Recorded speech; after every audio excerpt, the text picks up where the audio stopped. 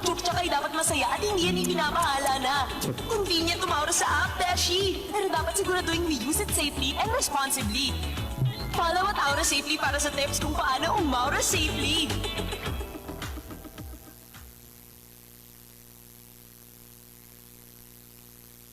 Need quick access to reliable information during emergency or public health crisis? Get the latest risk communication materials at your fingertips. Whether it's safety guidelines, health updates, or emergency instructions, we got you covered. Stay informed, stay connected. Visit bit.ly/HPLibrary2023.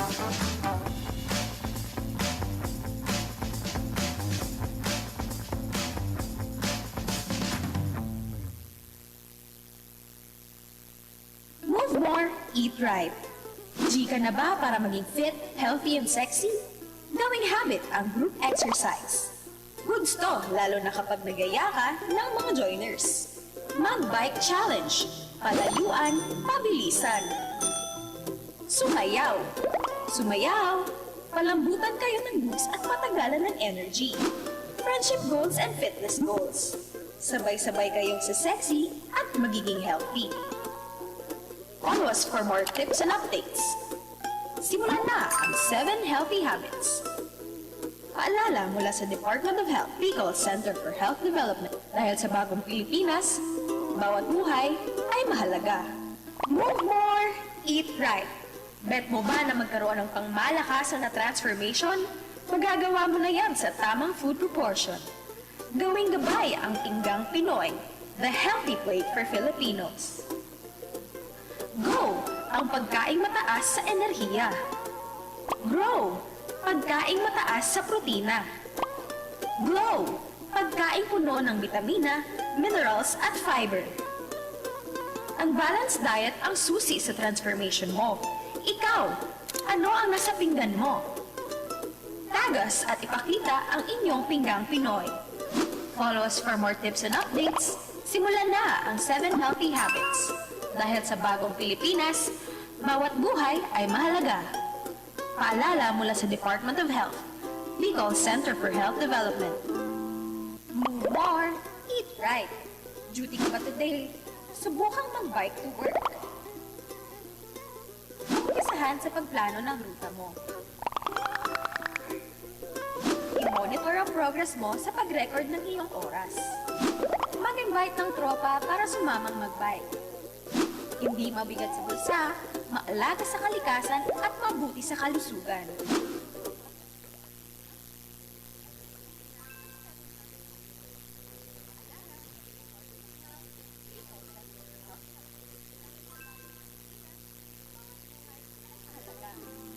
Move more, eat right. Binabasa mo ba ang food labels ng mga product na binibili mo?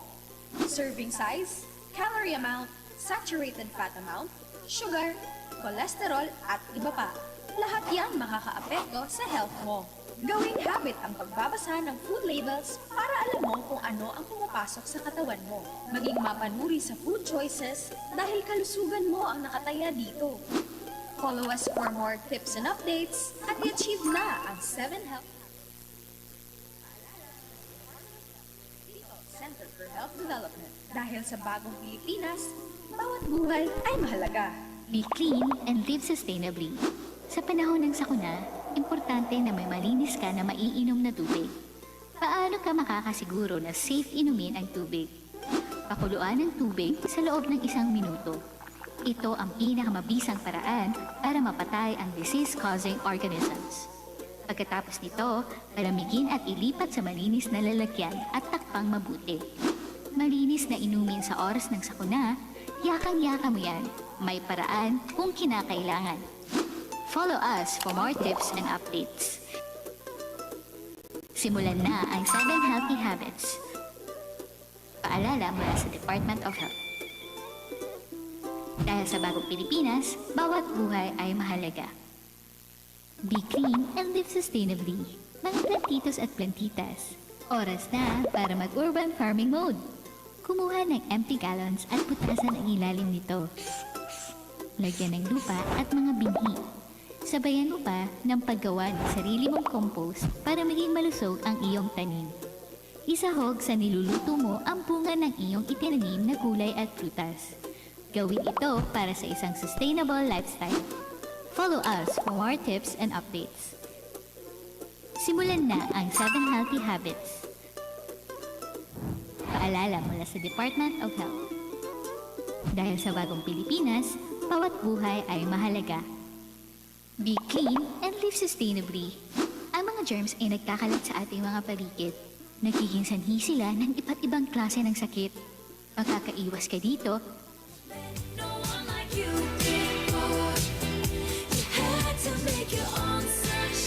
Washing ang katapat nito. Pagkatapos mag-CR, bago kumain, pagkatapos humawak sa mga gamit, bago hawakan ang mata at bibig, ugaliing maghugas ng kamay. Dahil ito ang first line of defense natin laban sa karamdaman. Follow us for more tips and updates. Simulan na ang 7 Healthy Habits. Paalala mula sa Department of Health. Dahil sa bagong Pilipinas, bawat buhay ay mahalaga. Be clean and live sustainably.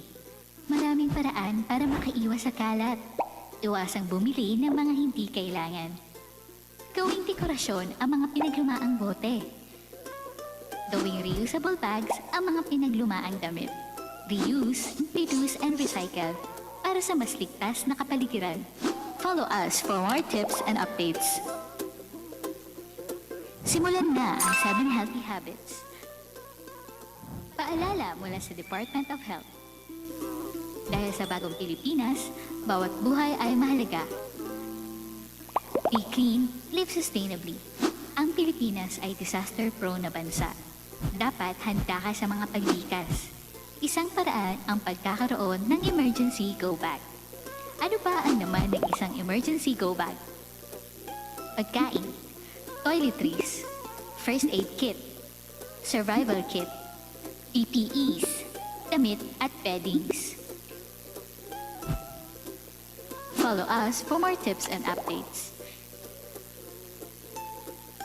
Simulan na ang 7 Healthy Habits. Paalala mula sa Department of Health. Dahil sa bagong Pilipinas, bawat buhay ay mahalaga. Don't smoke. Lessen alcohol. Say no to drugs. Addiction is dangerous. Hindi lang katawan mo ang sisirain nito, kundi pati ang pera mo at relationships mo sa mga tao. Ilan sa dangerous addictions ang illegal drug use, smoking, at alcoholism. Pero may good news dyan dahil may mga professionals na tutulong sa'yo. Tawag lang sa 1558 para sa pag-quit sa Yossi at sa 1550 naman para sa pag-quit sa illegal drugs. Makakasigurado ka rin na iingatan ang identity mo at i-guide ka sa pag-quit na may malasakit. Follow us for more tips and updates. Simulan na ang 7 Healthy Habits. Paalala mula sa Department of Health. Dahil sa bagong Pilipinas, bawat buhay ay mahalaga. Don't smoke. Lessen alcohol. Say no to drugs. Seeking alcohol is like asking for trouble. HALT for consuming alcohol kapag feel mo ang mga ito. Hungry, angry. Pag hungry, eat something healthy. Pag angry, breath in and out. Pakalma muna bro. Pag lonely, maghanap ng kausap. Pag tired, kama ang katapat niyan. Clean fun for everyone. Cheers tayo dyan. Follow us for more tips and up. Simulan na ang 7 Healthy Habits. Paalala mula sa Department of Health. Dahil sa bagong Pilipinas, bawat buhay ay mahalaga. Don't smoke. Lessen alcohol. Say no to drugs. Minsan, may mga bagay sa buhay na di kailangang harapin mag-isa. May problema ka ba sa bawal na gamot o alcohol? Gusto mo na bang mag-quit pero di mo alam kung paano? Nakaka-apekto na ba ito sa iyong pamilya at trabaho? Di mo na ba nagagawa ang mga dati mong hilig dahil sa addiction? Pati ba ang kalusugan mo ay apektado na? May laging handang tumulong sa'yo. Tumawag lang sa mga hotlines na ito. DOH Quitline 1558, Substance Abuse Helpline 1550. Remember, bawat problema, may makakausap ka. Follow us for more tips and updates. Simulan na ang 7 Healthy Habits. Paalala mula sa Department of Health. Dahil sa bagong Pilipinas, bawat buhay ay mahalaga. Don't smoke less than alcohol. Say no to drugs. No more Yossi, pero mag-switch ka naman to vape? Olats pa din yan, at I'll tell you why. Di nakakatulong sa pag-quit ang vaping at e-cigarettes. Kung seryoso ka, mag-quit smoking plan na. Bukod sa carcinogens na meron ang e-cigarettes, may nicotine ba din ito na pwedeng maka-apekto sa puso, baga at reproductive system mo. Tutulungan ka ng iyong healthy peeps to give up smoking. Dial mo na ang DOH Quit Line 1558. Kung seryoso ko sa pag-quit, don't flick it, just do it. Follow us for more tips and updates. Simulan na ang 7 Healthy Habits. Paalala mula sa Department of Health. Dahil sa bagong Pilipinas, bawat buhay ay mahalaga. Care for yourself, care for others. Lahat tayo gustong mapasaya ang lahat ng mahal sa buhay. Pero paano mo gagawin yan? Kung ikaw mismo hindi masaya, ang stress at pagod ay naipapasa mo na sa iba. Subukan mong mag-jogging kaysa magbabad sa social media. Magbasa ng libro kaysa tumutok sa cellphone screens. Instead na makipagtalo sa comment section, i-explore mo ang beauty ng outside world para iwas stress. Kaya ibalanse mo na ang online at offline life. Nakaka-relax na, nakaka-healthy pa. Smile naman dyan. Follow us for more tips and updates. Simulan na ang 7 Healthy Habits.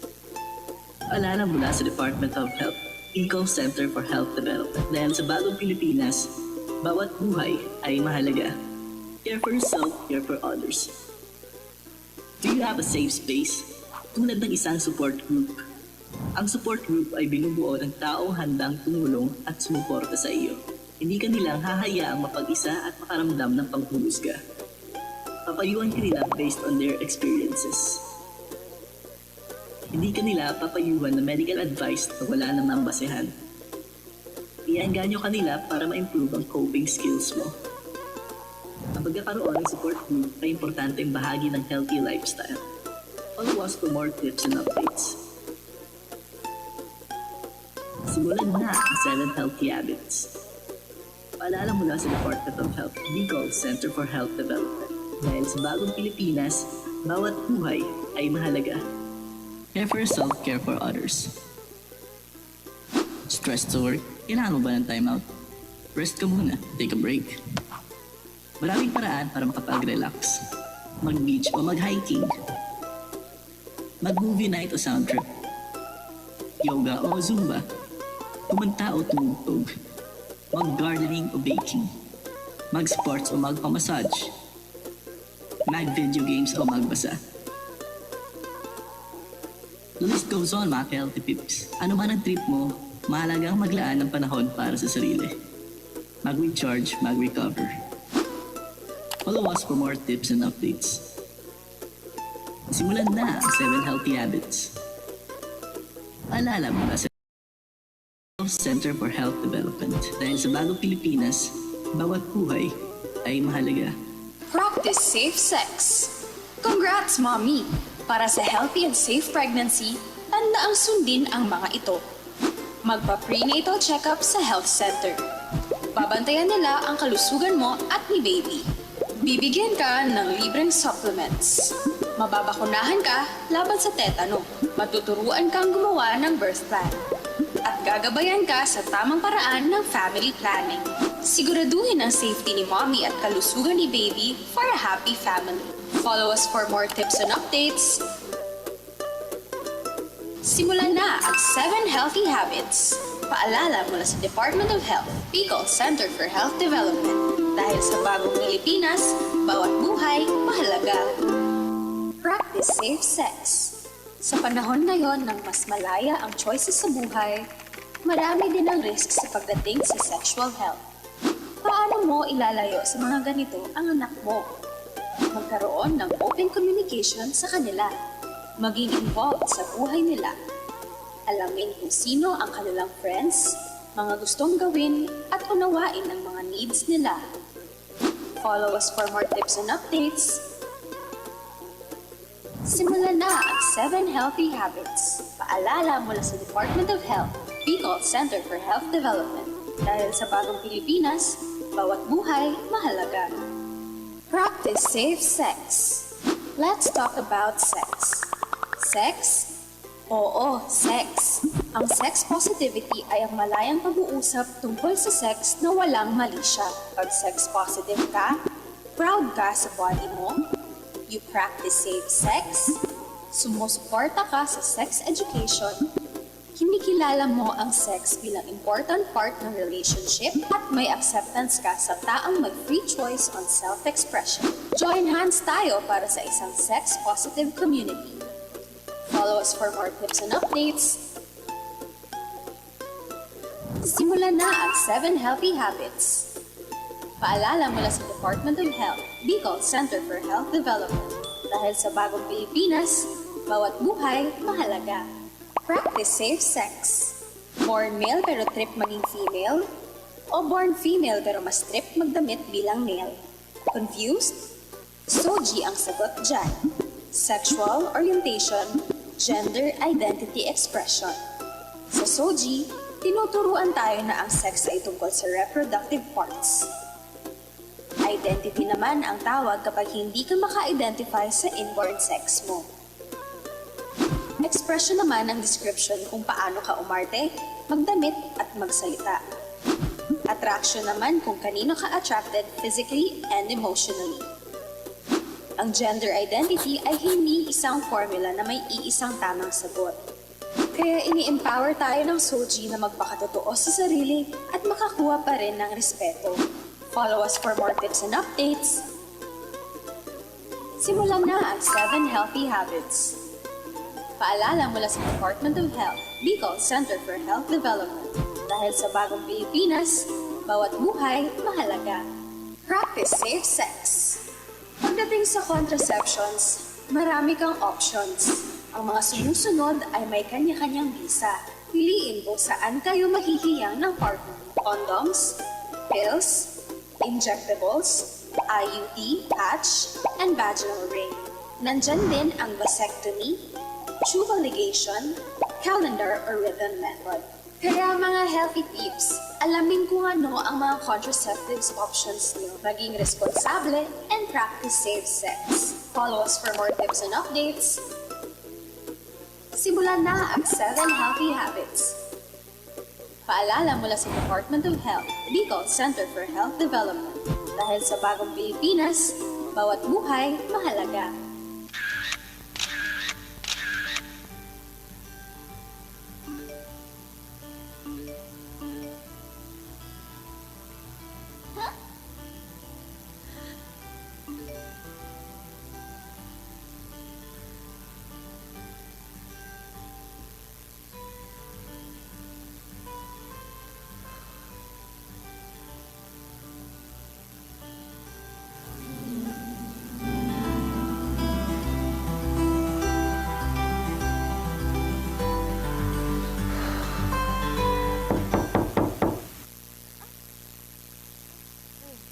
Bakit parang gulat na gulat ka naman?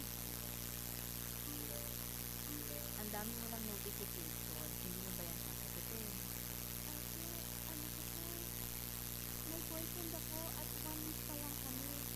Nakilala ko siya sa Choosing Dating app. Alam mo na, yung swipe right, swipe right. Okay naman kami kaso minsan ang dami ng hingi. Kanina, nanghingi siya ng selfie ko. Tapos nung nag-send na ako, gusto niya naman tanggalin ko yung isang botones ng damit ko. Gets ko. Ka sa mga maraming bagay, kasama na ang pakikipagrelasyon. Parte naman talaga yan ng pagdadalaga. Pero syempre, dapat laging siguradong ligtas ka sa iba't ibang kapahamakan. Anong kapahamakan, ate? Alam naman natin ang power of internet. Isang click lang, makukuha mo na lahat ng kailangan mong information. Malaking tulong talaga siya, lalo na sa mga students na gaya mo. Pero may dark side din ang internet. Nandyan yung mga scammers, mga nagnanakaw ng identity para makapanloko. at mga taong mapagsamantala at mapanganib. Minsan, nagkalat din sila sa mga dating apps. Sa una, kakaibiganin ka. Tapos habang tumatagal, marami na silang hihingin. Minsan lolokohin ka para makuhanan ka ng pera. May iba na kapag nakipagkita ka, magugulat ka na poser lang pala siya. At hindi talaga siya yung nasa profile picture niya. Ang tawag doon ay catfishing. Minsan sa pagpapasend lang ng selfie nagsisimula.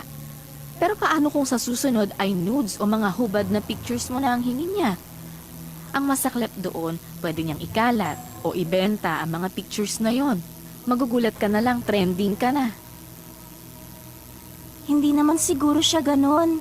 Kasi mabait naman siya. I'm sure mabait siya, kaya mo siya nagustuhan. Pero syempre, kailangan doble alisto ka kapag online mo lang nakilala ang kausap mo. Ang dami ng nabalita na nakipagkita sa mga nakilala nila online, pero hindi na nakauwi ng buhay sa mga pamilya nila. Paano ba maging safe online, ate? Una, check before you swipe right or click check sa mga social media sites. Kung hindi mo kilala o sketchy ang dating, huwag ka magdalawang isip na mag-decline. Pangalawa, pause before you post. Huwag mong overshare online. Remember, kahit pa naka-private ka, marami pa ring magagaling na stalker dyan. Creepy! Pangatlo, iwasan ang meetups sa mga taong nakilala mo lang online kahit pa matagal-tagal na kayong nag-uusap kasi hindi mo alam kung anong klaseng tao siya in person. At kung makikipagkita ka man, make sure lang hindi ka mag-isa. Ipaalam mo rin sa nakatatanda sa'yo kung saan ka pupunta at sino ang kikitain mo. Ay, buti na lang, ate. Na-share ko to sa'yo. Kung hindi niya respetuhin ang desisyon ko, nakakalungkot man pero makikipag-break na lang ako. Bet ko pa rin naman mag-explore sa dating app at maging active sa social media. Pero promise, magiging mas maingat na ako sa pakikipag-connect. Masaya ako na open ka sa akin sa mga ganitong bagay. O mabuti pa kumain na lang tayo ng midnight snack. Gusto mong ramen? Tapos mano tayo ng K-drama? Uy, bet ko yan, ate!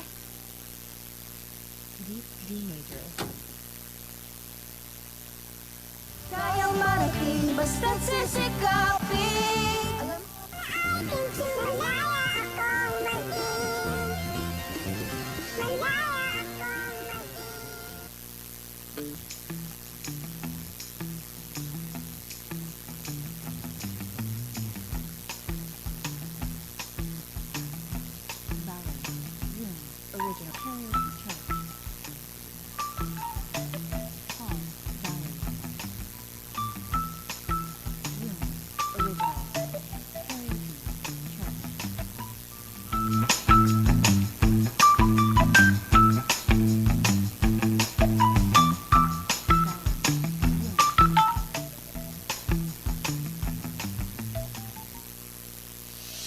Welcome to DOH On Demand, your one-stop source for news, educational materials, and shared materials. Search and download content in seconds. Stay informed, stay connected. Visit bit.ly/DOH On Demand 25 or scan the QR code provided.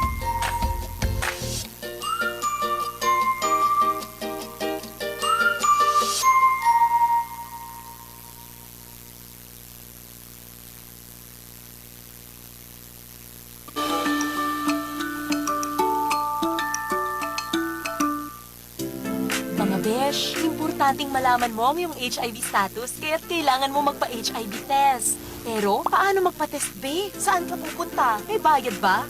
Well, chika ko sa'yo ang lahat ng dapat mong malaman.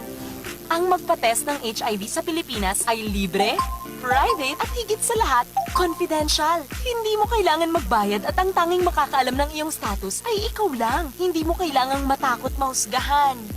Besh, desisyon mo kung sino lang ang makakaalam. Maaaring malaman ang HIV status via community-based screening o sa isang filing at testing service. Ang community-based screening o CBS ay ginagawa ng isang trained na kapatid ng ating community. Ito ang paraan para mas gawing madali at convenient ang HIV screening. Dahil kahit saang may pribadong space, ay pwede itong gawin. Mga 10 to 20 minutes lang, besh. Isang tusok lang sa daliri at konting patak ng dugo.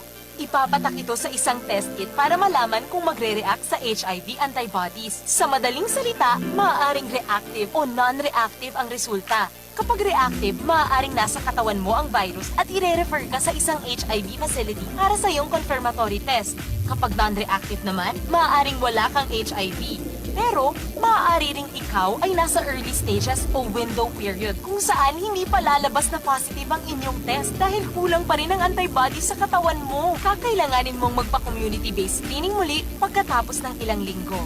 Facility-based counseling and testing naman, besh. Ito ay ginagawa sa mga lugar tulad ng social hygiene clinic or community center. Isang register iyong dugo at ito ay itetest para malaman kung ikaw ay reactive o non-reactive at ito ay i-confirm din. Bago at matapos nito, may counseling para siguraduhin ikaw ay informed at ready na mag-decide para sa iyong kalusugan. Kapag ikaw ay mag-positive, huwag mag-alala. May mga HIV case managers at life coaches na tutulong sa'yo.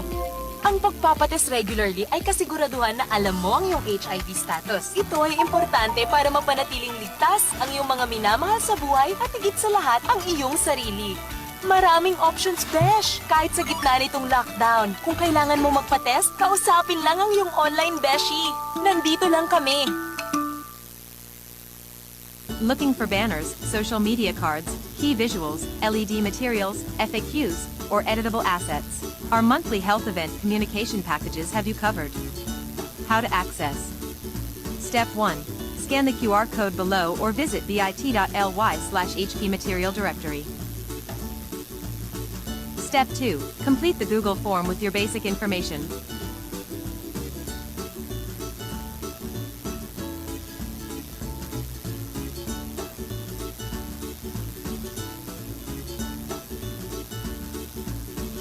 Step 3. After submission, click the blue Click Me link to access over 50 customizable slides in our material directory. For further inquiries, reach us via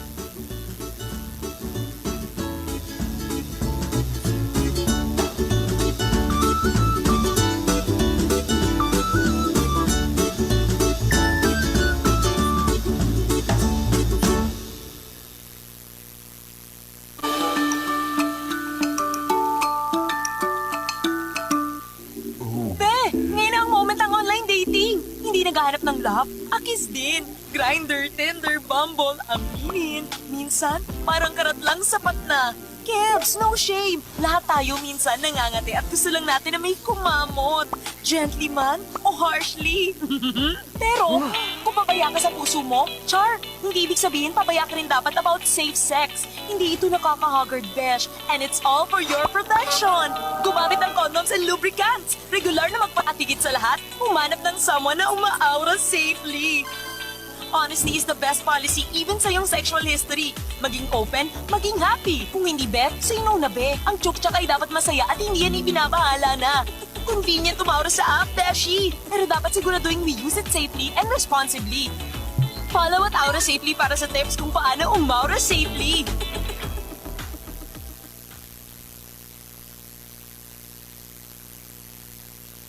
Need quick access to reliable information during emergency or public health crisis? Get the latest risk communication materials at your fingertips. Whether it's safety guidelines, health updates, or emergency instructions, we got you covered. Stay informed, stay connected. Visit bit.ly/HPLibrary2023.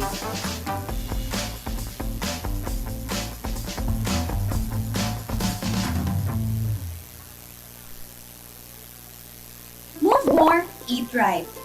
G ka na ba para maging fit, healthy, and sexy? Gawing habit ang group exercise. Goods to, lalo na kapag nagaya ka ng mga joiners. Mag-bike challenge. Palayuan, pabilisan. Sumayaw. Sumayaw.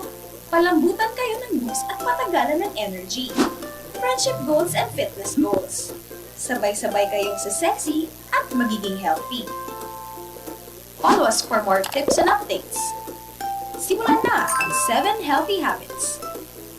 Paalala mula sa Department of Health, Bicol Center for Health Development. Dahil sa bagong Pilipinas, bawat buhay ay mahalaga. Move more, eat right. Bet mo ba na magkaroon ng pangmalakasan na transformation? Magagawa mo na yan sa tamang food proportion.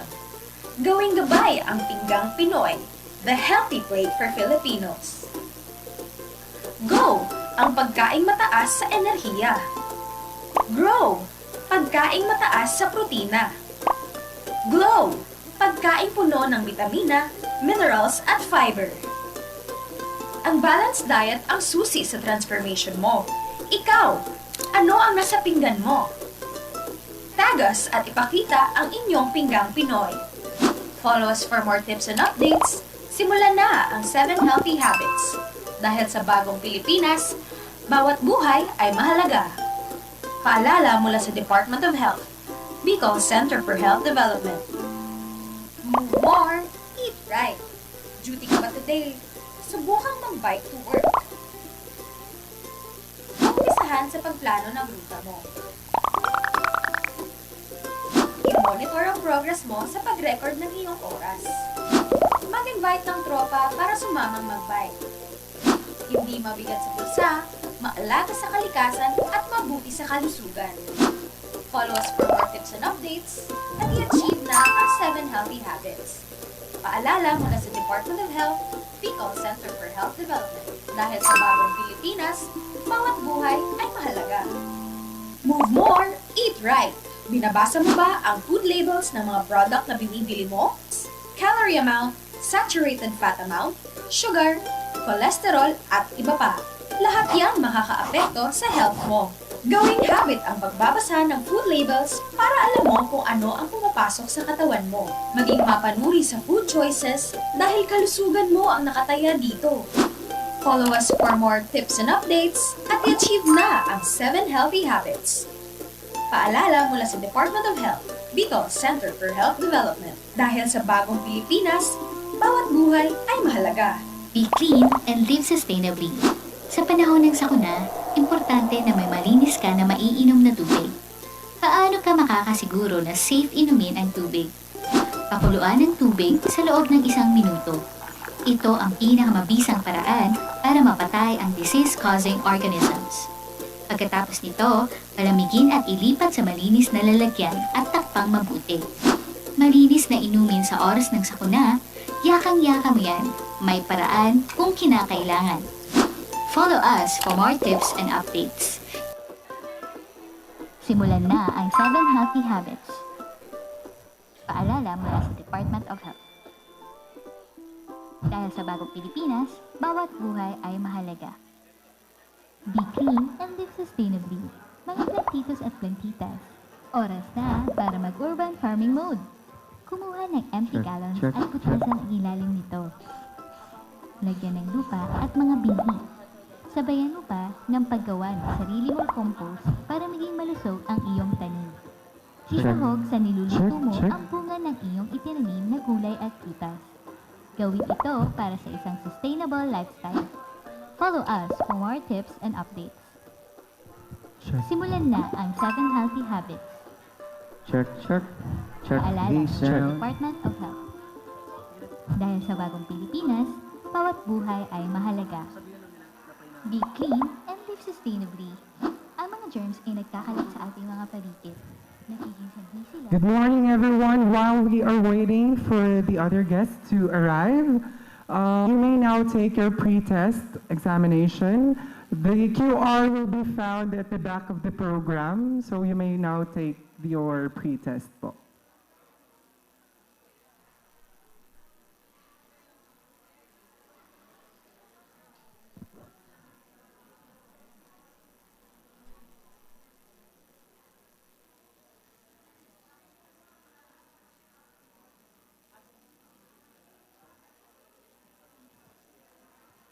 Again, you may now take your pre-test exam. The QR code will be found on the back of the program that has given to all of you po.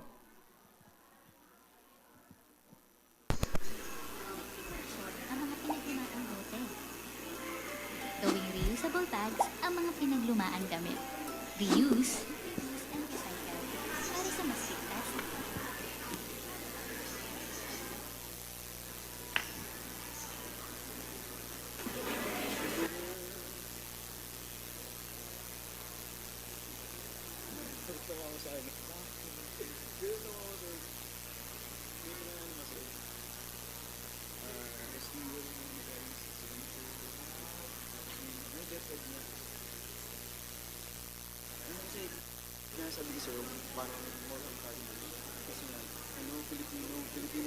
Simulan na ang 7 Healthy Habits.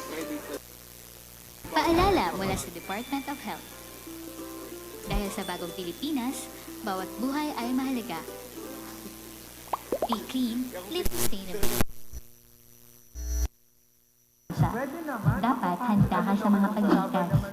Isang paraan ang pagkakaroon ng emergency go bag. Ano ba ang laman ng isang emergency go bag? Pagkain, toiletries, first aid kit, survival kit, PPEs, damit at beddings. Follow us for more tips and updates. Simulan na ang 7 Healthy Habits. Paalala mula sa Department of Health. Dahil sa bagong Pilipinas, bawat buhay ay mahalaga. Don't smoke. Lessen alcohol. Say no to drugs. Addiction is dangerous. Hindi lang katawan mo ang sisirain nito, kundi pati mo at relationships mo sa mga tao. Ilan sa dangerous addictions ang illegal drug use, smoking, and alcoholism. Pero may good news dyan dahil may mga professionals na tutulong sa'yo. Tawag lang sa 1558 para sa pag-quit sa yosi at sa 1550 naman para sa pag-quit sa illegal drugs. Nakakasigurado ka rin na iingatan ang identity mo at i-guide ka sa pag-quit na may malasakit. Follow us for more tips and updates. Simulan na ang 7 Healthy Habits. Paalala mula sa Department of Health. Dahil sa bagong Pilipinas, bawat buhay ay mahalaga. Don't smoke. Lessen alcohol. Say no to drugs. Seeking alcohol is like asking for trouble. H-A-L-T for consuming alcohol kapag feel mo ang mga ito. Hungry, angry, lonely, and tired. Pag hungry, eat something healthy. Pag angry, breath in and out. Pakalma muna bro. Pag lonely, maghanap ng kausap. Pag tired, kama ang katapat niyan. Clean fun for everyone. Cheers tayo dyan. Follow us for more tips and up. Simulan na ang 7 Healthy Habits. Paalala mula sa Department of Health. Dahil sa bagong Pilipinas, bawat buhay ay mahalaga. Don't smoke. Lessen alcohol. Say no to drugs. Minsan, may mga bagay sa buhay na di kailangang harapin mag-isa. May problema ka ba sa bawal na gamot o alcohol? Gusto mo na bang mag-quit pero di mo alam kung paano? Nakakaapekto na ba ito sa iyong pamilya at trabaho? Di mo na ba nagagawa ang mga dati mong hilig dahil sa addiction? Pati ba ang kalusugan mo ay apektado na? May laging handang tumulong sa'yo. Tumawag lang sa mga hotlines na ito. DOH Quitline 1558, Substance Abuse Helpline 1550. Remember, bawat problema, may makakausap ka. Follow us for more tips and updates. Simulan na ang 7 Healthy Habits. Paalala mula sa Department of Health. Dahil sa bagong Pilipinas, bawat buhay ay mahalaga. Don't smoke, lessen alcohol, say no to drugs. No more yosi, pero nag-switch ka naman to vape? Olats pa din yan, at I'll tell you why.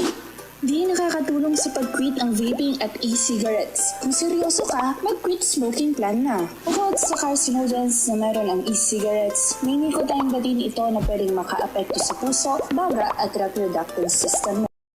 Tutulungan ka ng iyong healthy peeps to give up smoking. Dial mo na ang DOH Quitline 1558. Kung seryoso ka sa pag-quit, don't flick it, just do it. Follow us for more tips and apps. Wala na ang 7 Healthy Habits. Paalala mula sa Department of Health. Dahil sa bagong Pilipinas, bawat buhay ay mahalaga. Care for yourself, care for others. Lahat tayo gustong mapasaya ang lahat ng mahal sa buhay. Pero paano? Once again, good morning everyone. We are encouraging everyone to take the pre-test examination. Yung QR code po will be found on the back of the program that has given to you po. So you may now take again the pre-test examination while we are waiting for the program to begin. Thank you so much. Ibalansin mo na ang online at offline life. Nakaka-relax na, nakaka-healthy pa. Smile naman dyan. Follow us for more tips and updates. Simulan na ang 7 Healthy Habits. Paalala mula sa Department of Health, Eco Center for Health Development. Dahil sa bagong Pilipinas, bawat buhay ay mahalaga. Care for yourself, care for others. Do you have a safe space? Tulad ng isang support group. Ang support group ay binubuo ng taong handang tumulong at sumuporta sa iyo. Hindi ka nilang hahayaang mapag-isa at makaramdam ng panghuhusga. Papayuhan ka nila based on their experiences. Hindi ka nila papayuhan na medical advice na wala namang basehan. Iyaengganyo ka nila para ma-improve ang coping skills mo. Ang pagkakaroon ng support group ay importanteng bahagi ng healthy lifestyle. Follow us for more tips and updates. Simulan na ang 7 Healthy Habits. Paalala mula sa Department of Health, Bicol Center for Health Development. Dahil sa bagong Pilipinas, bawat buhay ay mahalaga. Care for yourself, care for others. Stressed sa work? Kailangan mo ba ng time out? Rest ka muna, take a break. Maraming paraan para makapag-relax. Mag-beach o mag-hiking. Mag-movie night o sound trip. Yoga o Zumba. Kumanta o tumugtog. Mag-gardening o baking. Mag-sports o magpamassage. Mag-video games o magbasa. The list goes on, mga healthy tips. Ano man ang trip mo, mahalagang maglaan ng panahon para sa sarili. Mag-recharge, mag-recover. Follow us for more tips and updates. Simulan na ang 7 Healthy Habits. Paalala mula sa Department of Health, Bicol Center for Health Development. Dahil sa bagong Pilipinas, bawat buhay ay mahalaga. Practice safe sex. Congrats, Mommy! Para sa healthy and safe pregnancy, tandaang sundin ang mga ito. Magpa-prenatal check-up sa health center. Babantayan nila ang kalusugan mo at ni baby. Bibigyan ka ng libreng supplements. Mababakunahan ka laban sa tetano. Matuturuan kang gumawa ng birth plan.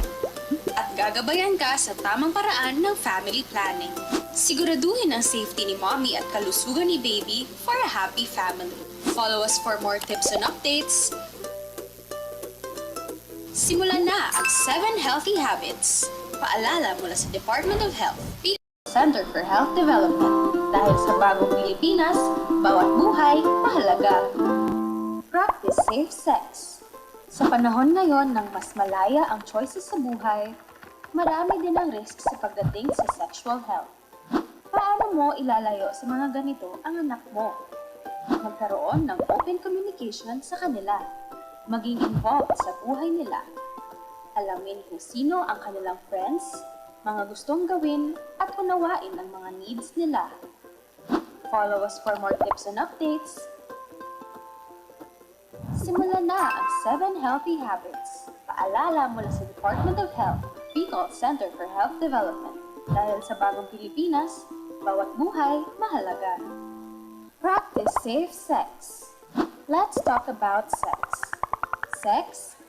Oo, sex. Ang sex positivity ay ang malayang pag-uusap tungkol sa sex na walang mali siya. Pag sex positive ka, proud ka sa body mo, you practice safe sex, sumusuporta ka sa sex education, kinikilala mo ang sex bilang important part ng relationship, at may acceptance ka sa taong may free choice on self-expression. Join hands tayo para sa isang sex-positive community. Follow us for more tips and updates. Simulan na ang 7 Healthy Habits. Paalala mula sa Department of Health, Bicol Center for Health Development. Dahil sa bagong Pilipinas, bawat buhay mahalaga. Practice safe sex. Born male pero trip maging female? O born female pero mas trip magdamit bilang male? Confused? Soji ang sagot dyan. Sexual orientation, gender identity expression. Sa Soji, tinuturuan tayo na ang sex ay tungkol sa reproductive parts. Identity naman ang tawag kapag hindi ka maka-identify sa inborn sex mo. Expression naman ang description kung paano ka umarte, magdamit at magsalita. Attraction naman kung kanino ka attracted physically and emotionally. Ang gender identity ay hindi isang formula na may iisang tamang sagot. Kaya ini-empower tayo ng Soji na magpakatotoo sa sarili at makakuha pa rin ng respeto. Follow us for more tips and updates. Simulan na ang 7 Healthy Habits. Paalala mula sa Department of Health, Bicol Center for Health Development. Dahil sa bagong Pilipinas, bawat buhay mahalaga. Practice safe sex. Pagdating sa contraceptions, marami kang options.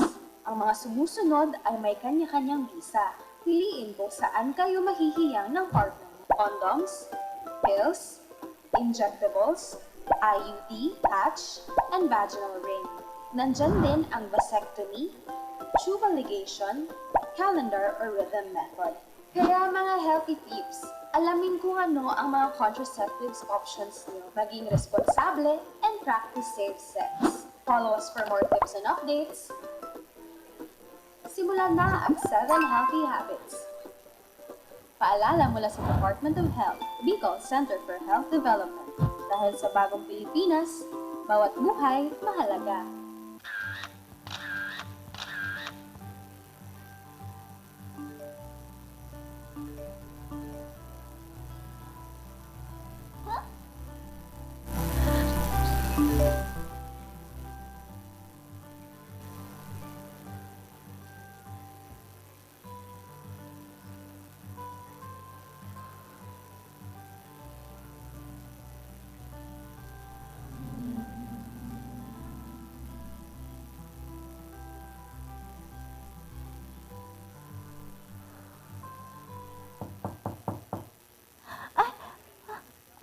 Oh, bakit parang gulat na gulat ka naman?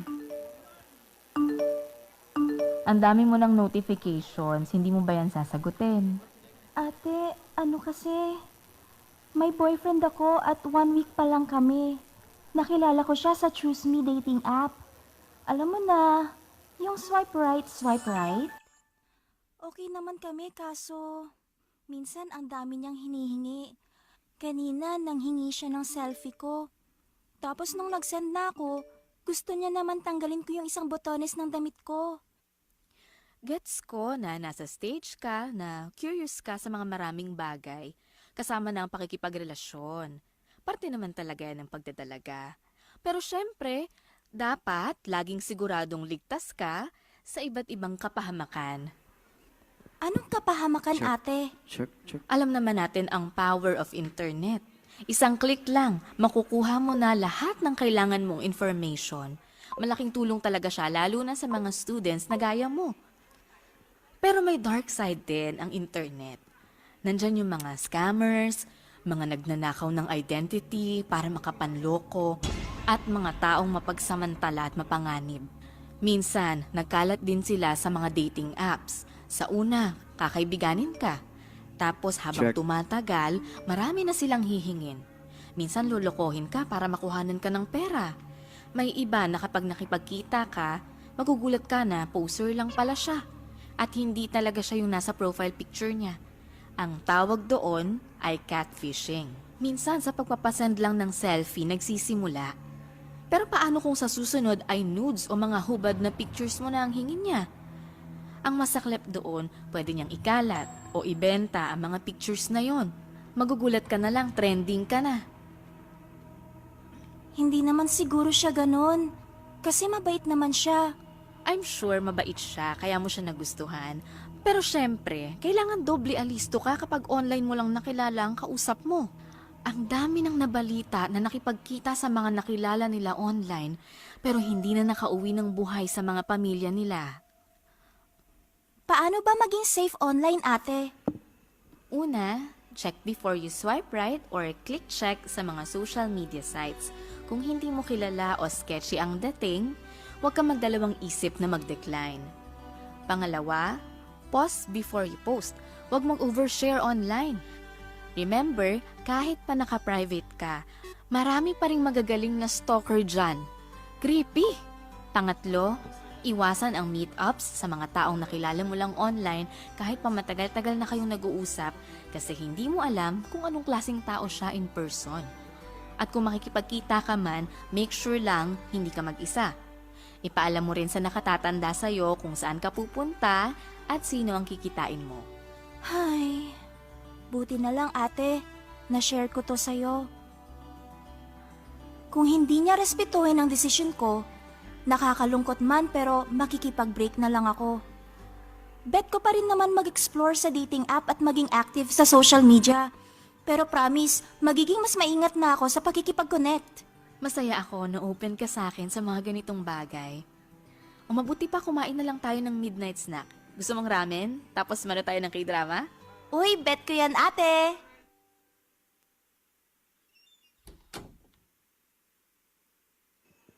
Kayang marating basta't sisikapin. Alam ko na I can choose. Malaya akong maging. Malaya akong maging.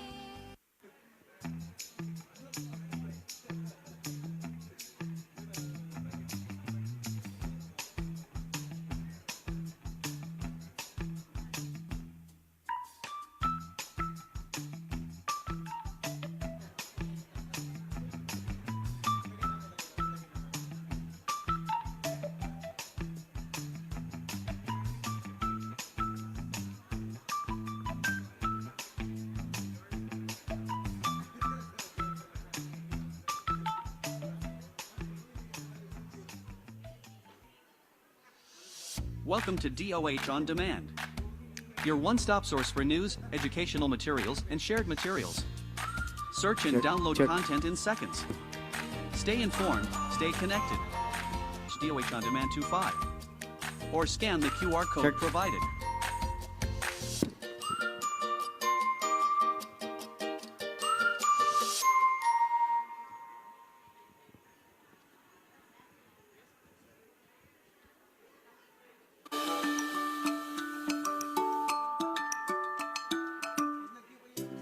Mga besh, importanteng malaman mo ang iyong HIV status kaya't kailangan mo magpa-HIV test. Pero, paano magpa-test, be? Saan ka pupunta? May bayad ba? Well, chika ko sa'yo ang lahat ng dapat mong malaman. Ang magpa-test ng HIV sa Pilipinas ay libre, private, at higit sa lahat, confidential. Hindi mo kailangan magbayad at ang tanging makakaalam ng iyong status ay ikaw lang. Hindi mo kailangang matakot mahusgahan. Besh, desisyon mo kung sino lang ang makakaalam.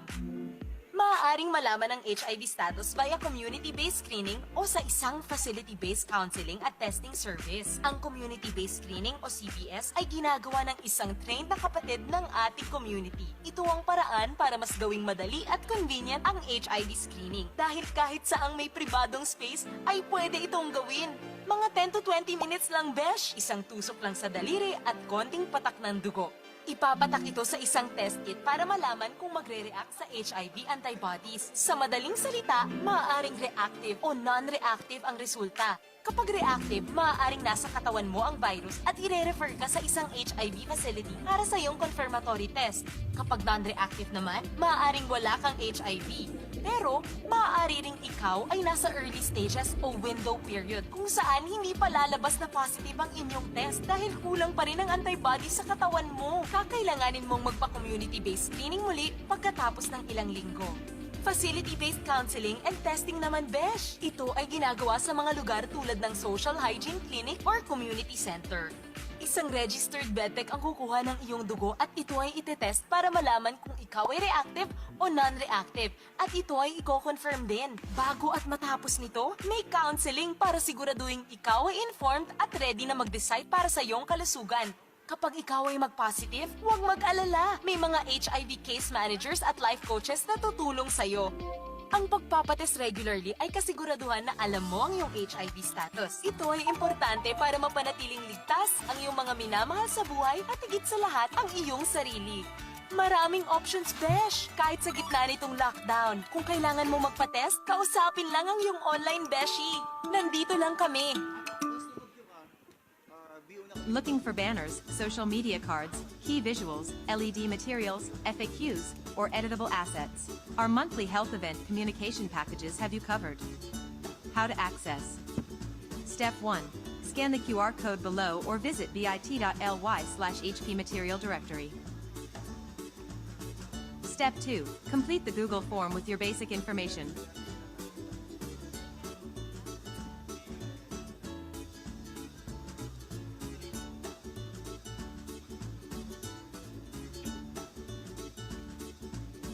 Step 3. After submission, click the blue Click Me link to access over 50 customizable slides in our material directory.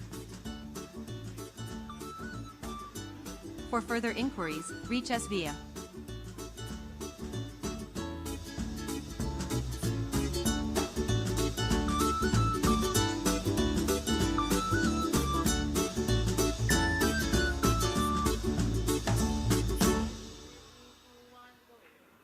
Please settle down as the program is about to begin.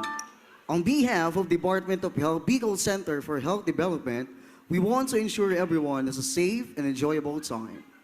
Please take a moment to identify the nearest emergency exits.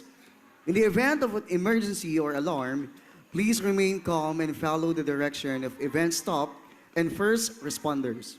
If you need assistance, please an event official immediately. Thank you for your cooperation and enjoy the event.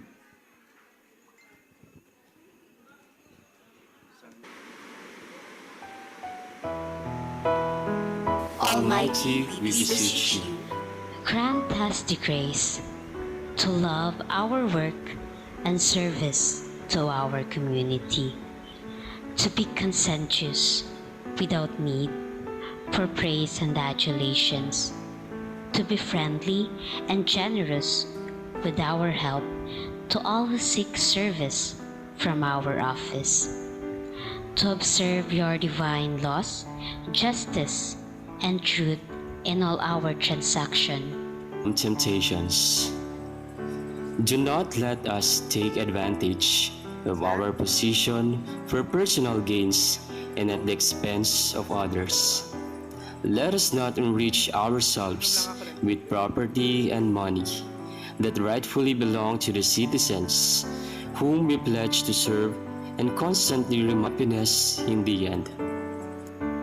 Grant us the strength to set the interest of the community above those of self, the interest of the nation above. Amen. Lord, please bless our office and let honesty, peace, and respect for each other be our culture.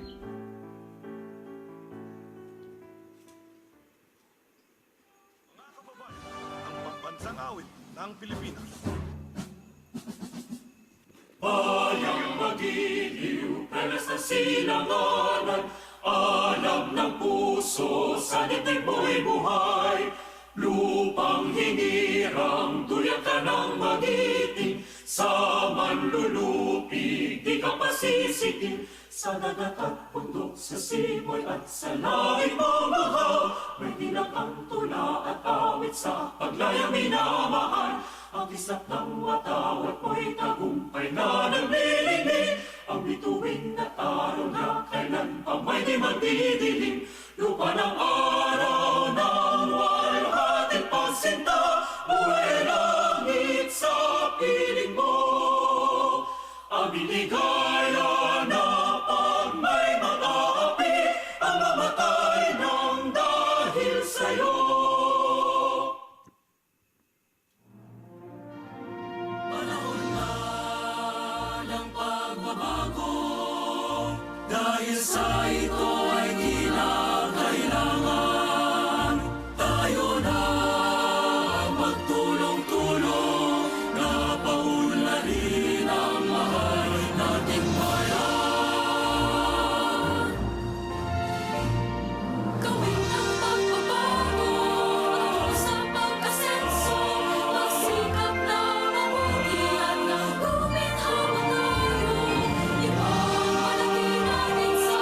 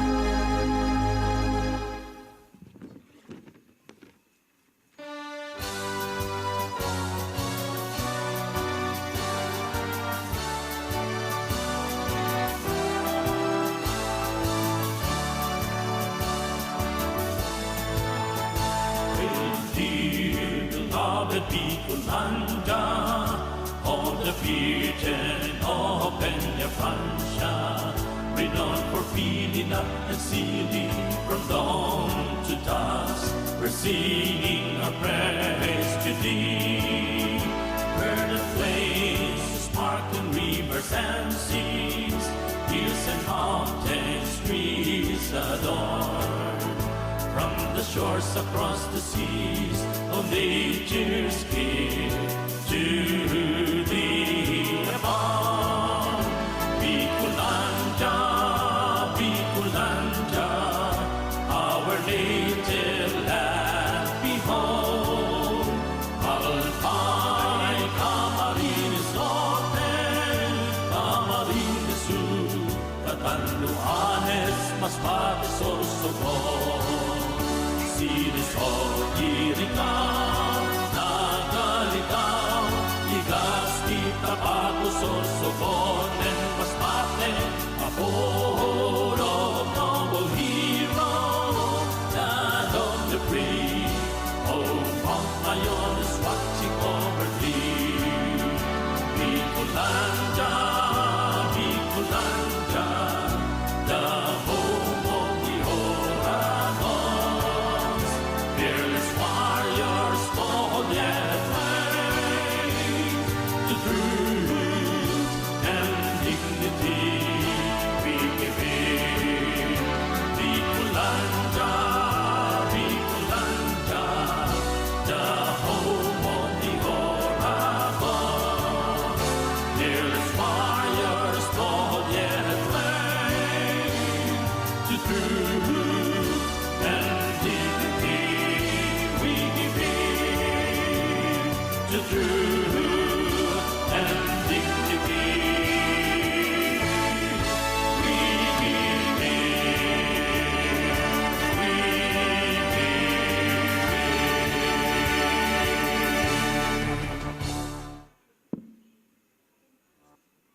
Diyos marhay na aldaw sa Indugabos, everyone. Welcome to the Bicol School Health Summit 2025 with the team of Serbisyong Salud, Bicolnon, co-creating healthy learning institutions. So we are happy to have all of you here today.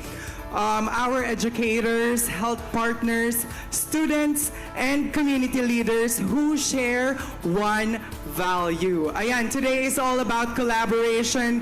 It's about coming together, sharing ideas, building stronger partnerships. So we will be your host for today. I'm Lex, and along with me, Yes, my name is King Bernard Resurrection, all the way from Mexico City. And sa lahat po na nandito ngayon, once again, isang malaking karangalan po na maging bahagi ng inyo pong pagtitipon ngayong umaga or ngayong araw na ito. Pero bago natin simulan, partner, ang napaka-exciting na moment na ito para po sa ating lahat, isang malakas na palakpakan naman dyan, everybody. Palakpak naman po tayo.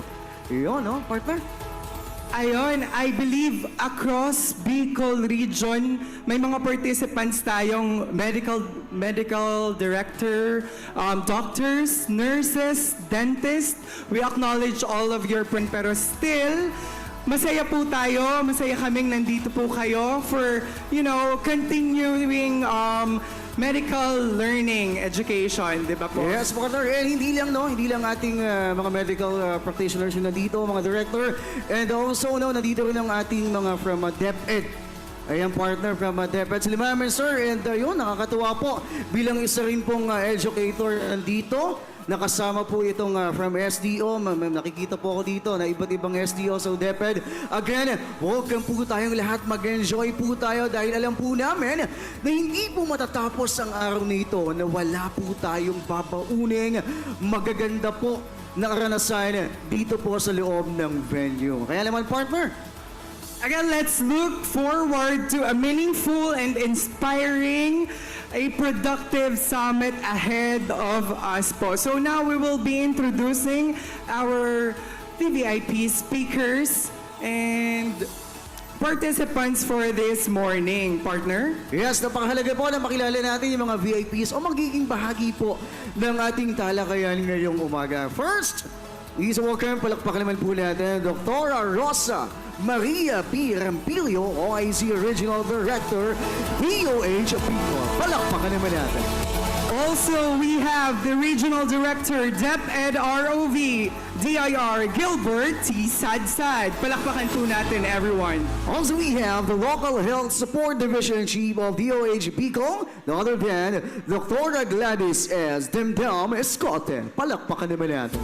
We also have Medical Officer of the Education Support Services Division of DepEd ROV. We have Dr. Israel Para. Yes, and para kumpletuhin ang ating VIPs for this morning event, palakpakan din po natin ang resource speakers. Palakpakan naman. So partner, wag na nating papatagalin ang event na to. To officially open our program, we are honored to hear the welcome remarks from a leader who continues to champion health promotion and service for every Bicolano. Ladies and gentlemen, please welcome the OIC Regional Director of the Department of Health, Bicol Center for Health Development, Dr. Rosa Maria P. Rampilio. A round of applause, everyone.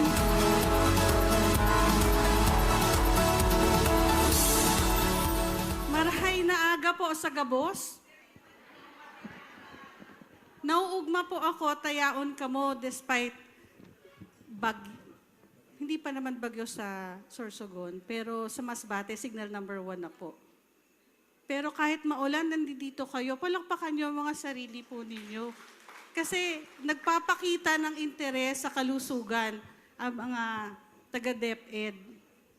We've been partners for years na po. Maraming salamat sa inyong suporta during SBI. Magkakaroon po ulit next year. Diba? Sa adolescent health, yung ating HPV vaccination. Kung hindi po dahil sa inyo, hindi rin magkakaroon ng ganong pagkakataon ating mga estudyante na sila'y mabakunahan. So maraming salamat po. Una ang pagpupugay po para kay Director Sadsad na palagi kong kasama sa RDR-RMC. Lalo na ngayon na palaging may bagyo. Simula kay Opong hanggang U1.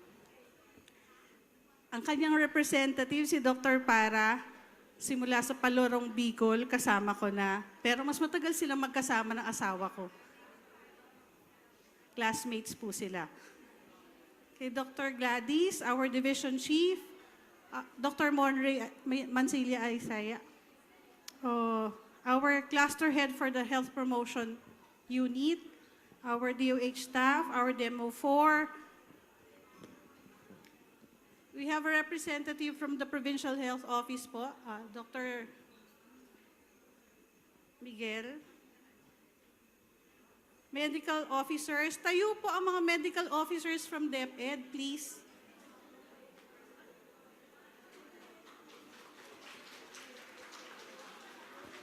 Yan. Maraming salamat po. Para magkita-kita at magkakakilala po. Our nurses, tayo po, mas kikisuyo lang po. Tayo po ang mga nurses. Yan! Dami! Thank you. Kayo po, alam ko, kayo po yung mas napapagod pag meron kaming campaign. Diba? Matawa si ma'am. Totoo naman eh. Mga doktor, uutos lang eh. Diba? Dentists, meron po ba tayong dentist na naririto? Tayo po kayo, ma'am. Hindi ibig sabihin na dentist, nalileft out sa campaign pagdating sa DOH. Kasabay po namin kayo. Other health personnel po, meron pa po ba akong na-miss? Wala na. Okay na. Baka meron pa po. So, maraming salamat po sa pagpunta.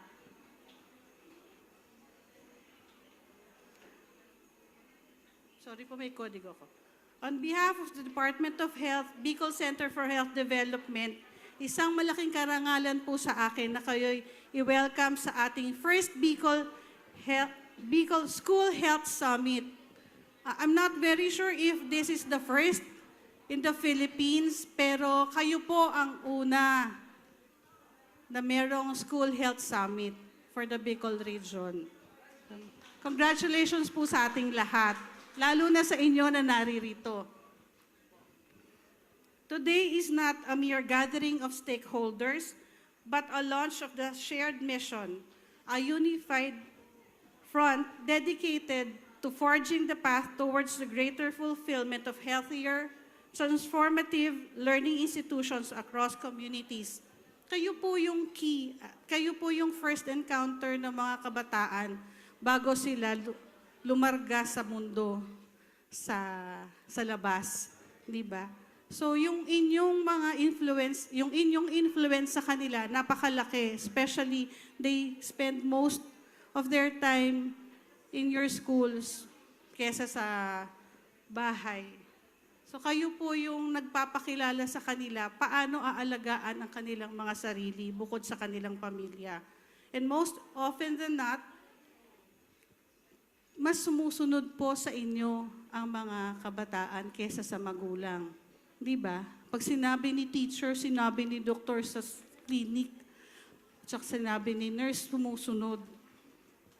Integral in a child's development is ensuring that the highest levels of care is readily available and easily accessible, such as adequate nutrition, quality healthcare services, and a supportive learning environment, all substantially influence the behavior, health, identity, and overall well-being of a child.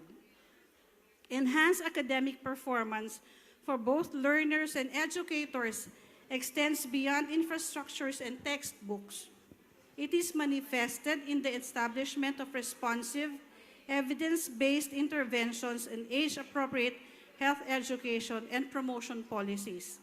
The Department of Health shares this commitment with the Department of Education. It as stipulated under Section 30 of the Universal Healthcare Act. DOH and DepEd shall designate schools as healthy learning settings where the entire school community and health sector collaborate to deliver integrated and holistic experiences and structures that advance and safeguard the health of learners, teachers, and staff. Incidentally po, na-award na ng DepEd Masbate City. Meron po ba tayong taga Masbate? Congratulations po sa inyo. During the Health Promotion Summit held in Manila last month, kayo lang po yung awardee na school. Promise. Kayo lang po yung sa Masbate City. This partnership also ushered in the formulation of programs and modules on health literacy and health rights incorporated in various formal and informal curricula and co-curricular activities. By deploying a coordinated package of health interventions encompassing healthy lifestyle promotion, health literacy enhancement, intensification of disease prevention and control, enactment of better health policies, as well as strengthening of school community links, we are not only creating conducive academic settings, we are institutionalizing a more compassionate and people-centered learning experience for students, faculty, and staff. And in today's undertaking, we honor that same promise. Centered on the theme, Serbisyong Salud Bicolnon, co-creating healthy learning institutions, this first ever Bicol School Health Summit is geared towards strengthening the capacity of our school's health personnel. We shall highlight the crucial role of our learning institutions in advancing health education and cultivating a healthy school and community environment. Moreover, allow me this opportunity to extend my gratitude to the Department of Education for their continued support. The achievement of a resilient, health-promoting educational system remains far-fetched without your unfailing commitment. Susi po kayo para maging malusog ang future ng Pilipinas. May this event bring forth multiple opportunities that enrich the well-being, protect the dignity, and empower our school communities to make informed decisions about their health. Let our policies, efforts, and calls for better health-seeking behaviors continue to echo in the hallways of every school so that learners and teachers alike achieve their greatest uninterrupted. Once again, good morning at Diyos Mabalos sa Intogabos. Yes, palakpakan naman natin, Dr. Rosa Maria B. Rempilio. And Thank you, Doctora, for an inspiring message and for setting the tone for today's summit. Partner, bigyan lang natin ng konting background ang ating participants. So, bali narinig ko kay Doctora na this is the first ever Bicol School Summit. So, palakpakan po natin ang DOH Bicol, CHD, for, gracing this kind of event para po sa ating lahat. Ayan. So, syempre, ang highlight po ng araw na ito is a strong partnership between the DOH Bicol and the Department of Education. Ayan. yes, napakahalaga po talaga na ma-witness po natin itong moment ito. Kaya naman, partner, so bago tayo mag-proceed doon sa next nating magbibigay ng speaker natin, gusto muna nating i-check kung lahat po tayo dito is okay pa ba and okay tayo lahat. Although we have our low pressure, but technically speaking, hindi tayo basta-basta magpapatalo dyan dahil tayo po ay Bicolano. Sabi nga, pag Bicolano tayo ay... Daig ko po madangog. Kita Kariwara sindaki energy for this morning. Oo, I want to Pag Bicolano, tayo ay Uragon. Bako po Uragon, ha? Uragon po kita. And opo, sabi nga po, na importante na marinig natin ang isang inspirational message sa isang taong alam natin na makapagbibigay sa atin na talaga namang tututukan at papakinggan natin. Kaya naman, para hindi na patagalin to, please welcome to give us an inspirational message. Palakpakan naman natin, Dr. Benjo Empedrado. Palakpakan naman.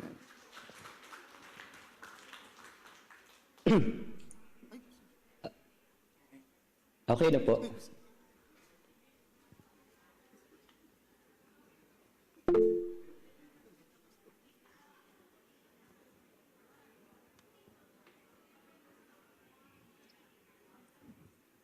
Okay. Magandang umaga po sa lahat. Partners from the education and health sectors, and all our dedicated local champions in the Bicol region, good morning. It's my honor to speak on behalf of Director Tina Marasigan as we gather today to celebrate and strengthen our commitment to healthy learning institutions. This program is more than a framework. It's a vision for a future where every learner can grow, thrive, and succeed in an environment that nurtures their full potential. Healthy learning institutions remind us that learning is deeply connected to the environments we create. A healthy school is not only a place where students gain knowledge, it's a place where they feel safe, supported, nourished, and inspired. When classrooms are clean and well ventilated, when students have access to nutritious foods, when campuses promote movement and mental well-being, we are doing more than improving school facilities. We are actually shaping healthier futures for entire generations. So today we celebrate not just the HLI program, but the inspiring work of the entire Bicol region. Your commitment has actually stood out nationwide. During Brigada Eskwela National Kickoff in Bakakay East Central School, the DOH Central Office conducted the ceremonial turnover of the Bawat Bata Malusog or BBM packages to our national HLI awardees in Bicol region. During our HP Bisita or our monitoring visit in Catanduanes, we visited Palumbanes Integrated School where we were truly impressed. Despite the many challenges they face in that school, geographic isolation, limited resources, and the daily realities of island life, the school continues to foster a learning environment that is safe, nurturing, and genuinely learner-centered. Their dedication reminds us that with strong leadership and a committed community, a healthy learning environment is always possible, no matter the circumstances. Bicol region have shown what it means to turn vision into action. The wins of Bicol are proof that when leaders, teachers, doctors, nurses, school personnel, local governments, and even barangays unite around a shared purpose, transformation becomes possible. Every hand-washing station we build, every child we feed, every safe space we protect, every advocacy we strengthen, each one is a meaningful step towards a healthier, more resilient future for our learners. Our director from the Health Promotion Bureau, Director Marasigan, extends her heartfelt appreciation to all of you. Your dedication has set a standard for HLI, for what HLI can achieve. These accomplishments are not simply indicators of success, they're stories of hope, carried by the children whose lives are better today because of your work. As we look ahead, let us continue building on the momentum that Bicol has created. Let us keep forging strong partnerships, amplifying innovations, and championing actions that uplift both teachers, non-teaching personnel, and of course our learners. The task is not easy, but with the same spirit that fueled your achievements, we know that the Bicol region will continue to lead with heart, resilience, and excellence. On behalf of Director Tina Marasigan, thank you for your commitment to our learners. Together, let us continue building healthy learning institutions that inspire, protect, and empower every child here in Bicol and across the entire Philippines.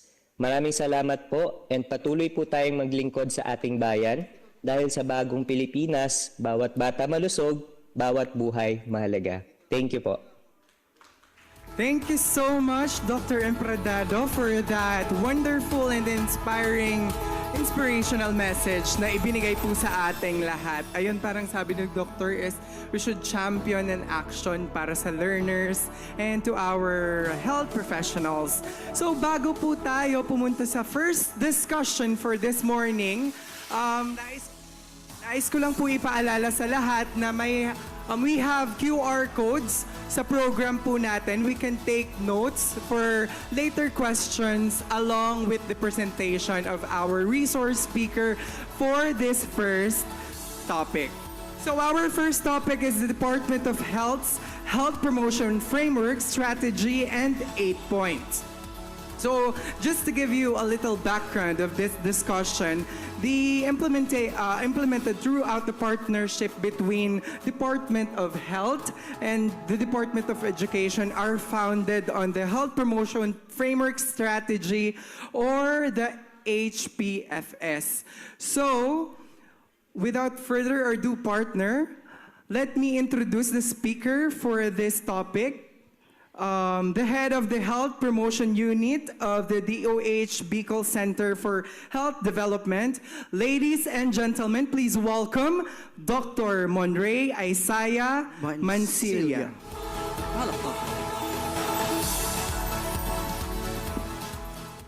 Isang magandang umaga po sa ating lahat.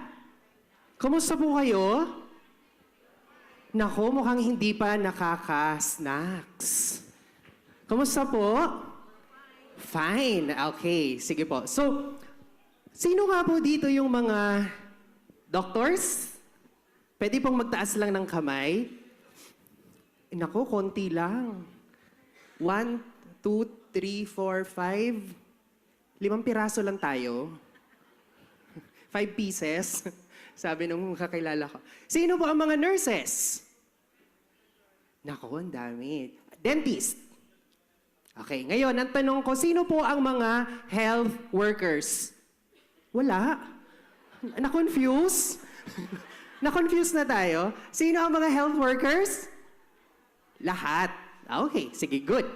So since tayo po lahat ay health workers, tama? Health worker. Ano po, para kanino po tayo nagtatrabaho? Ano po yung tinatrabaho natin para... Yes, ma'am. Para saan po tayo nagtatrabaho? Di ba may para kanino ka bumabangon? Ngayon naman as health worker, para saan tayo nagtatrabaho? Para sa mga estudyante. Para sa mga estudyante. Okay. Para sa bata. Okay. Anong pagkakaiba natin sa DSWD? Okay, para sa bata rin sila, di ba? Tayo ay health worker, para kanino po tayo? Sa kalusugan. Tama ba? Yes. So as health worker, nagtatrabaho tayo, health worker. Worker for health. Tama? Ganun lagi. Yun yung tinuturo ko sa mga estudyante ko. Pag tinanong kang what is health, it's always, pag ano ang health worker, magigi dapat siyang worker at nag-work tayo, nagtatrabaho tayo para gawing malusog. Sino? Lahat. Kasama na yung mga bata, yung sarili natin, etc. Nag-agree po tayo doon? Yes. So, as health worker, ang first question. Alam ng mga tao na kapag ako ang speaker, recitation yan. Hindi yan nakikinig lang. At balita ko, nasa likod yung pinakamagagaling. Lalo na sa Kamsur. Hindi na nila ako tinitingnan po. Kunwari, hindi nila ako nakakita sa gilid. Sige po, ma'am, what is health? Oh, eto na. Napaka-basic ng tanong natin, ha? Health worker tayo. So, dapat alam natin kung ano ang definition natin ng sarili natin. Tama? Tama. So, sabi nito, kung yung taong nagbibenta ng, ano bang maganda? Puto. Pag tinanong ko siya, ma'am, ano po yung puto? I-discuss niya sa akin, ganito magluto, Dok, ng puto. Kasi siya ay nagtatrabaho, nagagawa siya ng puto. Okay, ngayon, health worker daw tayo. Tama? So ano ang health? What is health? O niya, nagharanap na, wala signal. Kaya pinatanggal talaga namin yung wifi para walang kodigo. Dito tayo sa... very good. Meron daw yung makakasagot at masasaya ako.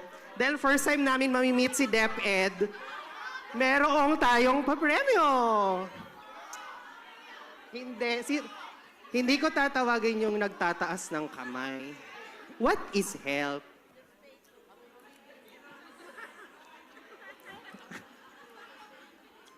Health is the absence of disease. Health daw is the absence of disease. Yung pinaka-best, yun yung bibigyan ko ng sagot. Sige, dito tayo sa... Ito muna tayo. Sige po. Doc, according to World Health Organization, health is a state of complete physical, mental, spiritual, emotional well-being of a person, and not merely an absence of disease and infirmity. Wow, parang ano. Wait lang. Baka meron pang mas best na answer. Ma'am Kalay, hawakan mo muna to. Gusto ko sa Sorsogon, kasi taga Sorsogon ako, parang may kakilala ako.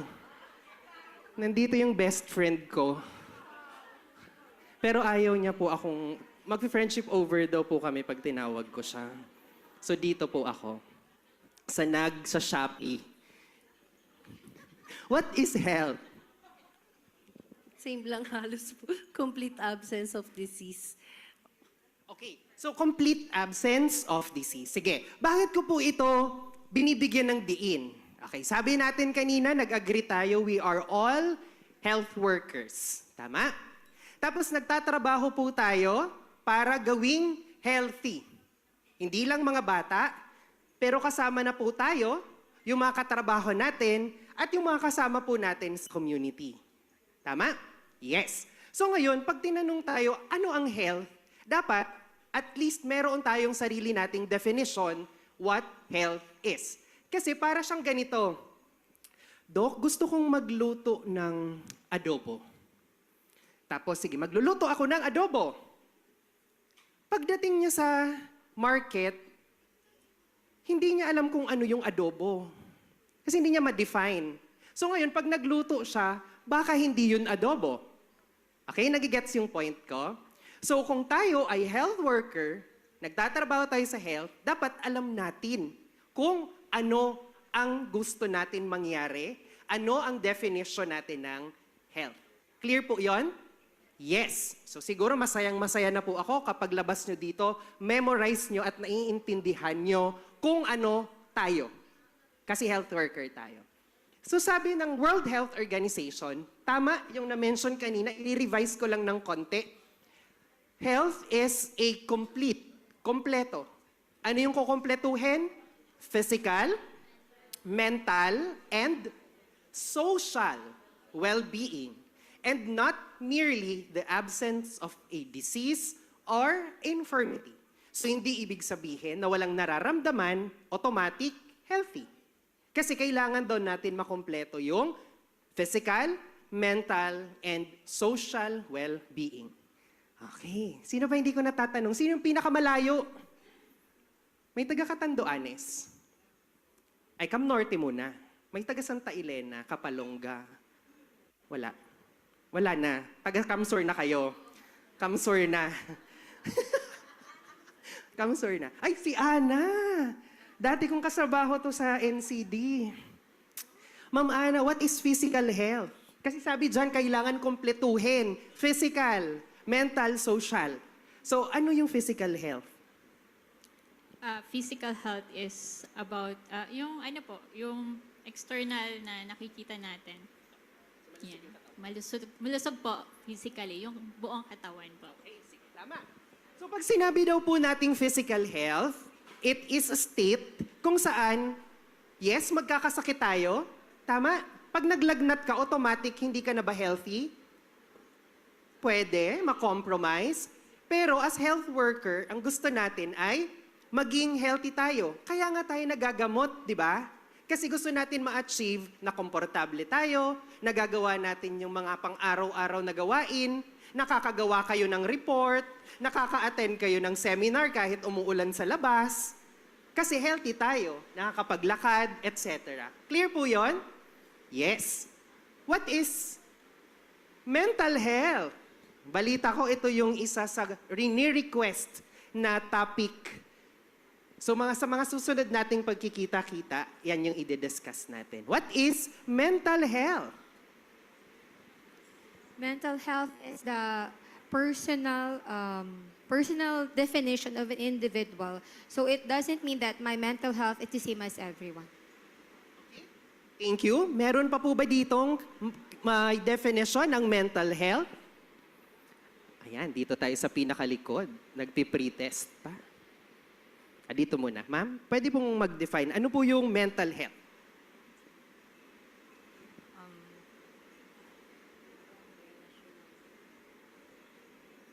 Mental health is a state of emotional, psychological, and social well-being that affects how you think, feel, and act. Mukhang alam mong tatanungin kita. Naka-open na yung Google niya. Sige, dito ako sa side na to. Pag tinanong kayo ng estudyante, ganito siya ha, pag tinanong ka ng estudyante, paano mo sasagutin? Ano po ma'am or nurse ang mental health? Di ba nagkakandak tayo ng health education, ng mga activities? Ako yung estudyante. Ano ang mental health, sir?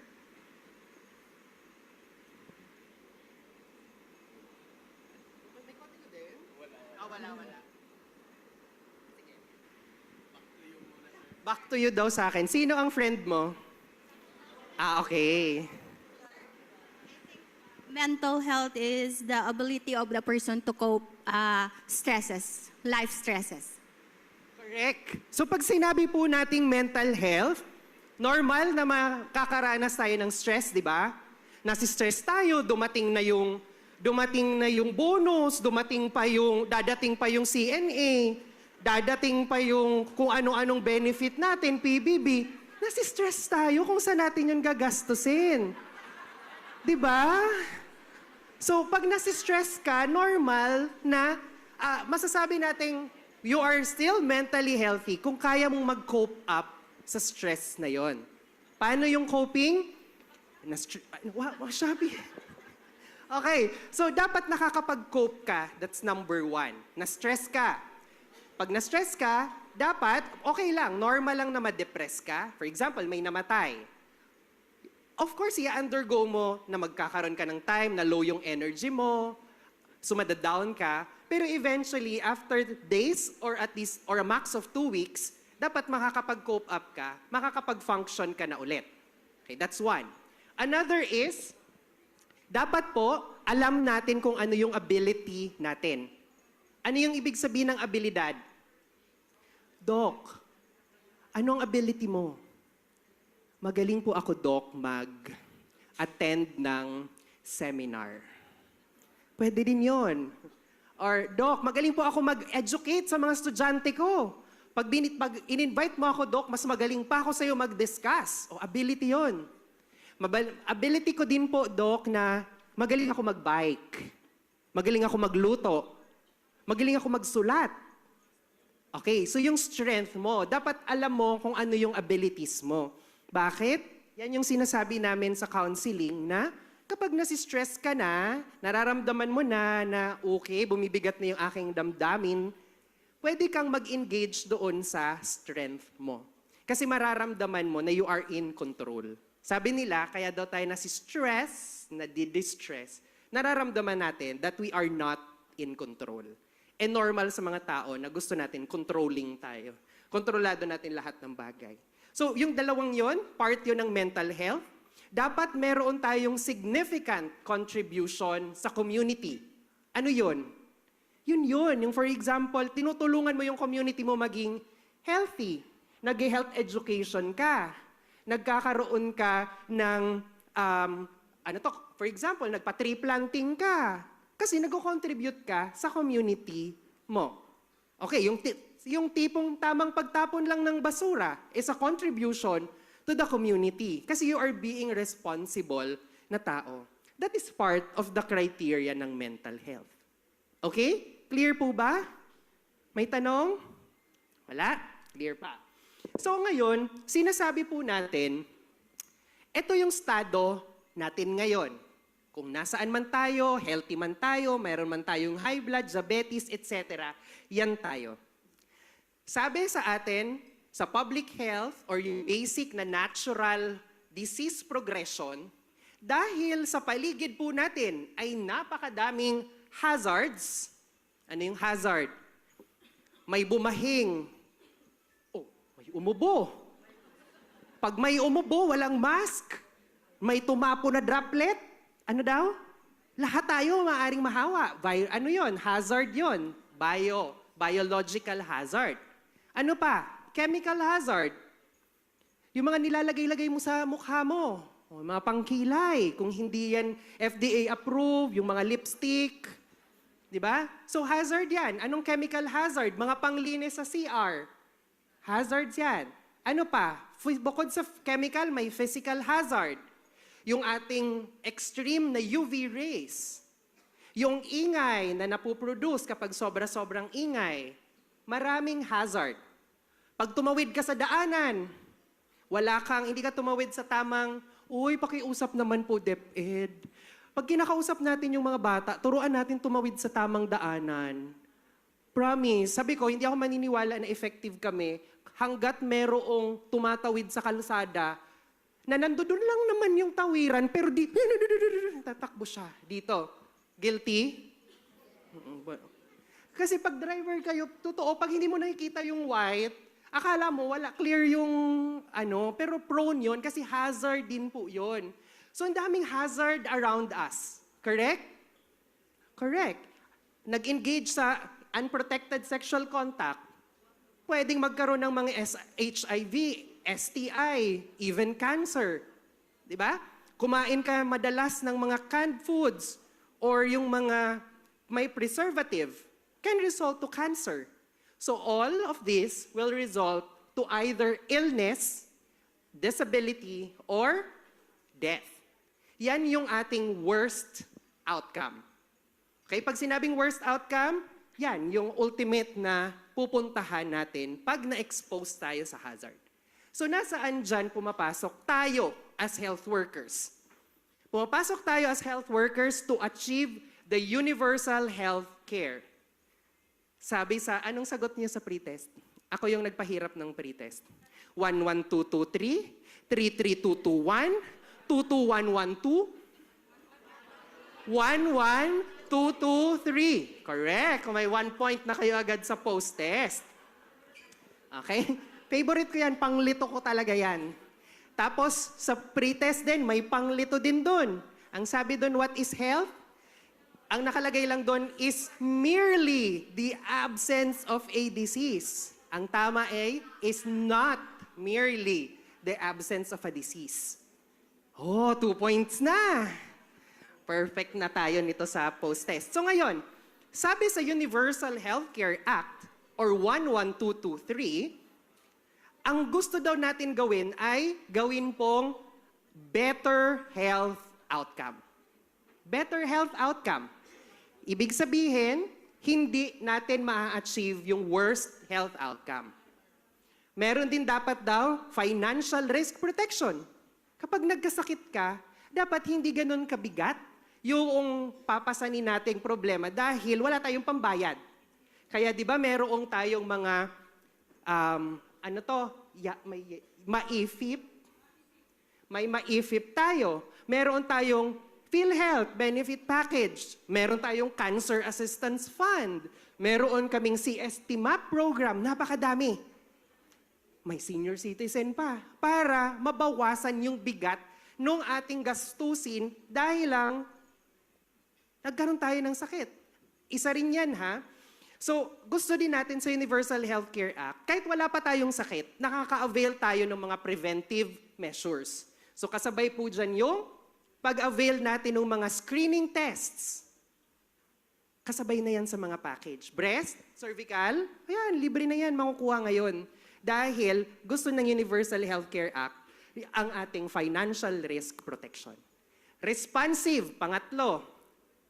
Ang sabi dyan sa responsive ay kapag nagkaroon daw po tayo ng pandemya or pangangailangan sa kalusugan, dapat meron tayo agad magagawa, makakapag-react agad tayo para masolusyonan natin at hindi na lumala yung usapin or problemang pangkalusugan.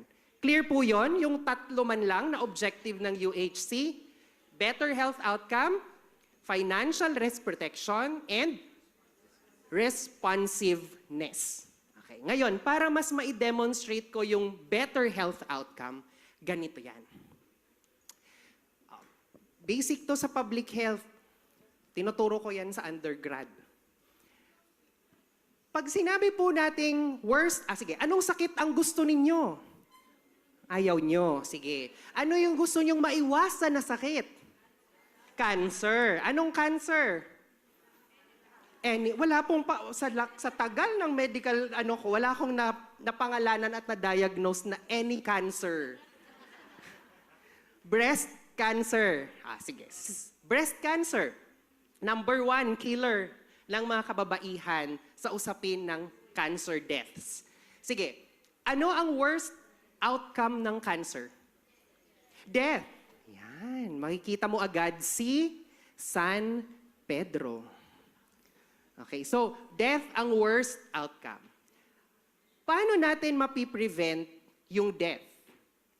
So, kasi yun yung usapin ng better health outcome. Anything na magpapalayo sa atin sa worst outcome, it's a better health outcome. Simulan natin sa breast. Diagnosed na siya ng stage 4. Ano na ang better outcome na po pwede natin as health worker magawa at mabigay sa kanya? Palliative care, correct. Kasi gusto natin, komportable pa rin siya. Matagal-tagal pa yung buhay niya. Kasi gusto pa rin natin makapiling siya ng kanyang pamilya. Kaya di ba nag-offer tayo ng chemotherapy? Nagbibigay tayo ng mga gamot para maging less yung pain, etc. Sa lagay na yon, better na ba yung outcome niya? Yes. Kasi instead na bukas, may kita niya na si San Pedro, madidelay pa ng konti. Kasi makakasama pa niya yung family kasi may binigay pa tayong intervention. That is better health outcome. Clear po? Masaya na tayo doon? Yes. Okay, tigilan ko na tong lecture na to. Hindi pa tayo happy. Kasi ang gusto natin ay hindi na umabot sa stage 4. Correct? Paano natin hindi maabot yung stage 4? Magi-early detection na tayo. Early screening. Para pag na-diagnose natin yung breast mass stage 1 pa lang, mas mabilis siyang alisin, i-excise. Tama? Hindi pa kumakalat eh. So magagamot natin siya agad. So ang tawag ko dyan sa part na yan is better health outcome. Buti na lang walang mga magagaling dito sa grammar, RD. Walang nag-react. Ang tawag na, sabi nila, wala man daw kasing better na word. Sabi ko, hindi, meron. Wala, kakagawa ko lang. To emphasize na mas better siya compared doon sa nauna kong diniscuss sa third level of prevention, secondary level of prevention.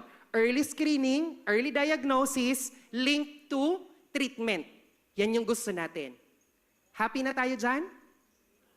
Hindi pa rin. Ay, wala. Ang hirap nyo naman i-satisfy. Anong mas gusto nyo pa? Ha? Ang gusto daw niya ng better rest. Sige na nga. Better rest. Ano yung better rest health outcome? Ang better rest health outcome natin ay wala pa yung sakit, meron na tayong ginagawa para hindi yan mangyari na sakit. Prevention. Correct. Sa usapin ng cancer, cervical cancer, ano ang primary level of prevention? Health education. Tuturuan natin yung mga kabataan kasi alam natin na ay maaring makuha sa hindi protektadong pakikipagtalik. Habang elementary pa lang, high school pa lang, discussan mo na yan para hindi na sila mag-engage sa risky behaviors. Ano pa? Vaccination. Kasi kapag nauna yung vaccination, malaki yung tsansa na mapiprevent natin yung cervical cancer. 2 lang na cancer ang kayang ma-prevent ng cancer. Isang HEPA cancer, tapos isang cervical cancer. Si hepatitis or hepatic cancer ay kayang ma-prevent ng hepatitis B vaccine. Oh. Okay, si cervical cancer ay HPV vaccine. Okay, kaya importante po kayo. Kasi tayo, nasa education sector tayo yung nag-educate sa mga estudyante. Dapat, habang wala pa silang sakit, turuan na natin. Ayan yung mga sinasabi ko na, kailan ba dapat sinasabi yung paghugas ng kamay? After bang, pag matanda na ba? Kasi tingnan nyo kayo, kumain kayo, di man kayo naghugas ng kamay. Buti na lang may alcohol. Pero kung ako, sasabihin ko, dapat, habang bata pa lang, estudyante pa lang yan, kaya kayo may mga wash in schools, di ba? Para maging behavior siya. Kasi alam natin na yun yung best way to prevent disease. Maghugas ng kamay. Kaso pag matanda na, ang hirap na baguhin kasi makunat-kunat na yung mga neurons. Okay, so kaya gusto natin, as early as possible, mag-intervene na tayo. Kaya namin po kayo kinakapacitate din, ini-engage, para at the level ng school, aware na sila ng mga problema natin sa kalusugan, alam na rin po nila kung papaano ito gagawa ng paraan. Clear po yon? And that is the better rest health outcome. Okay na? So ang gusto natin dyan is the better rest health outcome. So again, as emphasized, meron po tayong 8-point action agenda ni Department of Health. And nandiyan din sa pinakataas, number 1 na impact natin na gusto ay magkaroon tayo ng better health outcome. So ang sinasabi dyan, kung ikaw man ay meron ngayong high blood, meron? Meron na ba? Kung ikaw man ay meron na ngayong high blood, dapat maging better ang health outcome mo. Hindi na yan umabot sa komplikasyon. Hindi na umabot sa pagputok ng ugat sa utak or pagbara sa daluyan ng dugo sa puso. Kasi dapat magkaroon ka na ng better outcome, kaya meron tayong mga prevention ng gamot, di ba? Kaya tayo nag-advocate na dapat may exercise, dapat hindi kumakain ng mga fatty, oily foods, hindi masyado nagfa-fast food. Kaya yan. Kaya. Okay, so ganun ang gusto nating sabihin, better health outcome. Bakit? Kasi ang gusto po natin, lahat ng Pilipino, bawat komunidad, at bawat healthcare worker ay merong pong ma-receive na health. Kasi at the end of it all, kaya po tayo nagtatrabaho, gusto natin by 2040, ang Pilipinas, ang bawat Pilipino ay healthiest na in Asia by 2040. Kaya? Kaya. Nandyan na kayo eh. Dati hindi namin kayo kasama. Ngayon nandyan na kayo eh. So kakayanin na natin yan. Meron pa tayong, ano ngayon, 2020? 5 pa lang pala. 26. Oo, matagal pa. Oo, hindi pa tayo magre-retire. Kaya pa yan. Okay? Clear? Question at this point? Clear. So, meron din po tayong 8 priority health outcomes.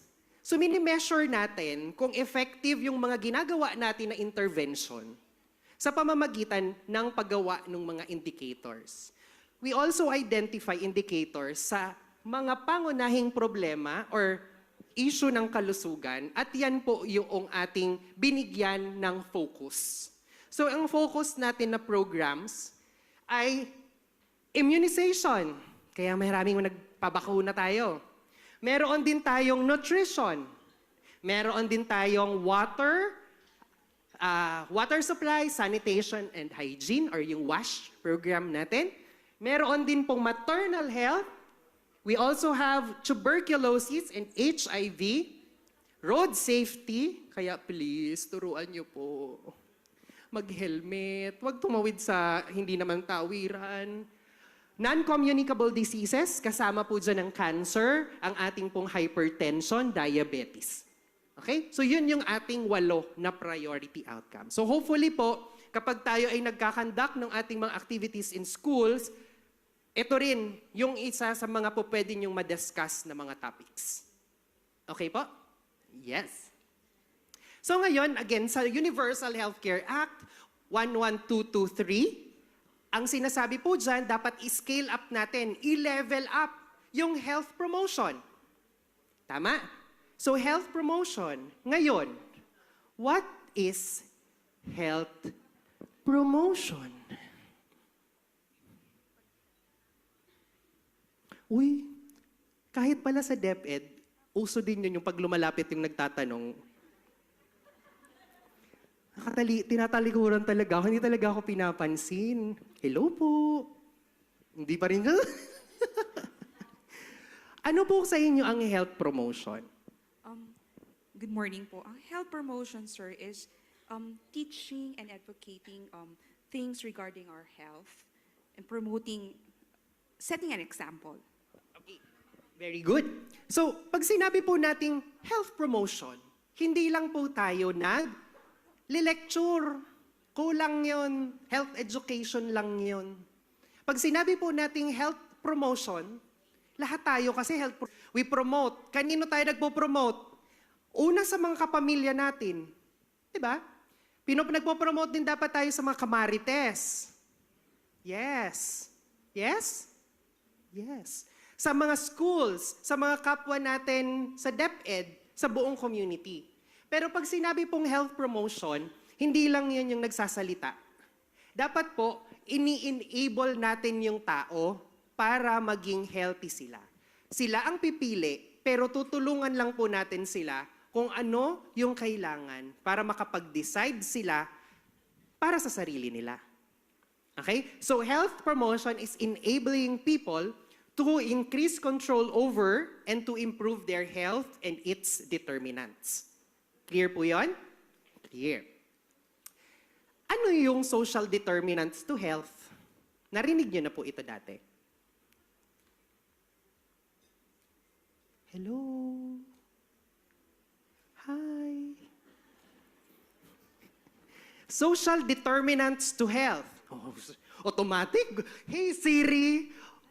Hey, ganun agad yung mga naka-iPhone. Sorry, mga naka-iPhone. Hey, Siri, what is social determinants to health? Or, nagbukas na agad yung mga naka-Google. Sana all may Wi-Fi. Nahanap mo, ma'am. Ma'am, what is social determinants to health? Pag tinanong ka ng estudyante mo, ma'am, nakita ko yung live nyo. May dinecture yung doktor dun, sabi social determinants. Ano tabi ito? These are the determinants that are non-medical. Like, for example, your environment, your diet, I guess. Or, yeah. Okay. So, siguro sa private school si Ma'am English eh. So, hindi ko naiintindihan kasi English. Pero ang sabi ni Ma'am ay, yung social determinants to health are factors. Health factors na maaring magsabi kung magiging healthy tayo or not. Example, trabaho. Pag sinabi natin yung trabaho, yung mga tao na nasa community na walang trabaho, kumusta kaya ang health nila? Sinong nagsasabing healthy yung mga taong namomroblema sa trabaho? Mukhang hindi, di ba? Mukhang hindi sila healthy. So, ang sinasabi natin dito, yung social determinants are factors na hindi health-related, hindi directly health-related, pero maari siyang makaapekto kung maging healthy yung tao or not. How about education? Health determinant ba ang education? Yes. Bakit? Kasi, papaano nagparakuruha ka mo ning leaflets, flyers, brochure? Kung yung community natin ay hindi marunong magbasa, wala ring makakarating na information sa kanila. Kaya importante yung linkage ng education kung magiging healthy yung tao or not. Sabihin natin yung math. Basic math, hindi natuto yung estudyante. Paano niya ma-appreciate yung mga percentage ng sakit? Kung gaano katindi yung sakit. Tama? Yes. So important yon. Nung pandemic, na-appreciate ko na determinants to health din ang agriculture. Bakit? Kahit may pera tayo, kung walang nagtanim, anong bibilihin mo? Saan ka makakabili? Hindi ka rin magiging healthy. Nakukuha po yung point ko. Ang point ko are, social determinants are basically factors, any factor under the sun, na mag-iimpluwensya kung tayo ay magiging healthy or hindi. Kasama po dyan ang education, pabahay, water sanitation, housing, food, agriculture, etc. Clear pa po? Yes. Sinasabi po natin na yung health, kung gugustuhin po natin gawing healthy ang isang tao, pwede ko yan gawa ng formula. Pag ginawa natin ng formula yung health, ganito siya. Ganyan. 40% ang contribution ay manggagaling sa socio-economic factor. Magiging healthy daw yung isang tao kung meron siyang trabaho, maayos yung kanyang edukasyon, may family support, merong CNA, may PBB, Okay, may income. Community safety. Kasi totoo naman, di ba? Kung nakatira tayo sa isang lugar na laging nagbarilan, medyo affected ka kasi yung social well-being mo compromised. Diba? Anong sinasabi dito sa 10%? 10% daw ay physical environment. Ang example ko dyan ganito. Sinabi mo sa estudyante mo, oh, mag-jogging, mag-bike. Kung hindi natin nagagawa at nabibigyan ng safe bicycle lane, saan sila magbabike? Magiging risky. So hindi ka masyadong magi-engage. Yan din yung sinasabi ko na, okay, sabi natin maglakad papunta sa work, pero walang sidewalk. So yung mga tao hindi rin nag-engage sa behavior na yon. Ito pa, workplace, sabi ni civil service, dapat mag-Zumba. Yung the greatest, ano yun? Basta yung pa-Zumba ni DepEd, 1 hour in a week po pwedeng mag-Zumba ang mga government agencies. Ang nakikita sa workplace, kung wala pong area na binigay kung saan mag-Zumba, hindi rin nag-Zumba yung mga empleyado kasi nag-chichismisan na lang or nag-check out. Kasi walang pre-provide na environment para sa kanila. Papasok din dyan sa environment yung ganito siya, school canteen. Canteen. Nag-para-nutrition month. Para-nutrition month. Pinamemorize si Go, Grow, and Glow. Yung tanda ko po ng Go, Grow, and Glow, kahit nag-med school na po ako, hindi ko natandaan yung lecture sa med school. Ang natatandaan ko, yung turo sa akin ng elementary at high school. Okay? So kung kung tama yon, di tama. Hanggang ngayon yung pagkakaalam ko. Ano? Nga lang, sa school canteen, estudyante mo gusto mong maging healthy. Correct? Ayaw natin na soft drinks. Wala kaming pa soft drinks today.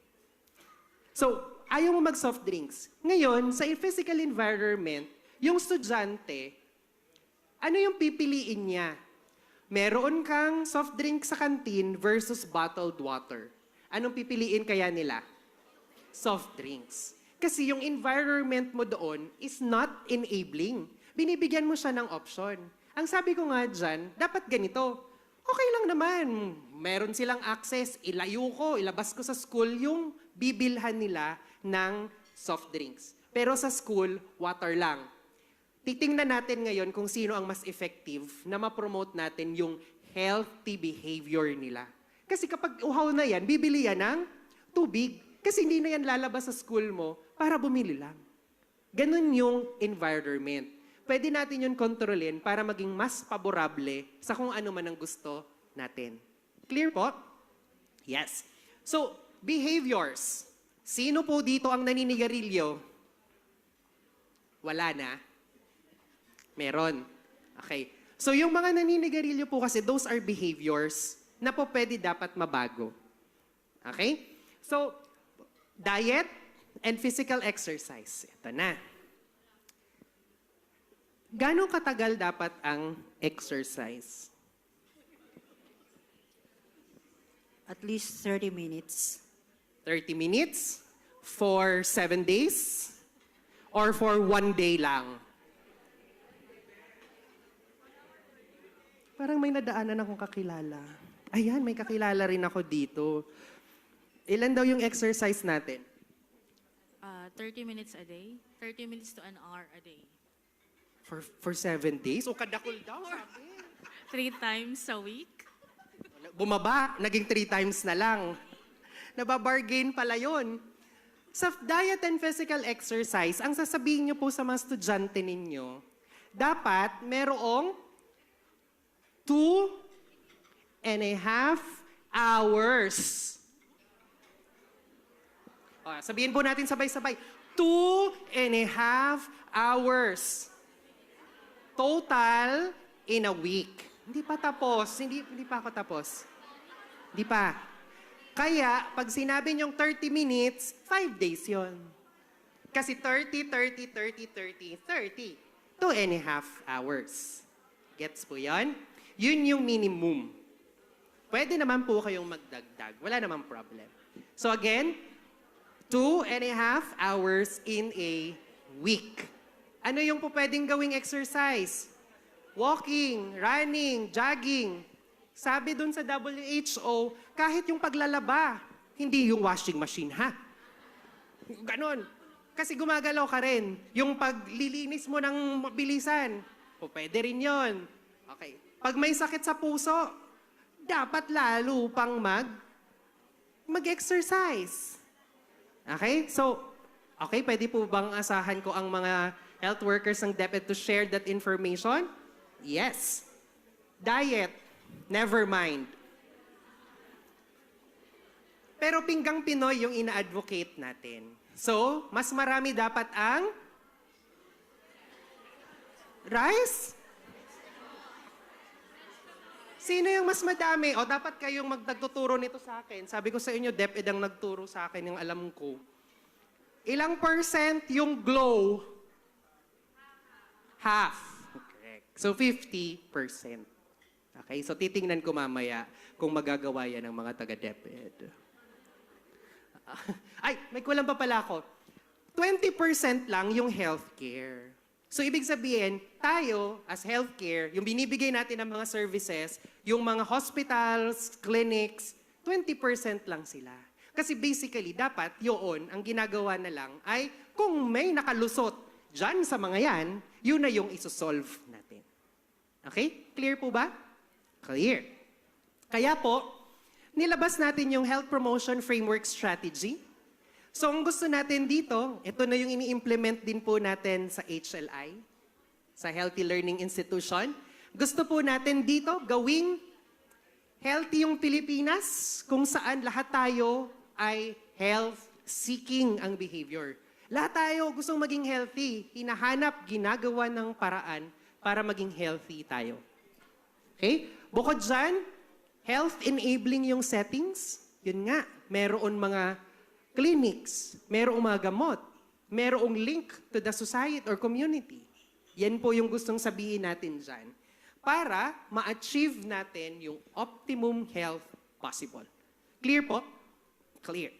So ngayon, ang gusto natin, ang mission is to make healthy behaviors the easier choice for everyone, every time, everywhere. Yun yung gusto natin. Gawin para lahat tayo, ang pipiliin ay maging healthy tayo. Dapat mabago natin yung mga behaviors ng mga tao. Okay? So, gusto rin po natin, unang-una dyan, yung pakikiusap ko ulit sa mga DepEd health personnel o workers. Gusto po natin maging health literate ang mga Pilipino. Anong susunod dyan sa literate? Letter 9. Pasok, may tumawa. Oh my God, thank you. Harvey daw yon. So, health literate ang gusto nating mga Pilipino. Dapat maturuan natin sila ano ang health unang-una. Kaya ako nagsimula sa inyo, what is health? Di ba? Bukod doon, susundan natin ano yung mga pamamaraan para gawin silang healthy. Okay, so hopefully po, makasama po namin kayo tuloy-tuloy, mas madami pang mga activities para mapagtulungan natin gawing literate yung ating mga Pilipino.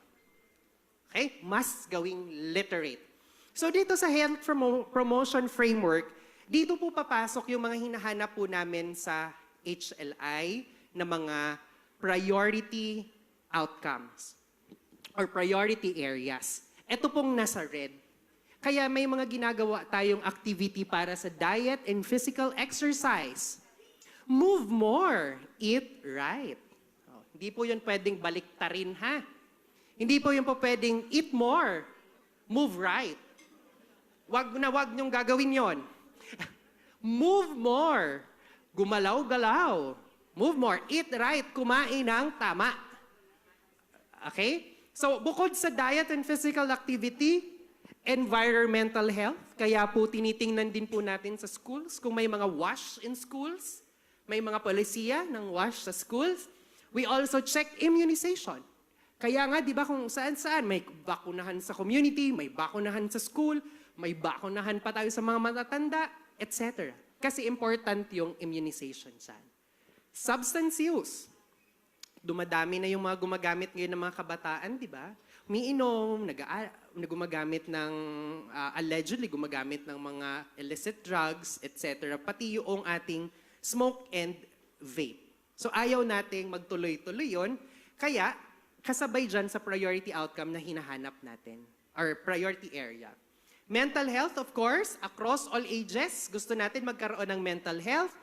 Sexual and reproductive health, mamaya, mayroon tayong discussion about the HIV, STI, AIDS. And last is violence and injury prevention. Kasabay dyan, yung ating pong mga, papaano gagawing magkaroon ng safe, yung mga babae, mga lalaki, etc., across sa lahat ng cohorts. We do activities sa Department of Health gamit ang settings approach. Pag tinanong ko, bakit settings approach? Gusto natin lahat ng Pilipino gawing healthy. Correct? So nasaan yung mga Pilipino ngayon? Nasaan yung maraming Pilipino ngayon? At this moment, yung iba po sa kanila ay nasa bahay kasi may suspension. Yung iba po sa kanila ay nasa schools, nag-aaral, yung mga hindi naman sinuspend. Merong iba din na mga Pilipino, nasaan? Yung iba nasa bahay, nasa community, nasa schools, yung iba nasa workplace. Kaya may tatlo, healthy communities, healthy schools, and healthy workplaces. Kung ako yung tatanungin, may pang-apat pa yan. Nasaan yung mga maraming Pilipino ngayon? Nag-a-attend ng seminar. Kaya dapat may healthy seminars din.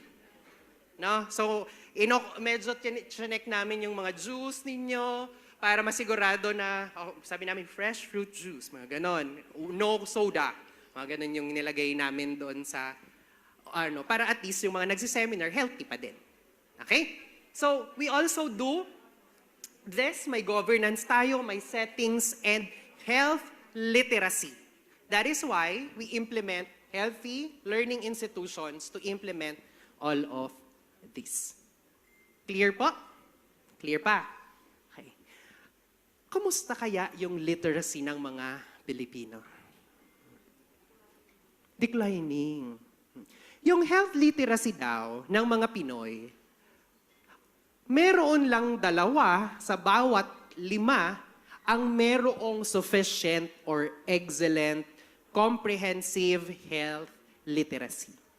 Ibig sabihin, kahit ano na yung pinagtrabahuhan natin in the past, meron pa ring 3 sa bawat 5 Pilipino ang masasabi nating hindi health literate. Okay, so pag bumilang ka ngayon, magbibilang ako ngayon, 1, 2, 3, 4, 5. Lahat yan health literate. Pero, pag sa community tayo, or nasa schools, 3 dyan, sa bawat 5, problemado ang hindi maganda ang health literacy. Kaya, nagkakaroon ng maraming may sakit, nagkakaroon ng marami pang namamatay ng mga Pilipino dahil hindi pa sila health literate. Clear po?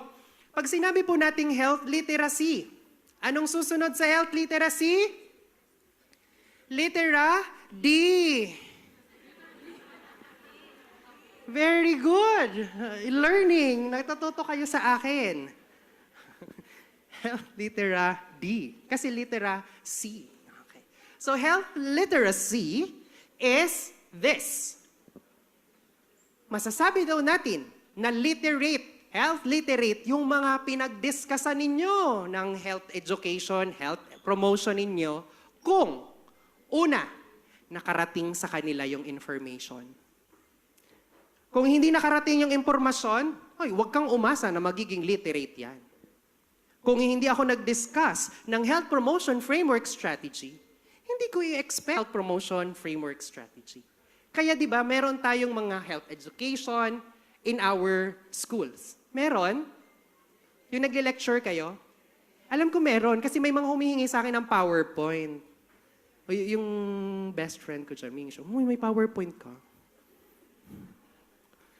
Lagi siyang, may PowerPoint ka, pengi, magle-lecture ako. So, bukod dyan, dapat makarating yung information. Bukod sa makarating, dapat maintindihan. Nag-discuss ako, ang breast cancer ay isang sakit, bla bla bla bla. Hindi man nag-gets kung saan yung breast. O di man nag-gets kung paano tumubo yung bukol. So wala siyang gagawing appreciation doon. Diba? So, kailangan ma-appraise. Paano pag sinasabing appraise? Yung mga babae nagkakaroon ng breast o cervical cancer, ala, babae ba ako? Ala, oo, babae. Gaganin dapat sila. Tapos, may cervix ba ako? Ala, may cervix ako. Tapos, sabi sa lecture, 12 daw. May mga namamatay daw sa cervical cancer. So, pwede palang mangyari sa akin. So, may appreciation. Na-appraise niya na po pwedeng mangyari yun sa kanya. And at the same time, dapat ma-apply niya yung information. So, pag sinabi mong, kaya dapat magpa-screening ka na kasi baka nagsisimula na yung cervical cancer. Kapag nagpa-screen siya, masasabi natin, health literate yung... Mag-literate kayo? Or 7 pa lang? Kulang pa ng isa? Sa 7 plus 1 maging health literate? Sobra na. 10 na daw. Wow! So, nakikuha po yon. Ang habol po natin at pagtatrabahuhan po natin in the next few ay, una, makarating yung mga information ng health sa mga kung sino man. Bukod doon, dapat maintindihan nila. Kaya di ba nagtatanong tayo, naintindihan po? Pinaparecite ko kayo para mas nare-retain. Di ba? Bukod dyan, dapat ma-appraise nyo. Ay, connected to, maaari itong mangyari sa akin. And last is dapat ma-apply natin kung ano yung gusto natin gawing behavior. Okay? So that is health literacy. So we conduct a lot of activities including the Purok Kalusugan kung saan dinadala natin yung mga services in every purok ng inyong mga barangay. Purok-purok ang level. So bukod sa Purok Kalusugan, we address all of this sa unit ko sa health promotion. Meron tayong mga awareness raising, social mobilization and engagement. Kaya tayo may mga ganitong activity para may multipliers tayo. Dadami yung kakalat ng information and many others. Ano yung po pwede natin gawin? Ate Joey, pwede ba natin i-play?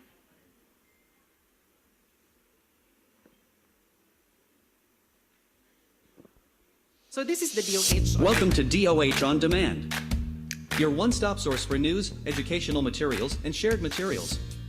Search and download content in seconds. Stay informed, stay connected. Visit bit.ly/DOH-on-demand25 or scan the QR code provided.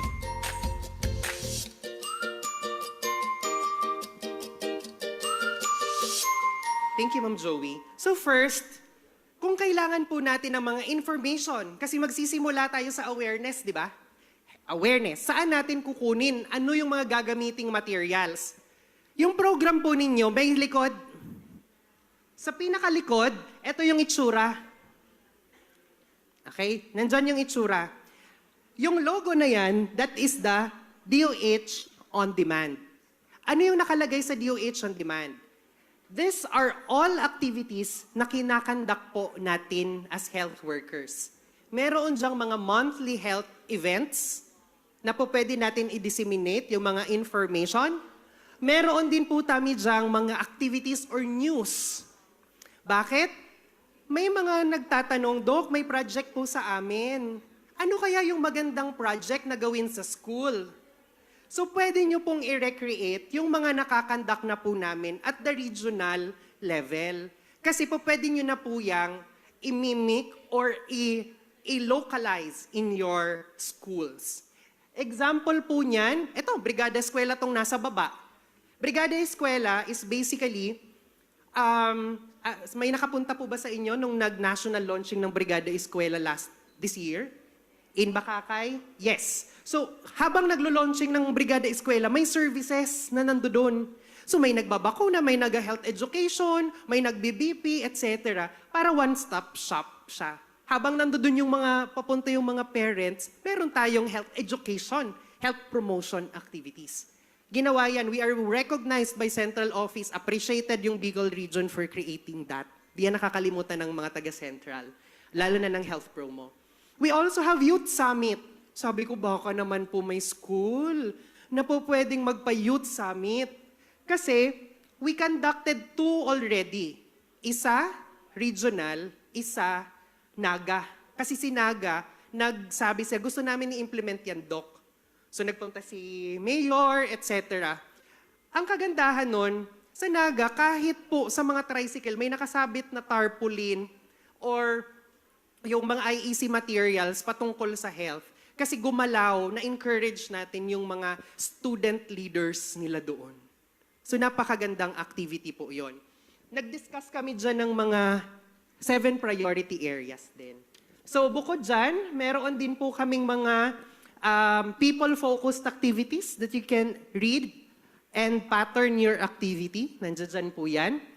Meron kaming mga major health promotion activities. You can also read kung ano yung mga activities na yan. Isa-scan nyo lang or ita-type nyo lang po yung link.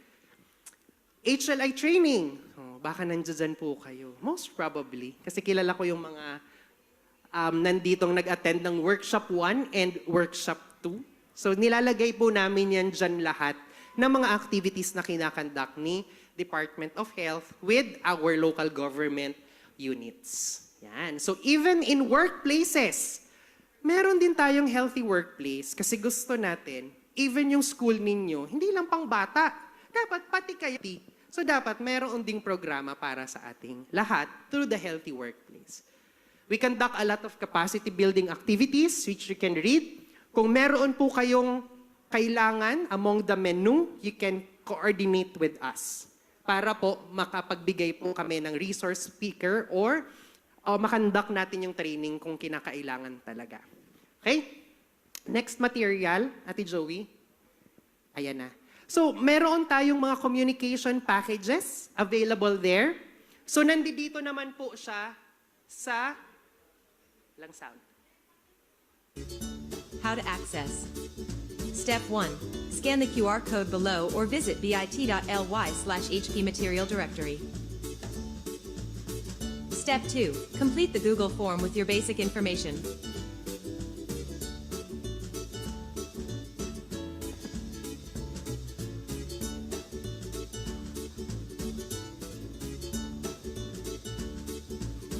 Step 3. After submission, click the blue Click Me link to access over 50 customizable slides in our material directory. For further inquiries, reach us via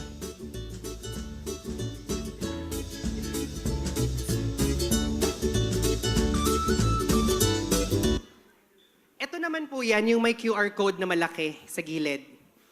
Dok, kailangan ko po, Dok, ng brochure. Kasi po, nung pinaserox ko po yung hiningi ko sa inyo, hindi na po colored.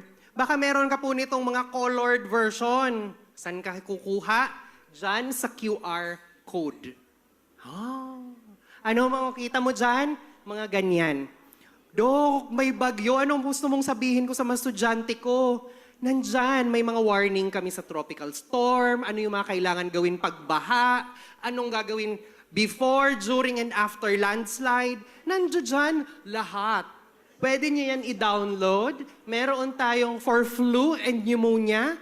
Naku, Do, kailangan ko ng pang flu and pneumonia lecture. Meron ka bang mga po pwedeng gamitin? Pwede rin yan. Okay?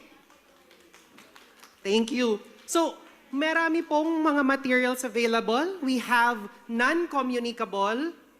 Kailangan mo ng mental health 12S. Nandiyo dyan. Kailangan mo ng material sa hypertension, cervical cancer, nandito. Itong lahat ng to ay nandiyo dyan. I-download nyo lang. Tapos pwede nyo siyang i-share in your social media platforms. I-print ninyo. Lagyan nyo ng logo ng school nyo. No problem. You can do that. Okay? So pwede yon. Okay po. So may mga brochures. We have posters. Meron din kaming mga videos, may mga reels, yes. Meron din po kaming mga audio materials na po pwede po natin gamitin. Non-communicable diseases, meron din kami for the family health. Yan yung mga adolescent health program. Nandiyan dyan yung mga breastfeeding. Lahat, basically, nang nakita nyo ngayon, nandiyan dyan. Yan. Okay? So, bukod sa non-communicable and family health, meron din po kami for the communicable diseases naman. Do, kailangan ko ng lecture sa rabies, sa wild, may dengue, etc. Nandyan po lahat. No? Last video, ma'am. Thank you po. Need quick access to reliable information during emergency or public health crisis? Get the latest risk communication materials at your fingertips.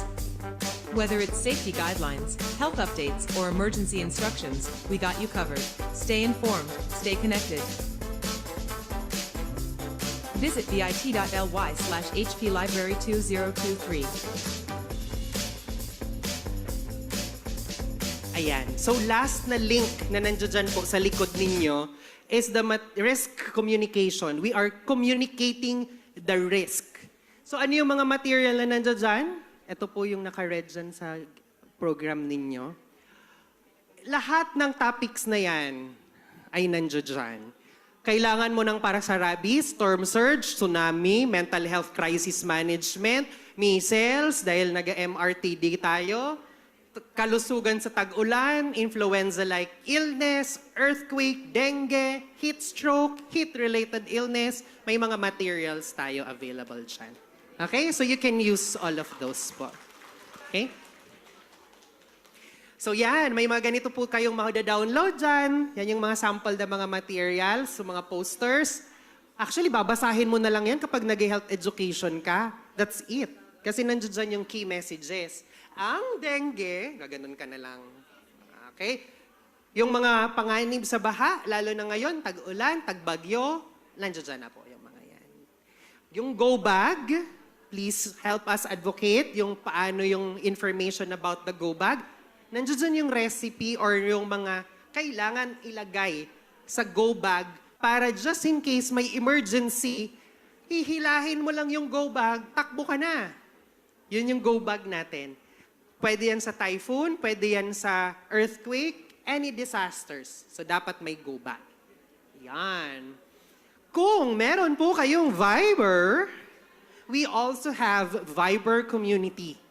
Nagpo-post kami ng mga recent news, updates, may bagong material. Na-scan ko na, Doc, wala yung material doon na kailangan ko. Pinarating mo sa amin, ginawa namin ang material. Bibigyan ka namin ng update kasi magpo-post kami dyan, new material, uploaded in the material directory. So kung may Viber po kayo, you can join us sa Viber community na to. Okay? And of course, kasi kanina, sinabay ko yung slide na to kasi sabi ng mga tao, Dok, yung mga videos mo, dina-download po namin, pinapanood na po namin. Okay lang po yun sa akin. Kasi yung mga videos po ng lecture like this one, may mga kung ano-anong lecture po ako, ina-upload po natin yun dyan sa NIP Bicol, and then downloadable, shareable. May naalala nga ako, sabi sa akin nung kakilala ko, Dok, nandito ka ba sa amin? Sabi ko, bakit? May naririnig ko yung boses mo, nagle-lecture. Sabi ko, wala, nasa Legazpi ako. Tapos, sabi, nagpi-play pala yung video mo. So okay lang po yun para mas madami yung mga share natin ng health education, health promotion. Na po, so YouTube channel lang siya, nandiyan dyan.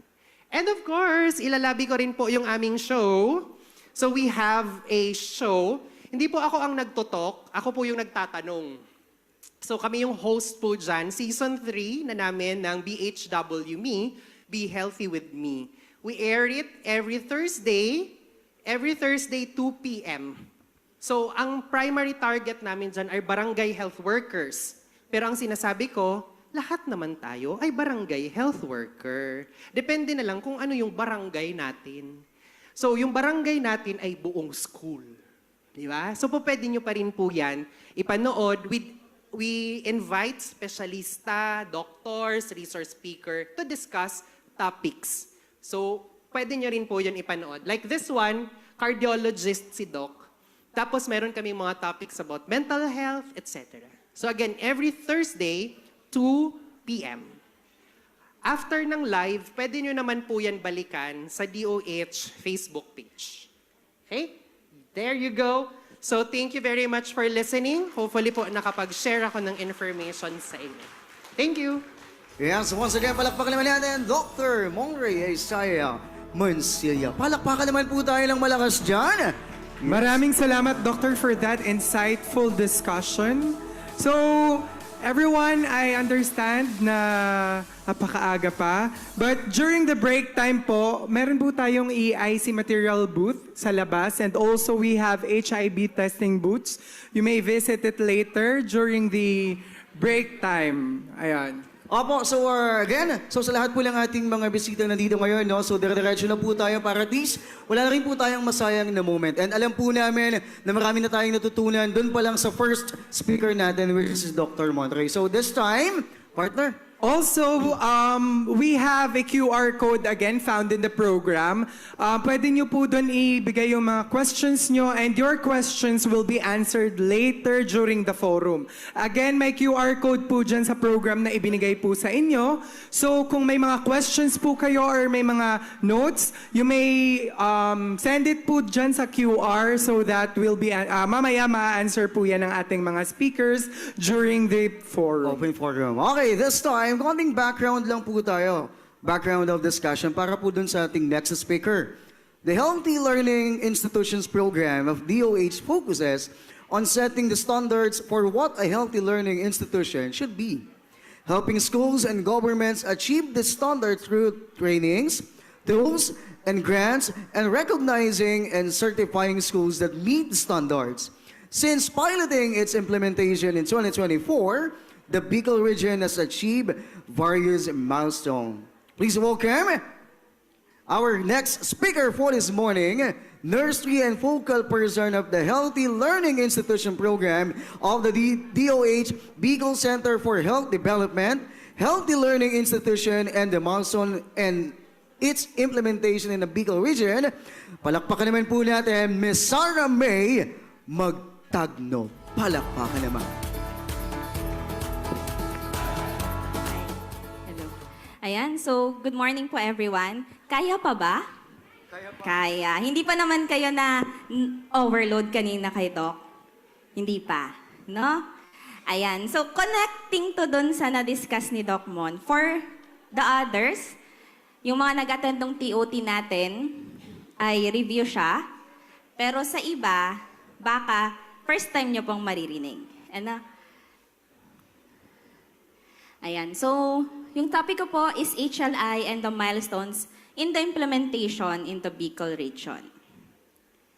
So before ako mag-proceed sa what is HLI, for sure, yung iba familiar dito sa presentation. So ano po yung relationship between education and health? Sige po, sino yung pwedeng makapagbigay? Wala. Kanina sa likod, merong okay. Ay, dito na lang. Kita ko si Ma'am Noyms. Hi, Ma'am Noyms. Opo. Sino pa? Ay, dito na lang. Doktora Cheats, ano po yung first slide natin dyan? Our relationship with education and health. Vice versa, if we have an educated community, we expect na maganda ang health-seeking behavior ng community. So, pag educated, maganda po yung health status ng community. Ayan. Meron pa po. Napakaganda nun, Doc Cheats. May hahabol pa. Dito tayo sa kabila. So, yung dalawang isla yung tanungin natin. So, nauna si Masbate, ngayon si Catanduanes. Ma'am Melay. Sorry, medyo familiar kasi ako sa mga nag-attend ngayon. The relationship between education and health, we always believe that learners learn best when they are healthy. Yes. So, tama po yung mga nabanggit po nila. So, di ba, 4 hours or more, yung mga bata nasa school. Tama? Apo. So, 4 hours, mas madalas nasa school sila, yung mga healthcare personnel nasa school din. So ngayon, si education affects health. Doon ba makukuha nila sa school, di ba? Yung dapat right information, yung mga dapat and bawal pagdating sa kalusugan. Infrastructure, safe ba yung environment nila? Conducive po ba for learning? Kasi kung hindi, tayo nga, kung mainit sa ating opisina, nakakapag-work po ba tayo? Hindi. So how much more po yung mga students natin? Higher earnings equals to better health. So, bakit siya na-connect dito? Kapag nakapag-graduate po ang mga estudyante natin, kapag na-accept sila sa magagandang institution, di ba po, mas madaming chances din na makapasok sila sa mas magandang trabaho or makakuha ng mas magandang trabaho. So for the health, kapag sakitin ang ating estudyante, so madalas, mag-absent po. Pero baliktad din natin, kung si teacher yung sakitin, absent din siya. So paano po yung source of information? Pag si estudyante, maaga pa lang, umiinom na, natuto na magsigarilyo, so alam naman po natin, no, kapag nag-smoke or nag-iinom ng alcoholic beverages, posibleng hindi siya makapag-isip ng maayos. So pwede po mag-result siya to a poorer grades. Dati ang nakalagay dito obesity, no? Pero mas angkop yata, malnourished. Tama po ba? Kasi pag malnourished yung isang tao, posible na lower din ang nakukuha niyang mga test scores. Apo. So yan yung relationship. Bakit si health and education ay magkasama po? So better education equals to better health equals to better education. So dito po ang mission natin is to make healthy behaviors for easier choice, everyone, every time, and everywhere. Kaya meron po tayong 3 setting sa ating health promo po. The community, the school, and the workplace. So kanina, nabanggit po siya ni Doc Mon sa kanyang discussion. Na meron po tayong mga programs under the healthy community. Meron din po tayong program for the healthy workplace and programs for the healthy school. Siya po si HLI or OKD, Healthy Learning Institutions. Ayan. So ano po ba bakit ba dapat tayong mag-invest or i-consider din natin, one of the focus natin sa school si HLI or OKD HLI since marry nga po silang dalawa.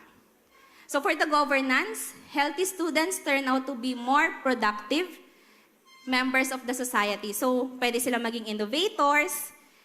Malay natin, di ba, sila din yung magiging future leaders natin. So dapat sa school pa lang, na-equip na natin sila. For the school administration, positive academic outcomes.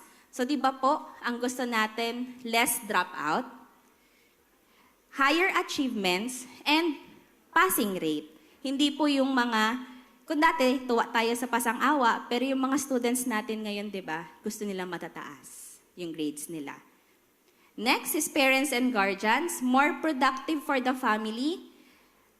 Child will enjoy childhood-free disease.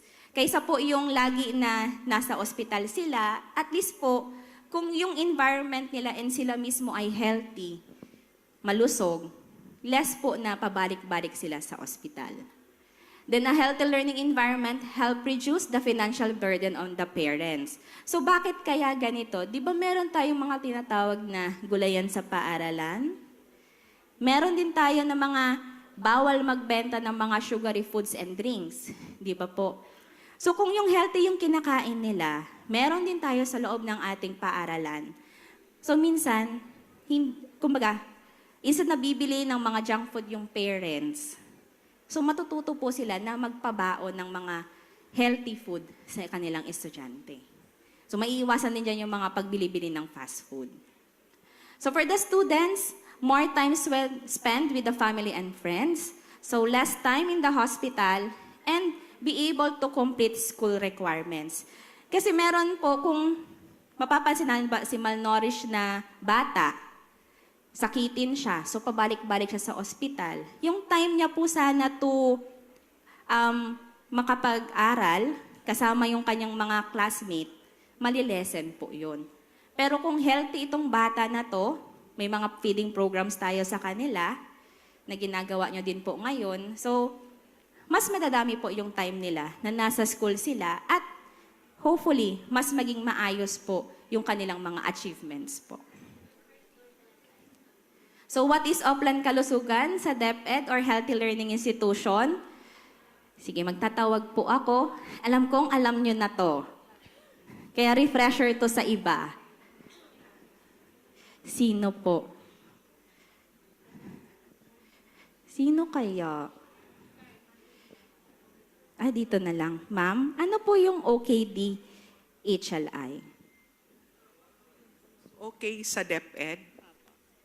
Ang HLI po is Healthy Learning Institutions Program na lately lang kinandak sa DepEd.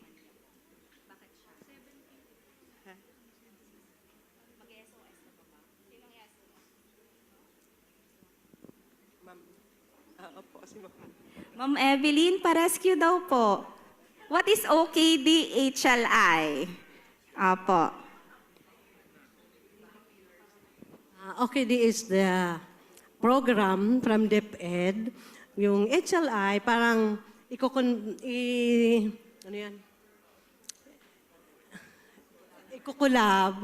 for the mas magandang implementasyon ng mga programa.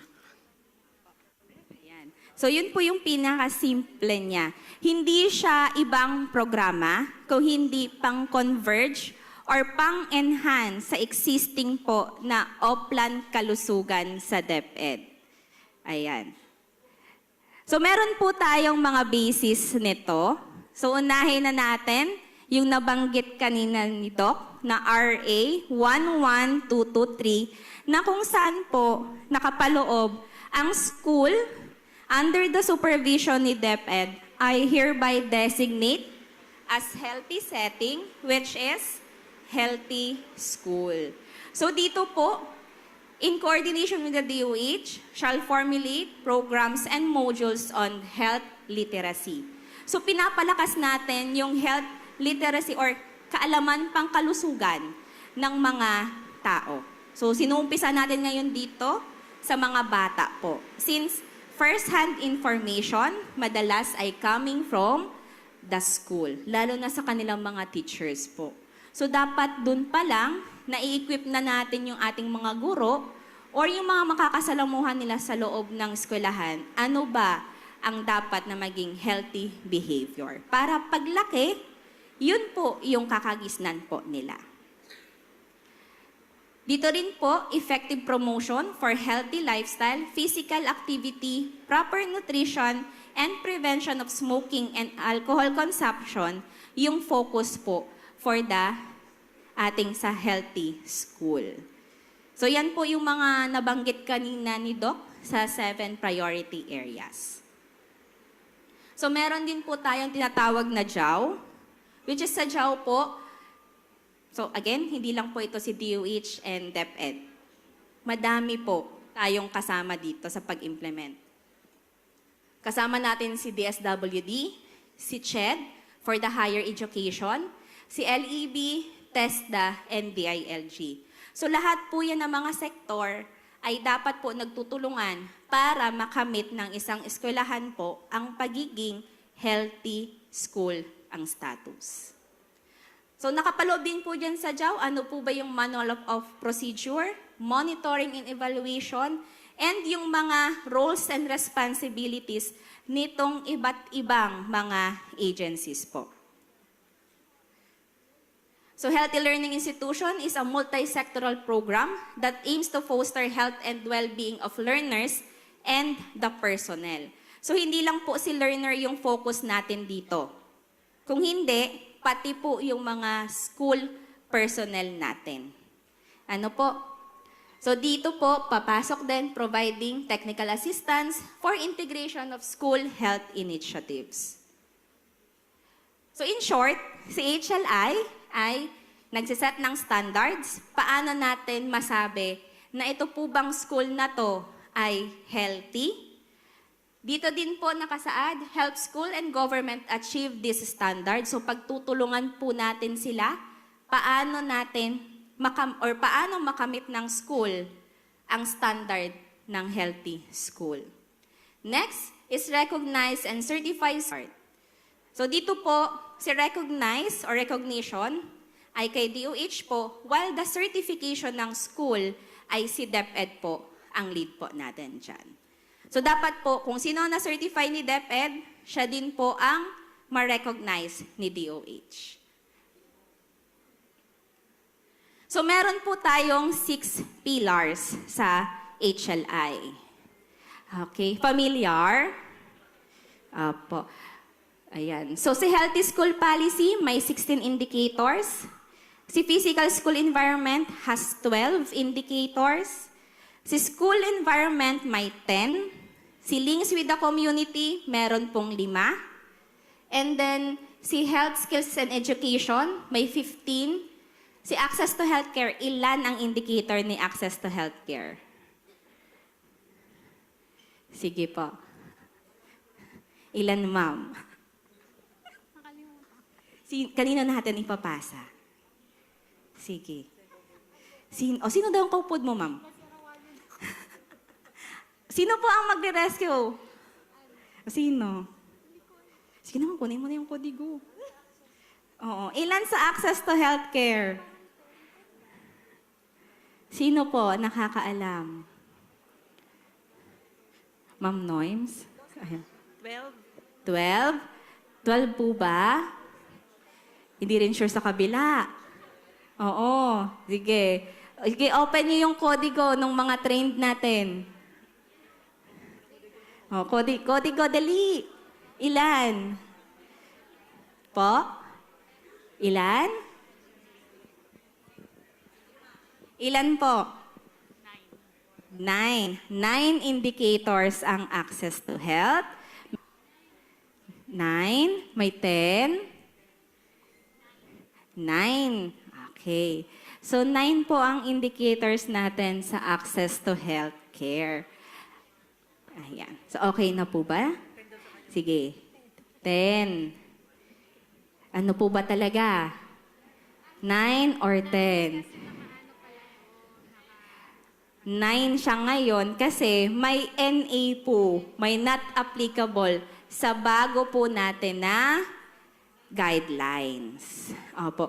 Medyo umuunti-unti siya. Dati madami siya, no? May 12, tapos biglang nagkaroon tayo ng not applicable ulit. So ngayon po, 9 po siya for the 2025 guidelines natin. Ayan. So sa Healthy School Policy, alam naman po natin, no? Kapag policy, ito yung mga polisiya na dapat nakikita sa school, yung mga guidelines natin, mga sayaw-galaw, ganyan po. Yung pagbebenta ng mga, or hindi pagbebenta ng mga sugary foods or drinks, yan po yon. Na dapat po, eto, halimbawa nag-i-implement sa school for the healthy food and beverages choices, dapat si community ay dapat nag-i-implement din. Bakit? Kung sa loob ng kantin nila, super healthy nung food, tapos sa labas may nagtitinda, magaganon lang sa labas ng gate si bata, meron na siya ulit na access, di ba? So sayang yung pag-implement natin kung hindi ito iso-support ng ating community. Kaya meron tayong tinatawag na links with the community din. Sa physical school environment, dito safe ba, conducive ba yung kanilang mga school?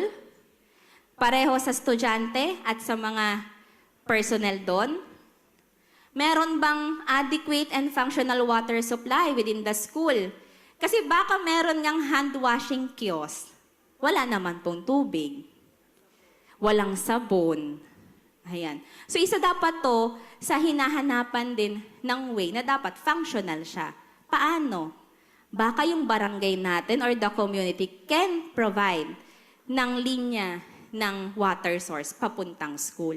Meron po niya na ibang school na nakipag-coordinate with their barangay para ma-providean sila ng water. Next, sa social school environment, Pinag-uusapan naman dito, relationship among the staff and the student to promote health and well-being. So dito po papasok yung presence of counseling services and mental health activities in school. So yan po papasok yung mga sinasabi nating teen activities natin, teen awareness, no po? Ano pa, ma'am? Anong example pa natin ito? Yung ano ngayon, timely psychological first aid. Ayan. So medyo tumataas din po kasi yung mga mental health problems natin sa school. So for the links with the community, collaboration between the school community and parents and local stakeholders po. So example niyan is consultation with the local government on the plan for the DRRM. I think ito po yung inyong, kumbaga, well in place sa ngayon. Tama? So madami pa po na links with the community tayo dapat na ginagawa din. Like mga activities, like orientation for the drug-free natin na school, yung mga ganun po. Yung sa basic first aid, yan. And mga basic information on health. Sa health education and skills, ma-integrate po dapat yung health sa curriculum or lesson plan ng ating mga students.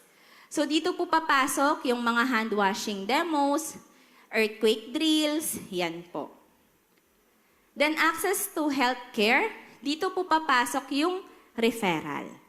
So sa community, meron tayong referral system na. Sa loob ng school, dapat meron din.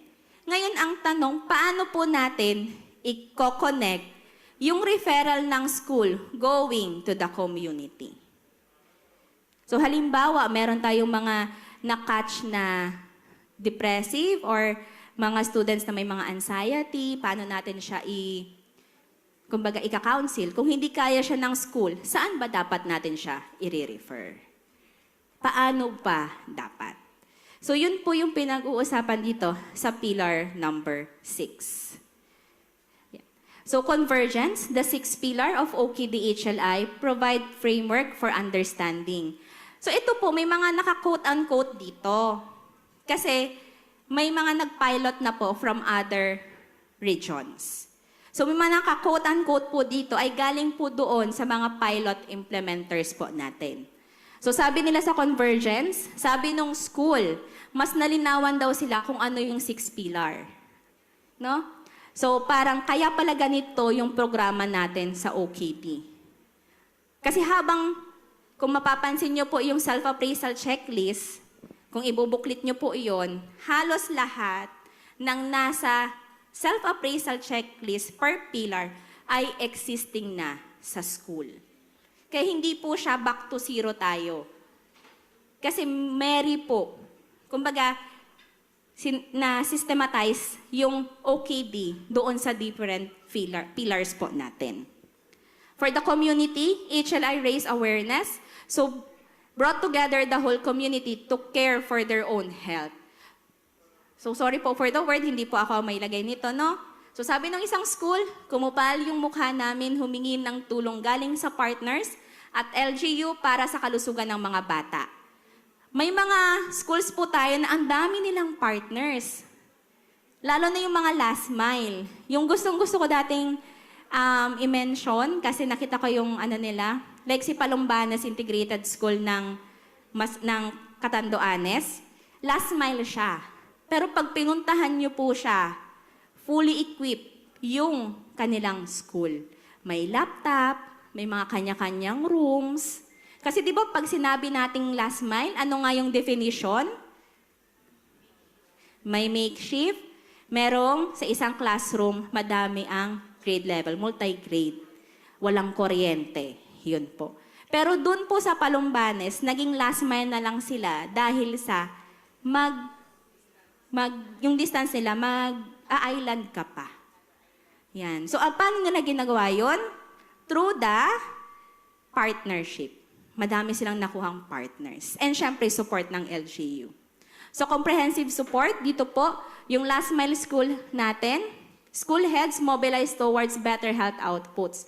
So, dito sabi, hindi na namin nakakalimutan ilagay sa school ang aming sa aming AIP or the WFP ngayon. Kasama na rin namin sa MHO sa school planning. Kasi baka nung chinecheck nila yung self-appraisal checklist nila, yun yung kulang sa kanila. Paano nila yun makakamit na standard? Through the assistance ng ating Municipal Health Office. So ito na po, yung milestone natin sa Bicol. Okay? Ayan. So, third quarter 2024, nagkaroon ng coordination meeting with the Team Catanduanes sa SDO, PHO, and then sa ating PDO dahil sila po yung first implementation site natin for the HLI. So, for November 2024, nangyari po yung onboarding for the local health board and local school board members ng Catanduanes. So, nag-attend po dyan yung ating mga mayors, yung mga representative of the 11 municipalities ng Catanduanes. Tapos January 31, nagkaroon po ng Memorandum of Understanding between the Bicol CHD, the PLGU ng Catanduanes, and SDO Catanduanes. Ayan po. So ito po yung mga nangyari noong third quarter and November 2024. So dito po, napag-usapan po dyan, kasi first time nila na marinig yung OKDHLI. Napag-usapan din po dyan yung self-appraisal checklist na doon nakita ng mga taga-local health board members na kailangan din pala nilang mag-provide ng health activities and mga health assistance like sa nurses, magkaroon daw po ng MOA sa mga nurses and na mag-duty sa school. So, dyan po yun na pag-usapan. So, lahat ng mga nakita doon sa self-appraisal checklist na need, ni-raise po dyan. Tama po ba, Ma'am Melay? Yun siya. So, ayan po, may Q&A. Ayan. So, ito din po yung Memorandum of Understanding between the three parties po. Then, here comes January 13 natin, 2025. So, dito po ginawa yung first na training. So, ayan po sila. Time's up.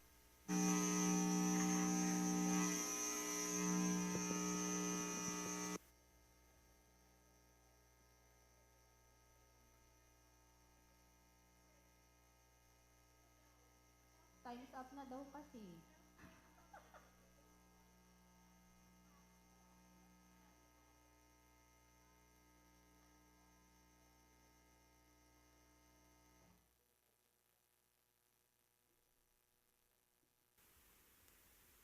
Hello. Ayan, okay na. Okay. So, hindi pa ako time's up. Hindi pa. Okay. Ayan. So, January 13 to 17, 2025, first ever na HLI, na workshop 1 and 2. Yan. Sa Rakdal po ginawa. January 24 to 2028, yan po yung first na regional TOT for HLI. Then March 7, first ever na kumustahan sa Catanduanes since sila po yung implementer natin. So yung HLI Workshop 1 and 2, training at Rakdal Catanduanes yung mga heads po ng 30 last mile recipient and their PSDS plus yung mga school nurses po natin and dentists sa SDO. Sila po yung participants and kasama pa namin dyan si Dr. Boots, yung ating counterpart po sa HLI ng DepEd. Kasama niya si Doc Para doon. So dyan po, sila po yung una na nakapacitate natin for the HLI. So, na-train sila, paano ba ito, ano ba si HLI, paano siya i-implement, and nagkaroon din po dyan ng school planning. Tapos nagkaroon po tayo ng Regional Training of Trainers. Ito na po yung from the 13 SDOs. In-invite po natin yung mga focals nila. Sila po yung na-train natin dito. Kasama yung mga from the PHO natin, City Health Office, and then the DMO. So yan po. So dito, hindi lang sa kinapacitate natin sila, kung hindi, kinapacitate din natin sila paano po ito i-roll out. Dahil sa mga succeeding na series, sila na po ang nag-facilitate at naging resource speaker. Ayan. So, nagkaroon po tayo ng kumustahan session sa Catanduanes. Yan. So, nag-share po sila ng status na nila ng implementation per last mile as the recipient. And then, dito din po, ano yung mga best practices po nila na topic na share din po ng bawat school heads. And kasama nila yung kanilang mga PSDS po. So, yung kanina, di ba, nagkaroon tayo ng rollout. Nagkaroon tayo ng regional training. So, from March and May, na-rollout po natin ng TOT sa remaining 5 provinces, ay sila po yung mga naging trainers na natin. Po, yung sina Ma'am Melody, sina Ma'am Melay, sina Ma'am Noemi, sina Ma'am Che, sina Sir Hiram, yan po, and madami pa po. So dito po, kinapacitate naman po yung mga PSDS po natin. Kasi ang nakita po namin sa Catanduanes, bakit nag-switch, no? Instead na school heads yung tinrain natin, like kay Catanduanes, ang kinuha na natin are the PSDS. Dahil sila po ang nag-handle ng mga schools. And one of their function is to monitor the school. And po, yung ating train. And may mga nakasama pa rin po dito na mga school heads din po. So for the 6 provinces na ngayon, even the cities, meron po tayong mga trainers po. So anytime na po pwede na mag-ano po kayo sa kanila, pwede nyo silang itap. So nagkaroon po ng regional kumustahan. Yung mga na-train natin, nagkumustahan po tayo. Ang kagandahan po nitong kumustahan, nag-sharing of best practices, and one of the output ng kumustahan ay yung automated self-appraisal checklist na ginawa po ni Sir Mar Ronelo ng ating po natin siya. So yan na po ngayon yung ginagamit ninyo to validate, to check, no, ng mga self-appraisal checklist. Then June 9, nagkaroon po tayo ng Brigada Eskwela. So dito po na-awardan yung 4 na school na naging national awardee po natin sa healthy schools po natin. Si Folgueras ng Cam Norte, Hamurawon ng Masbate, San Juan of Iriga, and si Rinconada din po ng Iriga. So ito po yung mga features ng validation namin. Yan.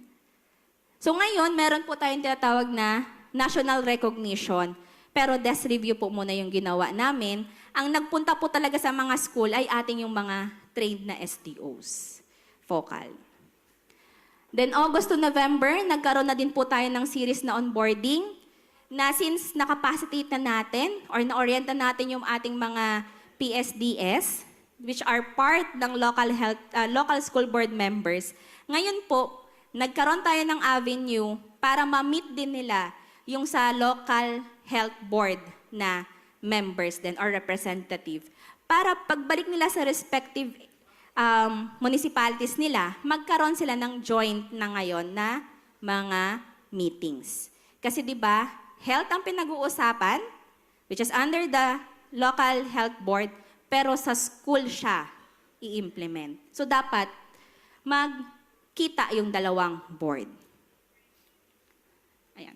So, yun lamang po. Ito din po pala yung mga DepEd activities. So, after po nung series ng TOT, onboarding, yung mga na-trained natin sa mga SDOs po, na mga PSDS and from the health, sa school health natin, nagkaroon sila ng mga series din po na mga activities in support po sa OKDHLI. So alam ko po, madami pa po ito. Ito lang po yung na-capture ko.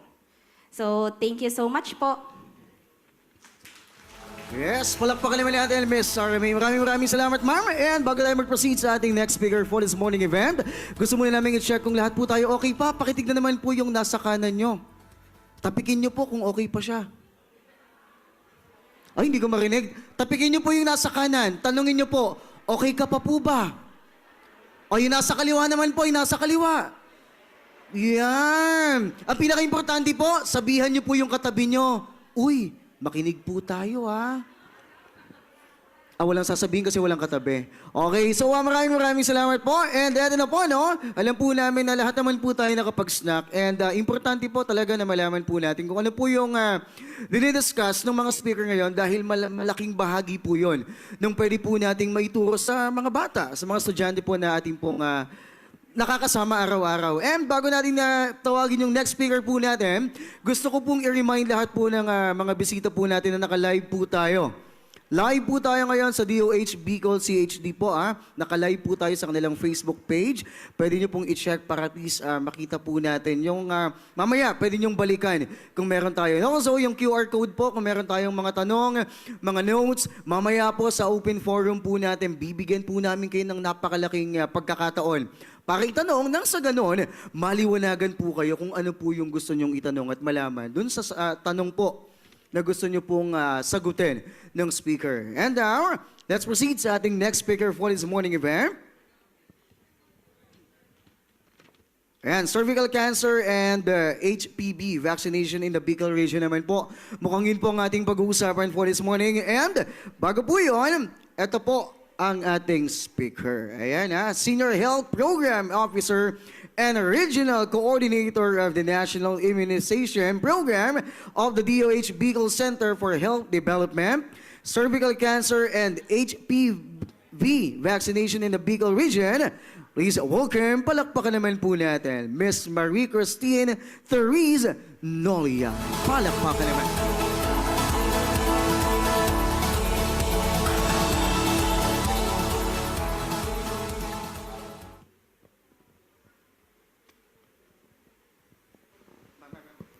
Hello. Ayan, okay na po. Hello po, good morning. Kaya pa po ba? Yes? Sige po. So mga 1 hour pa po ito, late lunch po tayo. Okay lang po?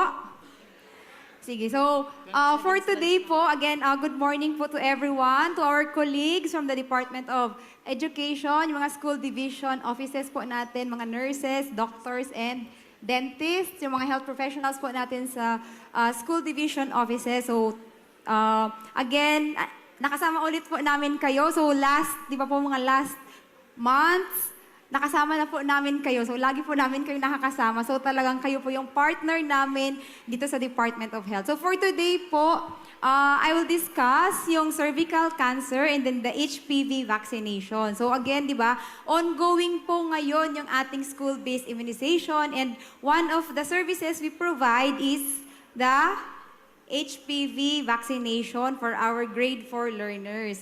So for this po, sa mga hindi pa po naka-attend ng orientations po and mga symposiums po ng National Immunization Program. So today po, we will be discussing specifically the cervical cancer and the HPV vaccination. So sa lahat po na nandito, alam niyo po ba, ano ba ang kailangan natin malaman tungkol sa cervical cancer or sa HPV vaccine? May alam na po ba kayo tungkol sa cervical cancer? Meron? Parang wala. Parang si Doc Monroy ang nag-discuss nun Opo, alam niyo na po ba yun? May narinig na kayo tungkol sa cervical cancer and HPV. So, ano nga ba ulit ang cervical cancer? So, sa ating lahat, mga health professionals, well-informed naman po tayo kung ano ang cervical cancer po, di ba? Nasaan po or saan po natin makikita ang ating mga cervix? Sa mga babae po, di ba? Ang cervix po natin ay part ng reproductive organ ng isang babae. So, part po ng uterus or yung tawag dito, uterus, yung taong pinag-anuhan ng bata, di ba? Bahay bata po. So part po siya ng uterus ang cervix po natin. So dito po siya. So wala. Cervix po natin, bago po mag-enter sa uterus, yun po yung ating cervix. So, yan. Ito yung itsura ng normal na cervix. And dito po sa left, yung itsura ng cervix na may cancer. Alam nyo na ano ang itsura ng cervix. Alam nyo na kung nasaan ang cervix. So, paano po tayo or ano ang definition natin ng develop? So, women's cervix nga. So, woman's cervix. So, it is part of the uterus. So, entrance from the uterus to the vagina. Lilink po sa HPV virus natin. So, almost all of the HPV, cervical cancer is linked to the HPV virus po natin. So, kaya po, ang lagi pong nakaka-expose or hindi po na-diagnose or hindi natitreat na HPV infection or may exposure to HPV virus, siya po yung nakakakuha ng cervical cancer. And through that, paano nakukuha yung cervical cancer? Siyempre, through exposure ng HPV virus. So, kaya po, importante sa may mga exposure to sexual contact. So, kailangan natin magpa-screen, magkaroon tayo ng screening services, yearly check-up for the yung pap smear po natin para nalalaman natin, na-diagnose po tayo kung ano yung exposure natin for this HPV virus.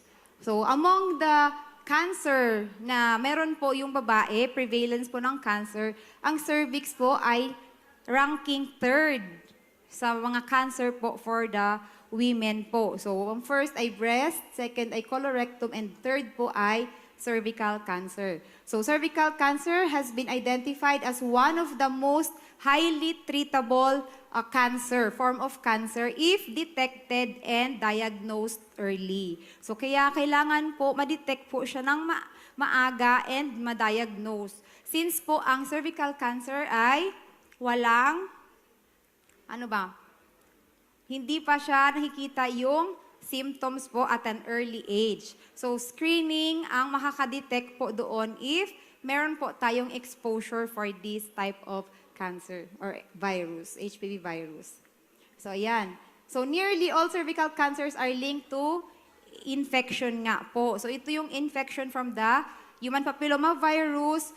So, these are transient and most common po nawawala naman po siya. Kaya lang, if persistent yung exposure natin dito sa infection na ito, sa virus na to, yun po yung nagli-lead sa cervical cancer. So, only HPV that persists can lead to cancer nga. And, ito naman po yung mga strain ng virus, HPV virus, ang very common po and nadidetect po na oncogenic. So, meron po maraming HPV virus. So, almost 100 po ata yung strains ng HPV virus natin. Pero yung pinaka-oncogenic po, ito yung common strain. So, we have HPV 16, 18, 31, 35, 39, 45, and 59. So, siya po yung pinaka-detected na oncogenic type. Yung HPV 16 and 18 account for 70% of cases globally. So, ang pinaka-common po doon sa HPV virus na strain ay yung HPV 16 and 18. And HPV 16 is the most oncogenic. So, among the HPV virus, yung HPV strain ng 16, yun po yung nadidetect na nagkukos po ng cervical cancer. So, on cervix, so HPV tends to infect cells in the squamous-columnar junction or SCJ or transformation zone or TZ. So, yung HPV strains nga po natin, yun din po yung ina-address natin sa HPV vaccination. Yun po yung content ng ating bakuna for the HPV. Yung nandoon po yung quadrivalent vaccine po natin, yun yung binibigay natin for free doon sa ating mga grade 4 learners or sa ating mga eligible population, target population natin for the HPV vaccination. Quadrivalent vaccine po yon. So, nandoon po yung 16, 18, 11, and isa po doon. Nakalimutan ko yung isang strain. Basta yung pinaka-common po doon sa 4, yun po yung nandoon sa quadrivalent na HPV vaccine. So, ang progression naman po ng cancer, di ba po, as explained sa atin sa mga sessions po natin, ang cancer po ay nagde-develop ilang taon. So, di ba, more than 10 years bago natin makita yung symptoms. So, for persons po na meron na natural immunity, so ibig sabihin okay yung immune system niya, wala siyang ibang sakit, hindi siya immunocompromised, nagpo-progress yung cancer 15 to 25 years. So, kung nabakunahan ngayon or hindi naman siya nabakunahan ngayon, after 15 to 25 years pa lang po makikita if magde-develop siya sa cancer. Kaya very important ang HPV vaccination kasi yun po yung nagpapaprevent para hindi po siya mag-develop sa cancer. So at early stage, at early years, di ba? At 9 years old, yun po ang pinaka-target natin kasi sila po yung mga bata na hindi pa exposed dapat sa sexual contact. Wala pang exposure to HPV virus. Kaya sila po yung ating tina-target na maprotektahan. So, pag immunity naman po ng isang tao ay mababa, so yung may mga STI infections or may mga persons living with HIV, may mga immunocompromised po tayo. So, ang nagde-develop po ang cancer doon, it takes 5 to 10 years, nagpo-progress po siya sa cancer. So, kung mababa po yung immunity ng isang tao, mas mabilis po mag-develop to cancer. Kung persistent po ang exposure niya to HPV virus. So, pre-cancerous stage provides an opportunity to prevent progression with effective treatment. So, yung ating cervical cancer naman po is very treatable if detected and diagnosed nga at an early stage. So paano po nadidetect ang cervical cancer? So, we have 3 methods, screening methods. So, ang first, we have the visual inspection with acetic acid or yung VIA po natin. Nakarinig na po kayo nito sa ating mga health centers. Nakapag-inquire na kayo sa mga health centers. So, meron po tayo dito, available po ito, given po ito sa ating mga health centers, yung VIA, or through the visual inspection with acetic acid. So, may mga trained na po ang DOH, Cancer Control Program. Ang program manager po ay si Ma'am Julie Granadino. So, nag-training po sila sa mga health workers po natin, sa mga health centers ng VIA po. So, pwede kayo mag-inquire sa mga health centers nearest you if available po or may trained po doon na health worker para makapag-avail po kayo nitong screening services. Next po ay the pap smear. So, ang pap smear naman po ay pwede po natin siyang ma-avail through our mga OB-GYNs, di ba? Ating mga doctors or sa mga hospitals na available po ang OB-GYN services, you can inquire and have your check-ups po dito. And next po is the HPV DNA. So, ito po yung isang method, very, tawag dito, effective po itong method kasi nakikita po niya through the HPV DNA testing. So, self-collection method naman po ito. Medyo mahal nga lang po siya compared to other screening services, screening methods. So, almost, di ko po sure yung current price na po ngayon. Pero from our last, nasa almost 8,000 ang per screening po ng HPV DNA. And every 5 years po siya pwedeng i-check.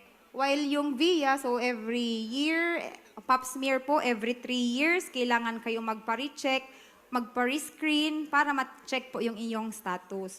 Yung HPV DNA ay every 5 years. So that's for the cervical cancer screening methods.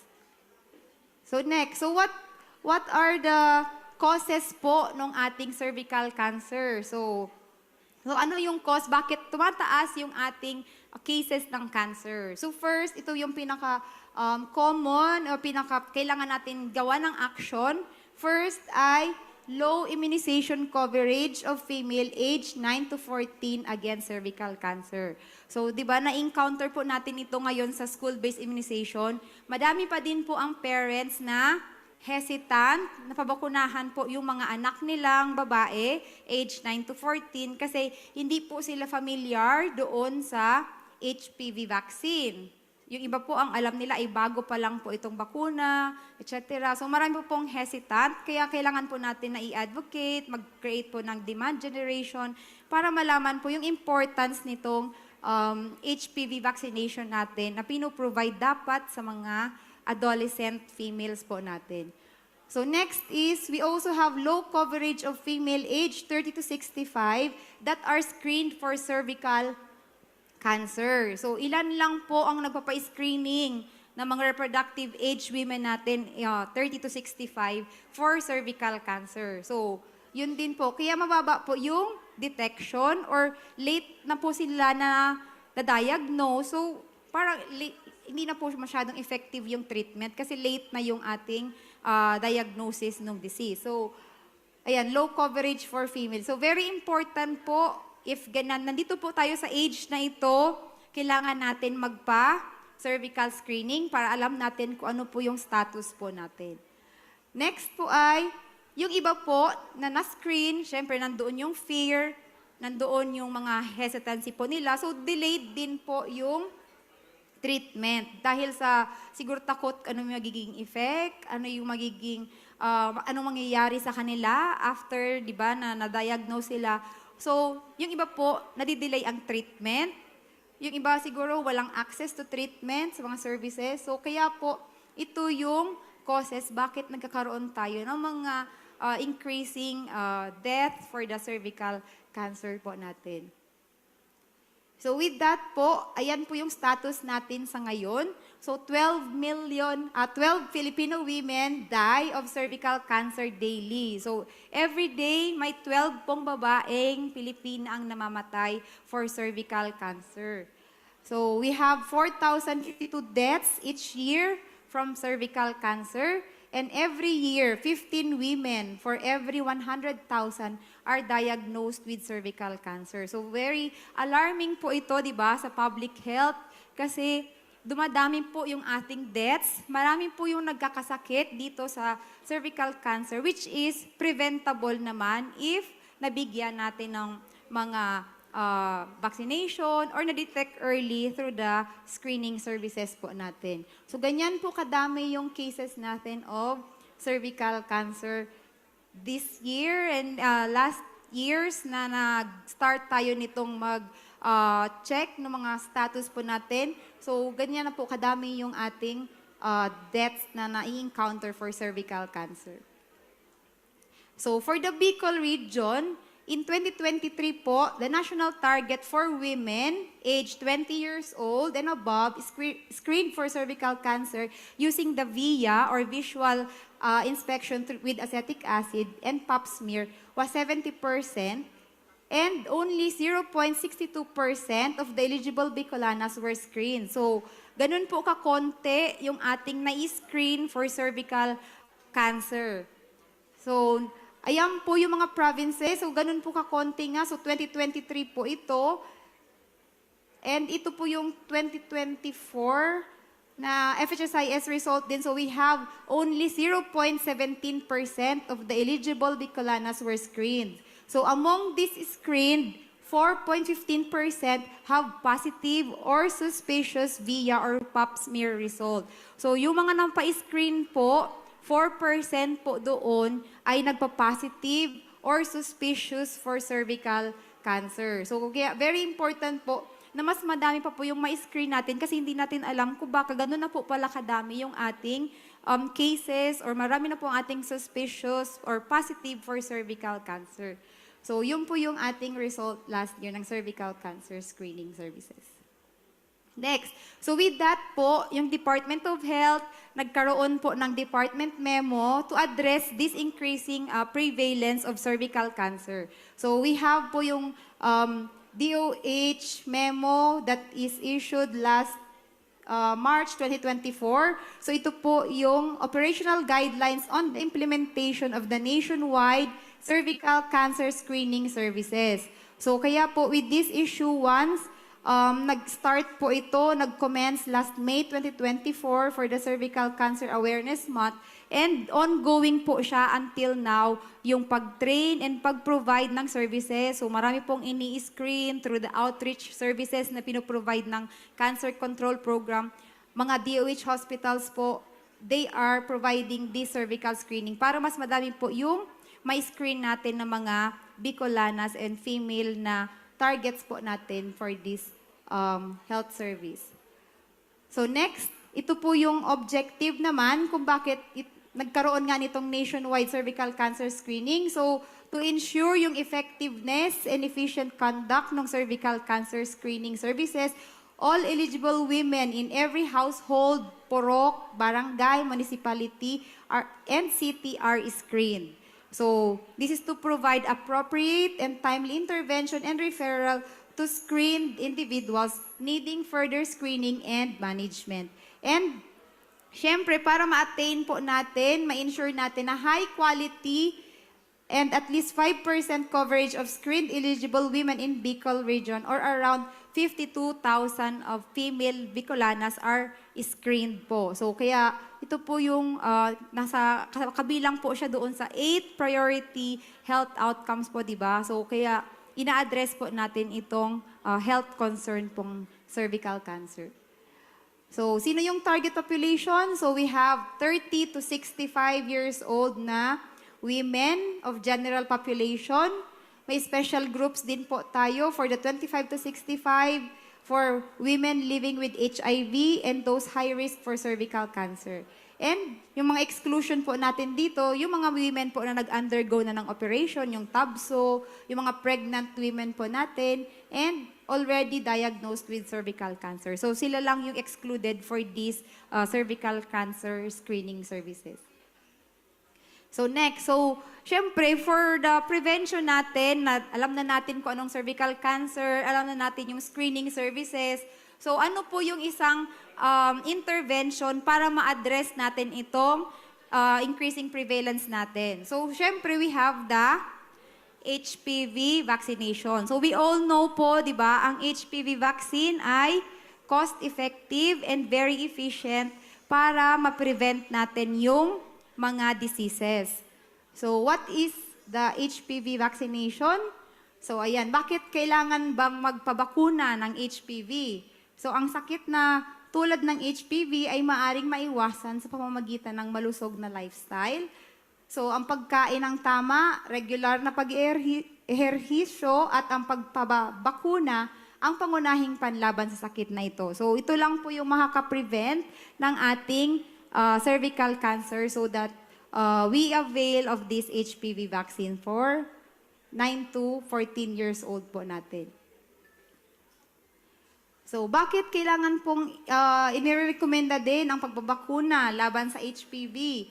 So alam na nga natin, di ba, kung hindi pa naman expose yung bata, wala pa siyang exposure for this HPV virus, ito lang po yung makakatulong po sa kanya para hindi po siya maka-acquire nitong HPV virus. So, kailangan po, bago siya ma-expose dito sa infection, magkaroon na po siya ng protection for this, with this HPV vaccine. So, for the last year na implementation natin for the HPV, meron tayong provided na sub-SBI vaccine po natin, di ba, na HPV. So, ito yung ating accomplishment report for last year. So, we have, ang total number natin na grade 4 vaccinated children ay, for the HPV-1, we have 47,801, equivalent to 74.88%. And yung HPV-2 naman po natin ay 381, equivalent to 0.60%. So, sa buong region na po ito na coverage natin for the SBI last year. And for this year po, ayan, so as of October 28 na extracted data, we have for the HPV, ito pa lang po yung ating coverage. Since nga po, di ba, yung in-expect natin na HPV vaccine ay hindi pa po dumating for this year. So, kaya po ang ginagawa po ng mga health centers natin sa ngayon, kung ano po yung natira nilang vaccine last year, last school-based immunization, yun po yung inuubos po nila. So, for this po, we have Camarines Norte po yung pinakamataas natin na coverage for the HPV vaccination. So, followed by Naga City with 32%, Albay with 26%, and I mean Camarines Sur with 29, Albay with 26, and Masbate 24, Sorsogon 15%, and Catanduanes with 4.55%. So ito yung extracted report sa VACTRAC na report po natin for the HPV, SBI vaccination po natin. So, ayan. So, saan ba makukuha yung bakuna? Libre ba ang bakuna natin? And paano ko maiiwasan ng sakit? Ligtas at epektibo ba ito? So, ito yung laging katanungan po sa atin, di ba? Ng ating mga target population or yung mga target natin na bigyan nitong services. So, libre ang ating mga bakuna. Pwede po itong makuha sa mga health centers. And sa ngayon po, di ba, meron po tayong school-based immunization. So, sa mga schools po, dinadala yung ating bakuna. So, ang schedule po ay, ang alam ko po, nakikipag-ugnayan naman sa inyo ang mga health workers natin for the schedule ng school-based immunization. If hindi po na-capture sa mga schools, yun po yung pinupuntahan ng mga health workers sa community. Doon po sila nagma-map up, nagka-catch up immunization dito po sa mga hindi po nabakunahan natin sa mga bata sa schools. So, again, libre po yung ating vaccine. So, maswerte po ito mga grade 4 natin na target natin sa ngayon kasi libre po yung vaccines na binibigay natin. Kesa kung i-avail po ito nila private, di ba? Magkano po ang per dose ng HPV vaccine? So, napakamahal po. So, kaya po sana if dumating na po yung ating supply ng vaccines, HPV vaccine, sana 100% po natin yung target natin na population sa schools. Ayan. So, a clarion call. So, Global Women's Cancer Target. So, we have ang WHO Global Cancer Elimination Strategy. We have the 90-70-90. So, 90% all target female po natin for HPV vaccination is vaccinated by age of 15 years old. So yun po yung ating strategy na bago po dumating ng 15 years old or at 15 years old, dapat 90% ng ating eligible targets 9 to 14 ay vaccinated po sila ng HPV.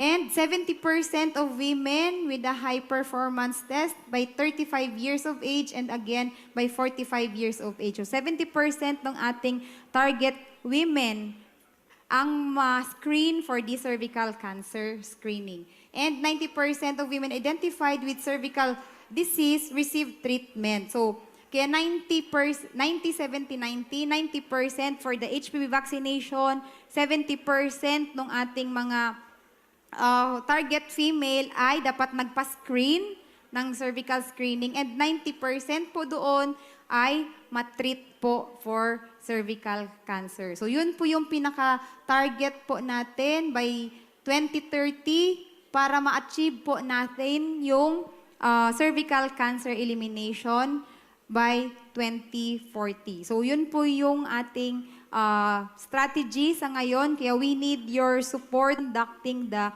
school-based immunization, the HPV vaccination, and also for the screening services para ma-achieve po natin itong target and eventually po ma-lessen po natin and ma-eliminate po yung deaths from this cervical cancer which is very treatable and preventable po.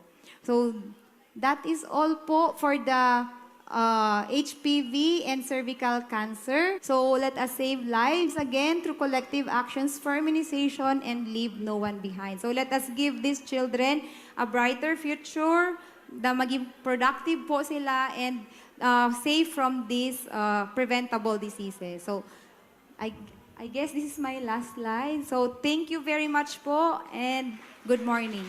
Ayan, thank you so much, Ms. Nolial, for that very insightful discussion. We truly appreciate your valuable information for today. So, we understand that it's about lunchtime, partner. Yes po. Oo, saktong-sakto pagtapos si Ma'am. And alam ko na lahat tayo dito, hindi lang naman tayo, no? Lahat tayo dito is gutom na. Gutom na po ba kayo? Yung totoo po, gutom na po ba kayo? Huwag pong mahiyang sumagot. Gutom na po ba? Okay. dahil gutom na sila, i-bless na natin yung food. Okay, tayo po tayo. So we will be blessing the food. And also, naka-buffet service po tayo sa likod. So, bale, kung sino daw po yung pinakamalapit sa buffet station, sila na po yung pwedeng unang pumila. Opo, Ayan, parang medyo may advantage lang po yung mga nasa dulo. likod. Okay, let's all stand up and i-bless na po natin yung pagkaing magiging kalakasan ng ating pangangatawan. In the name of the Father, and of the Son, and of the Holy Spirit. Bless us, O Lord, in this thy gift, which we are about to receive from thy bounty. Through Christ our Lord, in the name of the Father, and of the Son, and of the Holy Spirit. Amen. Ayan, again, we have 2 stations for the buffet lunch. So, bale, yung iba, while waiting, we have also HIV booth testing sa labas and yung ICS materials. So, pwede nyo pong i-visit yung booth natin.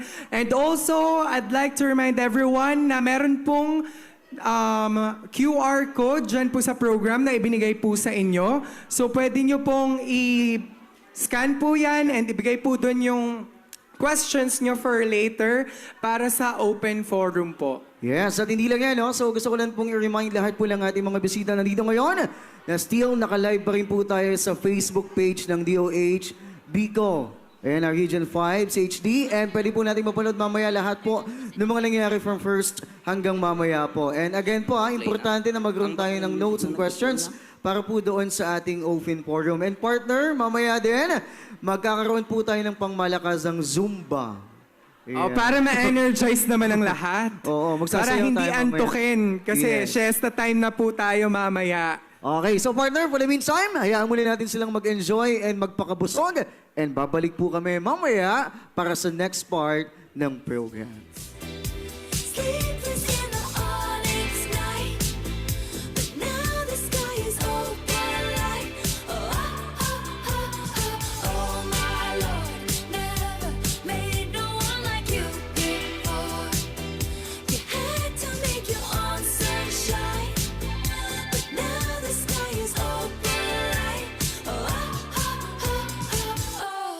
Couldn't understand it, why you felt alone. You were in it for real. She was in her phone, and you were just a pose. And don't we try to love, love? We give it all we got. We finally left the table, and what a simple thought. You're starving till you're not.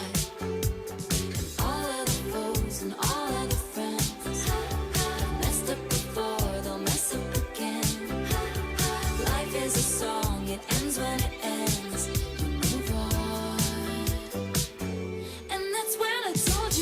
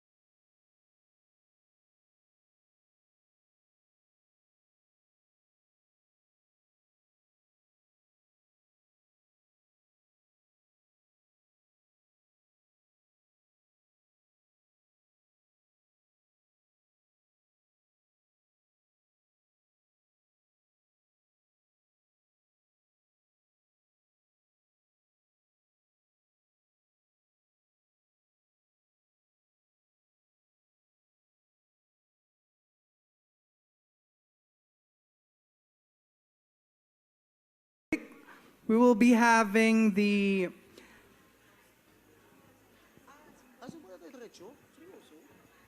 Seryo?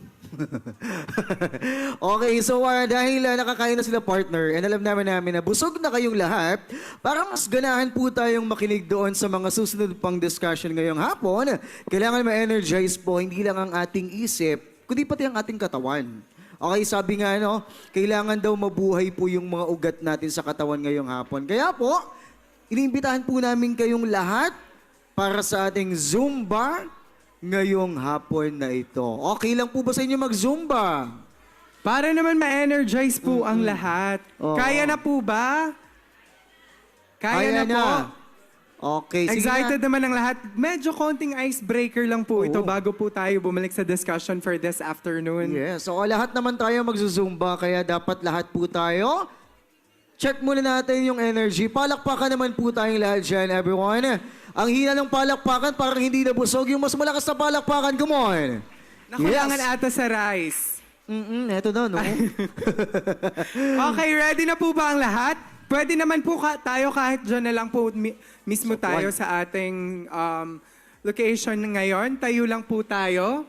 Tara, tayo na po tayo. Para makapag-start na po tayo for our discussion this afternoon. Alam po namin na excited na po kayo sa mga susunod na topics for this afternoon. Pero konting sayawan lang po muna tayo. Yes, importante kailangan gumalaw-galaw tayo kasi medyo malamig na dito sa loob ng venue. And again, hindi lang po yung ating sila ma'am sir from medical tapos from DepEd.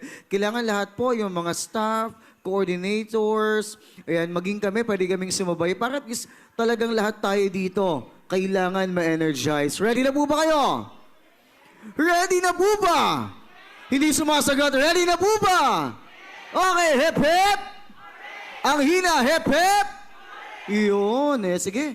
Partner, pakilala mo na. Tawagin na po natin ang ating instructor for this afternoon. Uy, masaya to. So, Zin Cora, Zin Ella. Masaya to. Ay, palakpakan nyo naman si ma'am. Partner, sasayaw tayo dito. Ayan. Okay, nag-request si ma'am. Kailangan niya daw ng 2 backup. Sino mo magaling sumayaw sa mga bisita natin dito?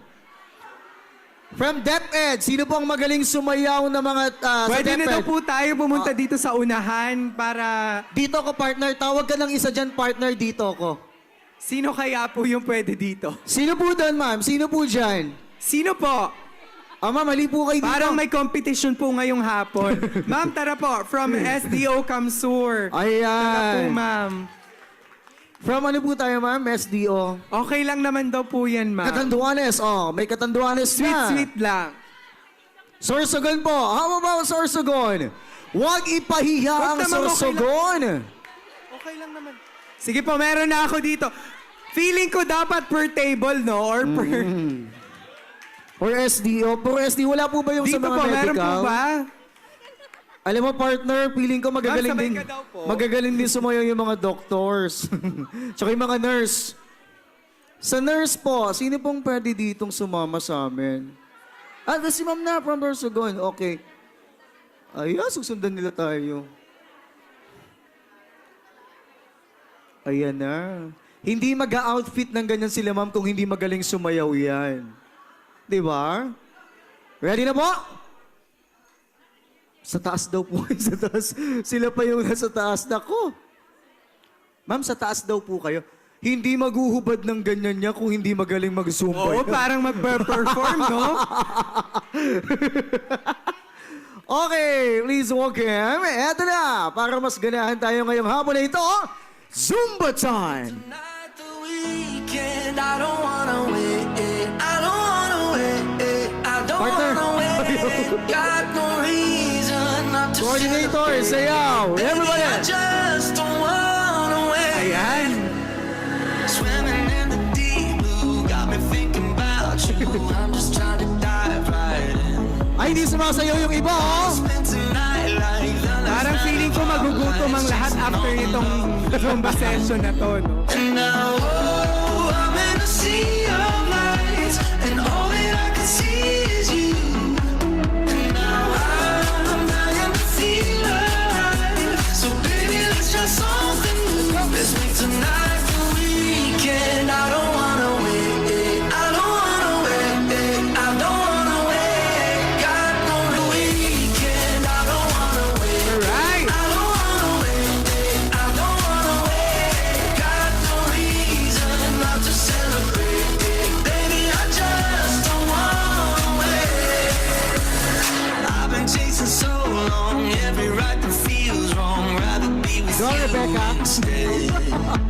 There's something Sabay na sabay ka dyan, ah. got me seeing so clear, rainbow colored skies ahead. Now, oh, I'm in a sea of lights, and all that I can see is you. And now I'm dying to feel alive. So baby, let's try something new. Let's make tonight the weekend. I don't wanna wait. I don't wanna wait. I don't wanna wait. Got no reason not to celebrate. Baby, I just don't wanna wait. Tonight's the weekend. I don't wanna wait. I don't wanna wait. I don't wanna wait. Got no reason not to celebrate.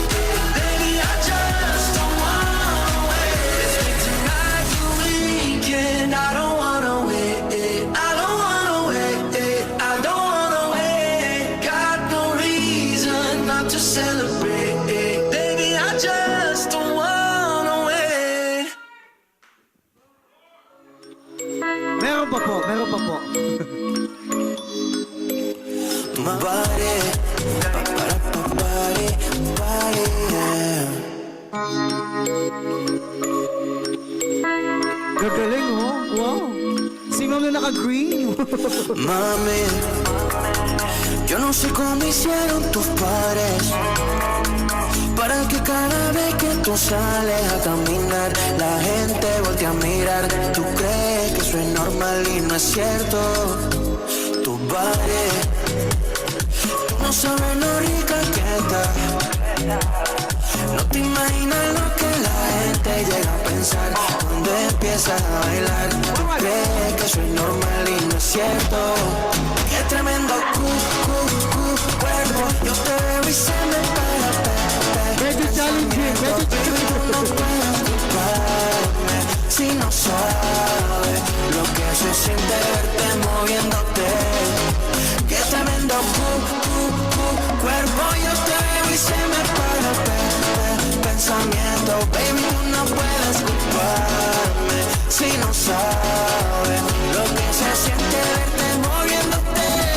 Ellas quieren tu cuerpo y ellos tu boca. No te das cuenta como a todos provoca. Estás divina y no lo sabes, no sabes, no sabes. Eres un 10 y no lo sabes, no sabes, no sabes. Mami, tú llegas y empieza el party, te invito a un trago. Tú te ves cara como un Bugatti que yo no haría por ese party, yeah.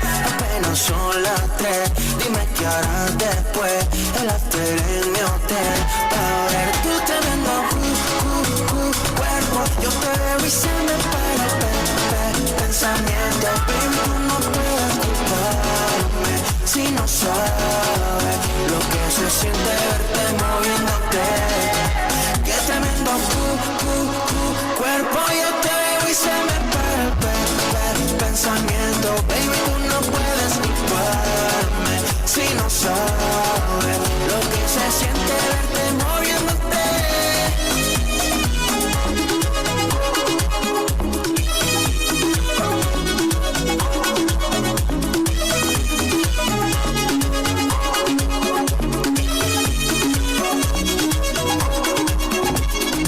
Qué tremendo cuerpo. Yo te veo y se me para pensamiento. Baby, tú no puedes culparme si no sabes lo que se siente verte moviéndote.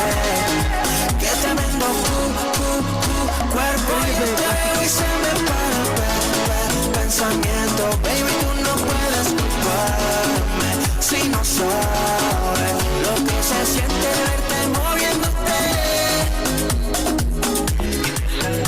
Es el party como un Bugatti.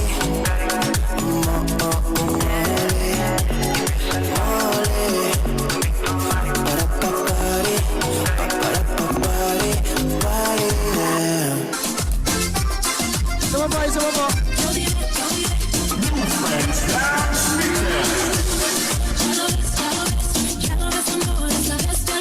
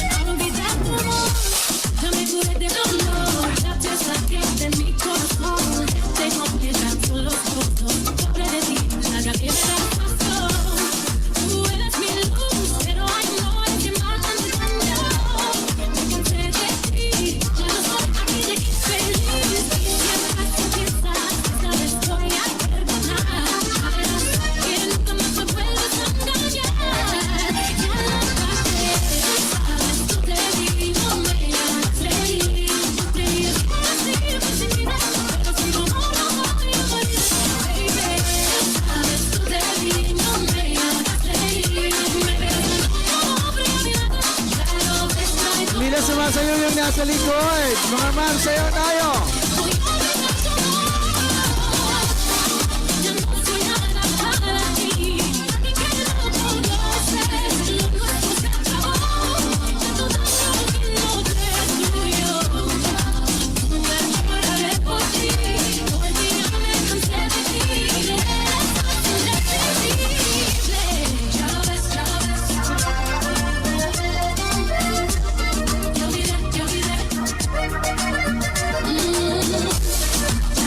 Okay, habang sumasayaw po, dapat nakasmile kasi kitang-kita po kayo ngayon sa Facebook Live ng DOH Bicol 5. Smile pa, smile, smile, smile! Everybody!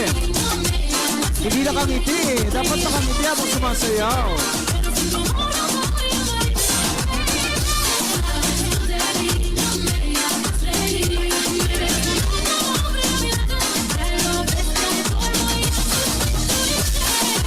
Higher, higher, go!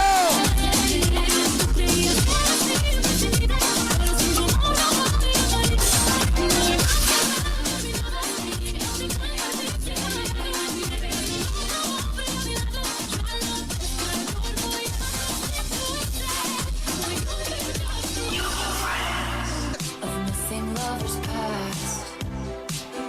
My brother used to call it Ay, maganda to. Partner! eating out of the trash. It's never gonna last. I thought my house was haunted. I used to live with ghosts and all the perfect couples. Said when you know, and when you don't. And all of the foes and all of the friends have seen it before, they'll see it. Life is a song, it ends when it ends. I was wrong, but my mama told me it's alright. You were dancing through the lightning strikes, sleepless in the onyx night. But now the sky is open light. Oh, I had to make your own sunshine. But now the sky is open light. Oh, you couldn't understand it, why you felt alone. You were in it for real. She was in her phone, and you were just a pose. And don't we try to love, we give it all we got. We finally left the table. And what a simple thought, you're starving till you're not. And all of the foes and all of the friends messed up before, they'll mess up again. Life is a song, it ends when it ends. Move on. And that's when I told you it's alright. You were dancing through the lightning strikes, sleepless in the onyx night. But now the sky is open light. Oh my Lord, never met no one like you before. You had to make your own sunshine. But now the sky is open light. This is just a storm inside a teacup. The shelter here with me, my love, under like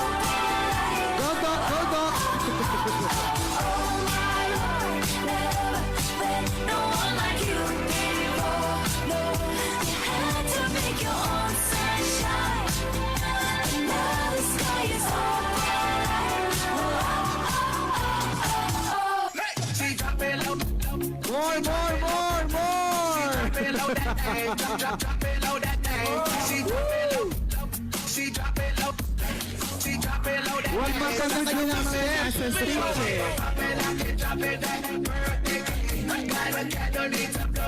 Pump and push na!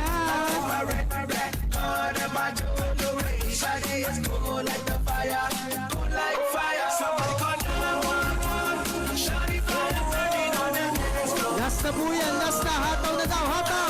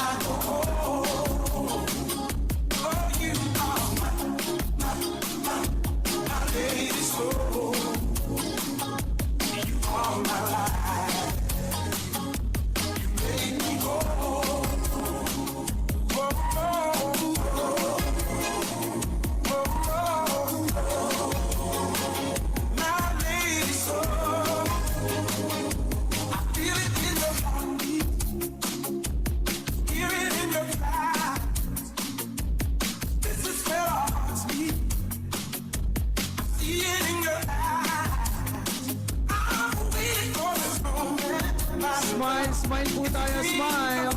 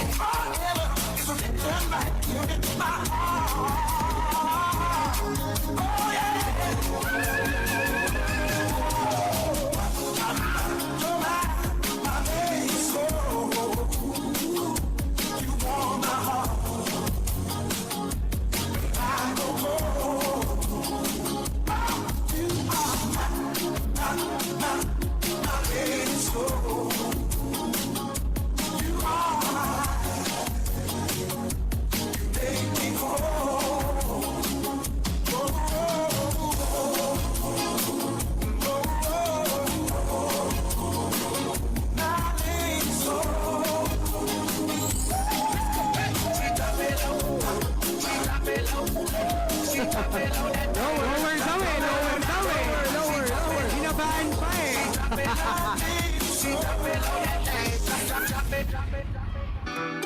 Ayan! Yes! Maraming salamat po sa ating participants. Oh, wait lang mo. Picture daw po. Picture. Ma'am, sama po kayo, ma'am. Dito kayo sa unahan kasama. So, bale, since, karoon po tayo ng konting Zumba dance for this afternoon, may a-awardan po tayo mamaya na Best Dancer. Oo. Bukod sa tatlo, ha? Bukod sa tatlo. Parang meron po kasing nakita dito sa unahan eh. May talagang humataw. Gusto pong pumaunahan. Nagbigay todo. Smile po tayo, smile. Pitingin po dito sa camera. Ready? Tayo po tayo lahat. Tayo. Ayan. Grabe. Wala namang hiningal. Ang babata pa nitong mga to sila, ma'am. May hiningal po ba? Hindi ako nakasaya. Oh, ibig sabihin healthy. Wala daw hiningal pero yung sigaw, wala. Feeling ko dapat isa pa, no? Ang galing nila lahat. Palakpakan nyo naman ang inyo. At least, di ba, pinagpawisan tayo. And Importante yan na gumalaw-galaw tayo. O, di ba? Ngayon, mas ready na po tayo, hindi lang no, physically, mentally. Talagang buong katawan natin ready nang makinig doon sa mga susunod pa nating discussion ngayong hapon part. So now, diretso na po tayo sa ating next discussion. May I call in the head of the Health Promotion Unit of DOH Bicol Center for Health Development to discuss the NIP 101.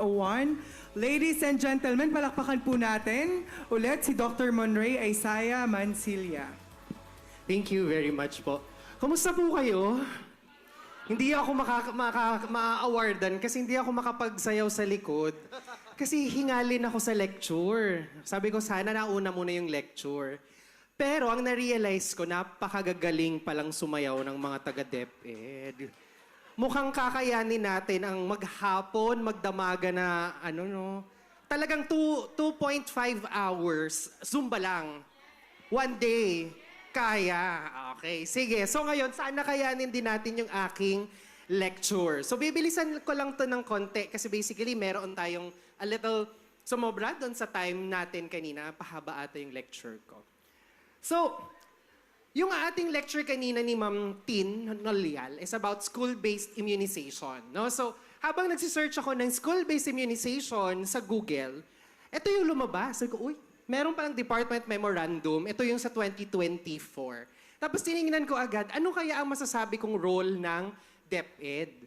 So dito nakalagay, under section G, number 3, hinighlight ko na nga conduct health, education, and promotion activities to parents and students to advocate immunization, and of course, in collaboration yan doon sa ating pong local government units. So sabi ko, okay, for most probably, aware tayo at nasa isang, naka-level tayo that lahat po tayo, ang goal is mag-conduct talaga ng health, education, and health promotion.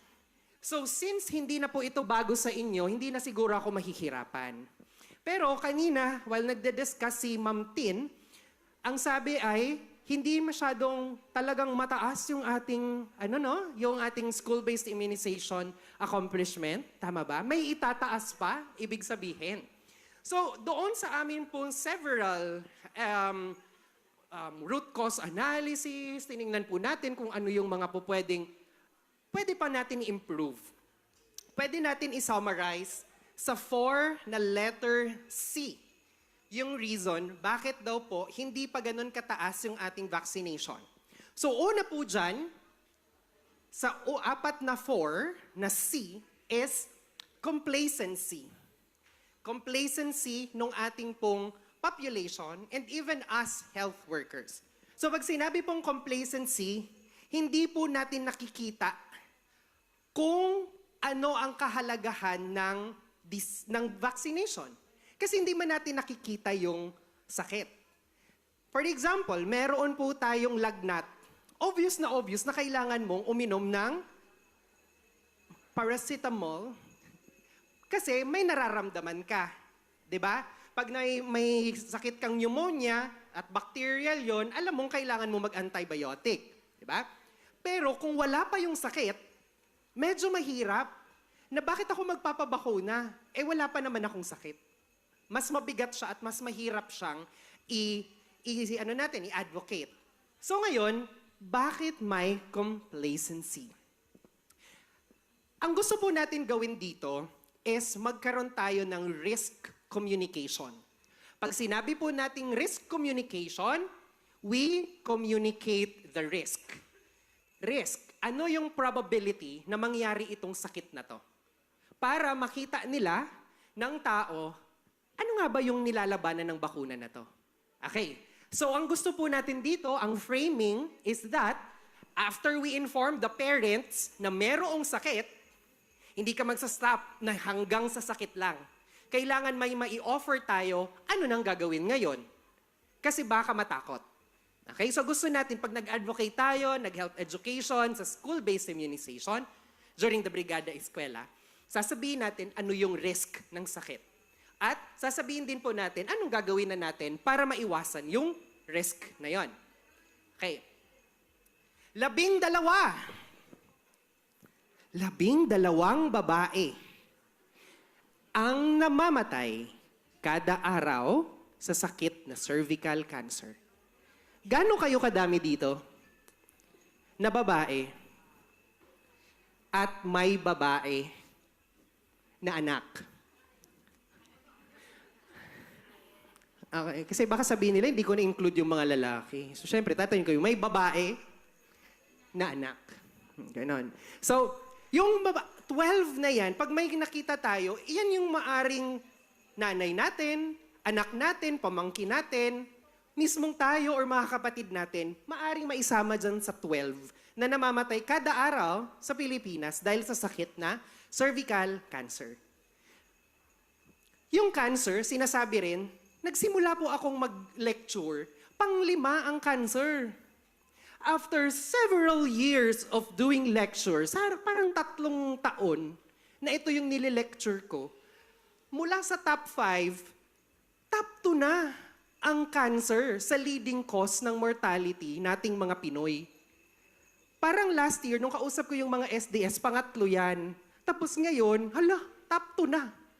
So, ang joke ko nga niyan, pag mga ka-close ko lang naman yung mga makukulit kong pasyente, sige, mamili kayo. Ano dyan sa 3 ang gusto mong isusulat ko? Kapag tayo ay, for example, ayaw mong sumunod sa amin. O, sige, pili ka dyan. Gusto mo bang ang isulat ko sa death certificate ay ischemic heart disease, neoplasm, or cerebrovascular disease? Again, biro lang yon.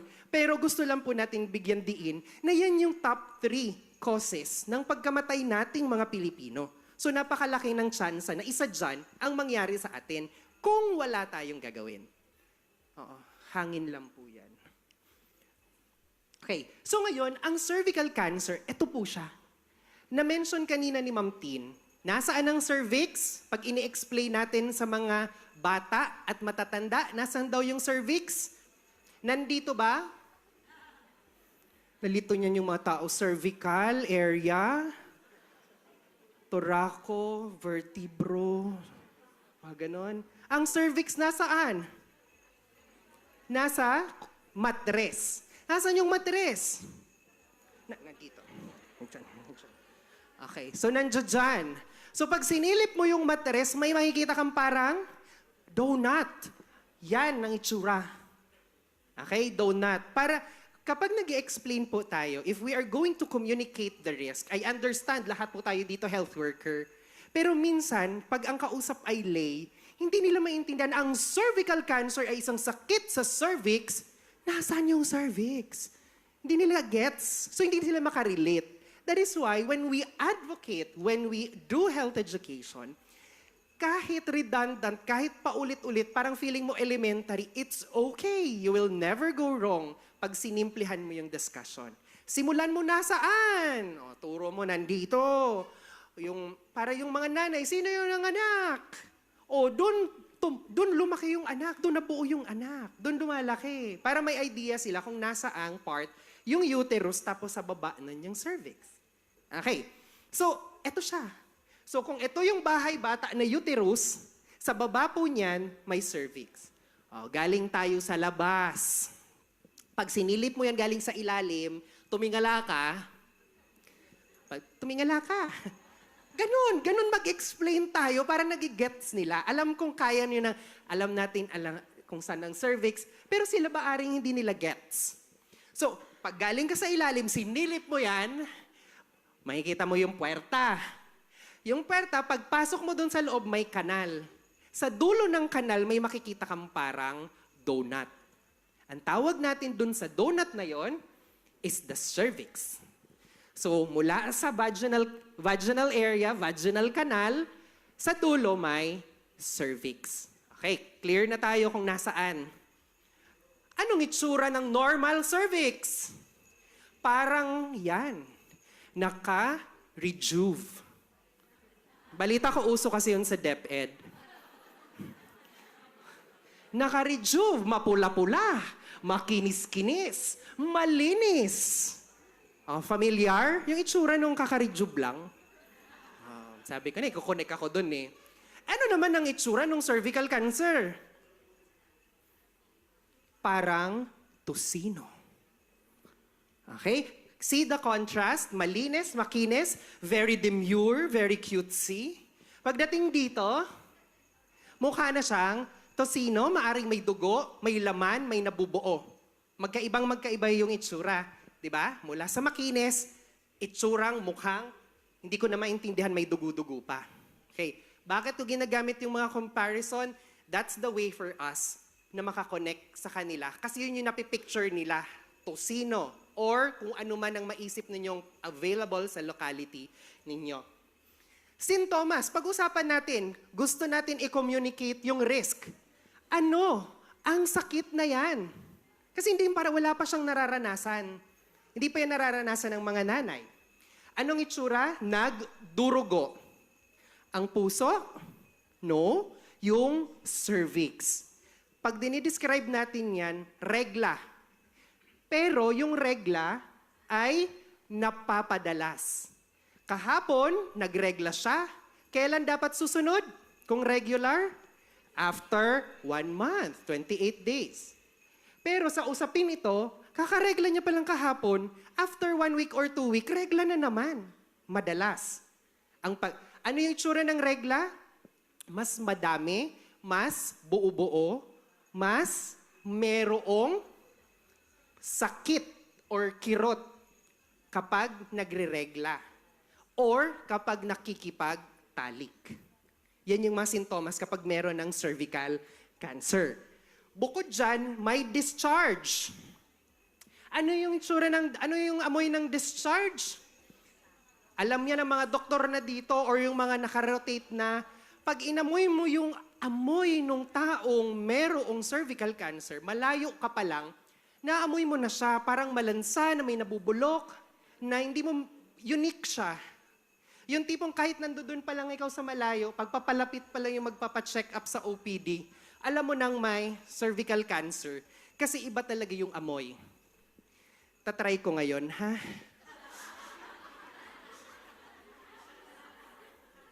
Hindi ko sure. Parang, di ko talaga sure. Okay, pero naaamoy talaga siya. Totoo. Kasi unang nasa OPD kami sa hospital, marami kaming social service patients. Halos araw-araw, nag-a-assist kami ng ganyan sa operation. So, alam na namin yung amoy. Kahit malayo pa, cervical cancer na naman yan. Ganon kami. Okay? So, kakaiba yung amoy, may discharge, na parang may nana, na may kasamang dugo, na may kasamang nabubulok. Again, very long discussion.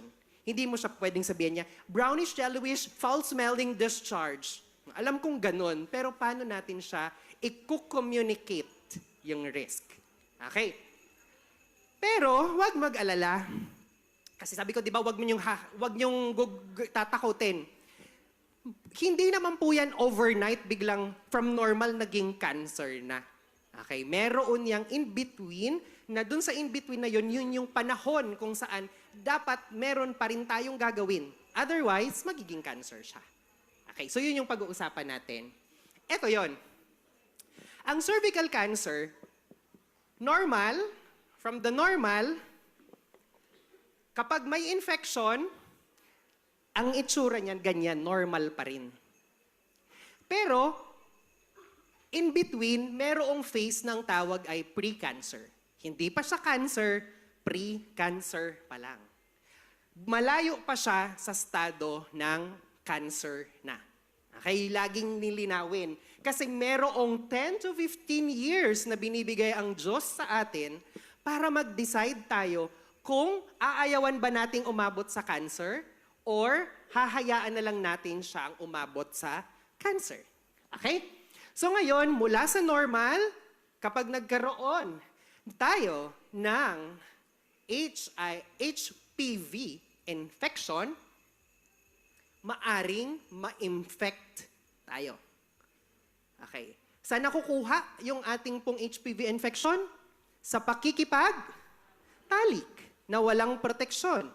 Yung ang dami-dami mong katalik, pwede yun. That's a risk factor. Okay. Yung katalik mo isa lang, pero yung siya, madami. Risk factor ulit yun. Naninigarilyo ka. Risk factor. Or hindi ka naninigarilyo, yung asawa mo naninigarilyo, ikaw ang tagalanghap. Risk factor. Okay? So yung madalas at mapatuloy na maaga kang nagbuntis, risk factor. So napakadaming risk factor para sa sakit na yan. So kapag nakikipagtalik po, nagkakaroon ng gasgas. Maaring magkaroon ng gasgas. So mula dito sa kwelyo ng matres, this is the cervix, pag nagkaroon ng tsansa na umabot or anywhere there, pwede po kasing maihawa. I am not saying, again, I'm not saying na galing yan sa lalaki. Maaari yan galing sa lalaki, napunta sa babae, babae na ilipat sa lalaki, or other way around. So, pwedeng makuha anywhere. There are even studies now na nakukuha natin ang HPV mula sa mga toys. The S toys, hindi ko pwedeng sabihin kasi naka-live ako. Okay. Alam nyo na yon. Okay? So ngayon, after na ma-infect yung ating pong cervix, makapasok doon yung ating pong HPV infection, magkakaroon ng mutation, magkakaroon ng pagbabago doon sa selula.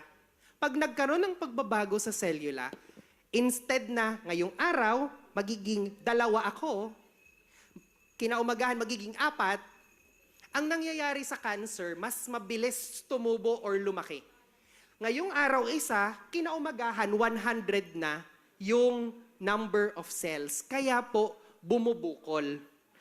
Nagbago yung abnormal cells, yung pre-cancer, ganyan. Dumami yung cellula. Alam niyo po ba kung ano ang itsura ng HPV infection kapag nasa cells? Ang normal na term namin dyan ay kulugo. Kulugo. Warts. Ang gagaling. Warts. Yung warts na pwedeng tumubo anywhere in your body, kapag tumubo yon sa cervix or sa kwelyo ng matres, yan yon. At kapag hindi natin yan nasolusyonan, ang mangyayari magiging siyang cervical cancer.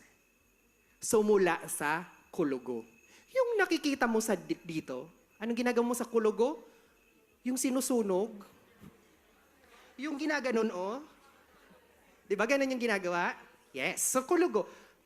Yung ginaganon pag nagpapaderma kayo, yung paglabas mo ang dami mong nunal, tapos bawal maligo ng 3 days. Kulugo din yun. Napakaraming cause ng kulugo, iba-ibang strain. Nga lang yung strain 16 and 18 na na-mention ni Ma'am Tin, yun yung nagkakos ng cervical cancer. Pero sabi kanina, 100 strains ito. Iba-iba yung pwede niyang tubuan. Okay?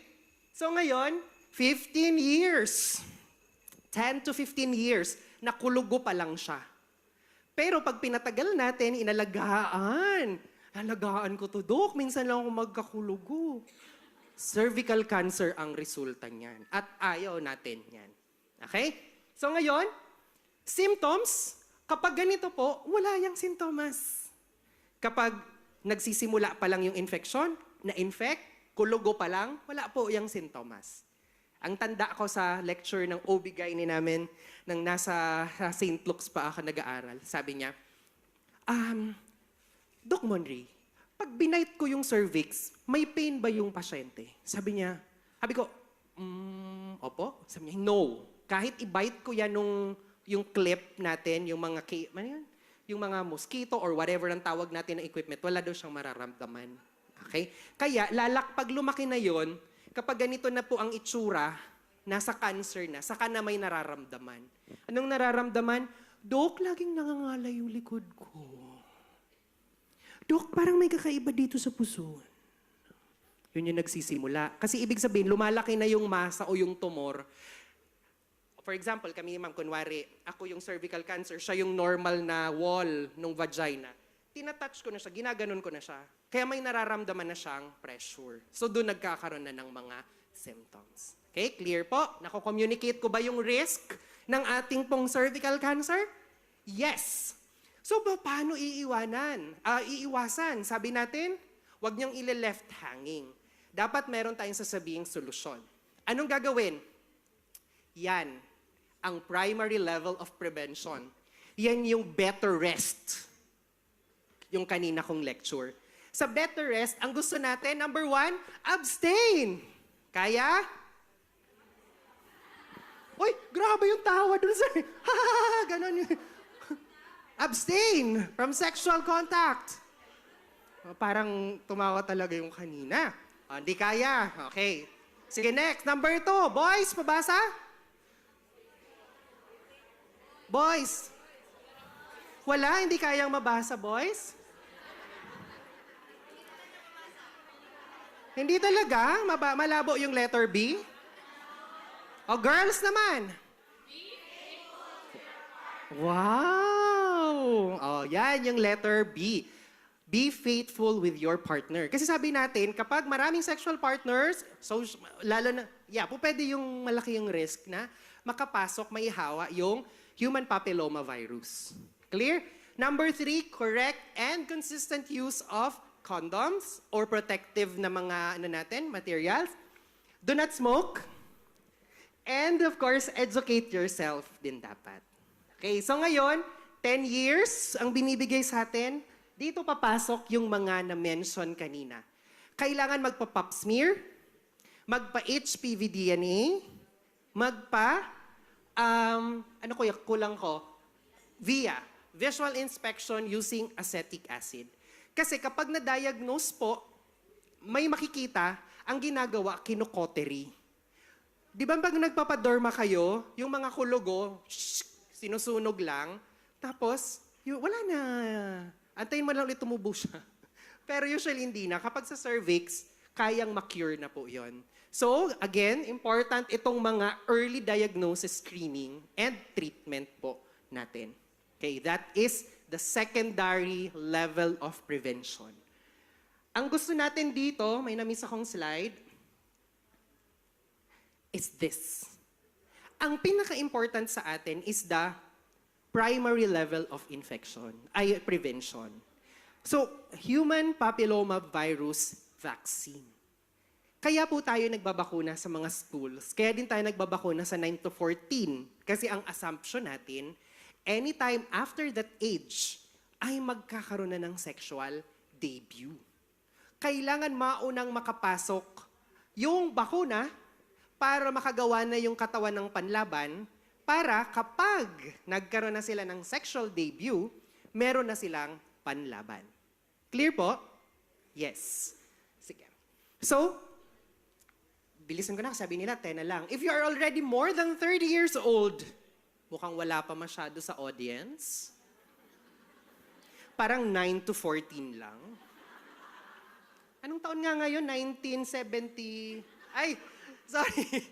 So, kapag kayo ay 30-year-old and above, ang message natin is get screened. Magpa-screening. Mamili dun sa 3. Libre po yan.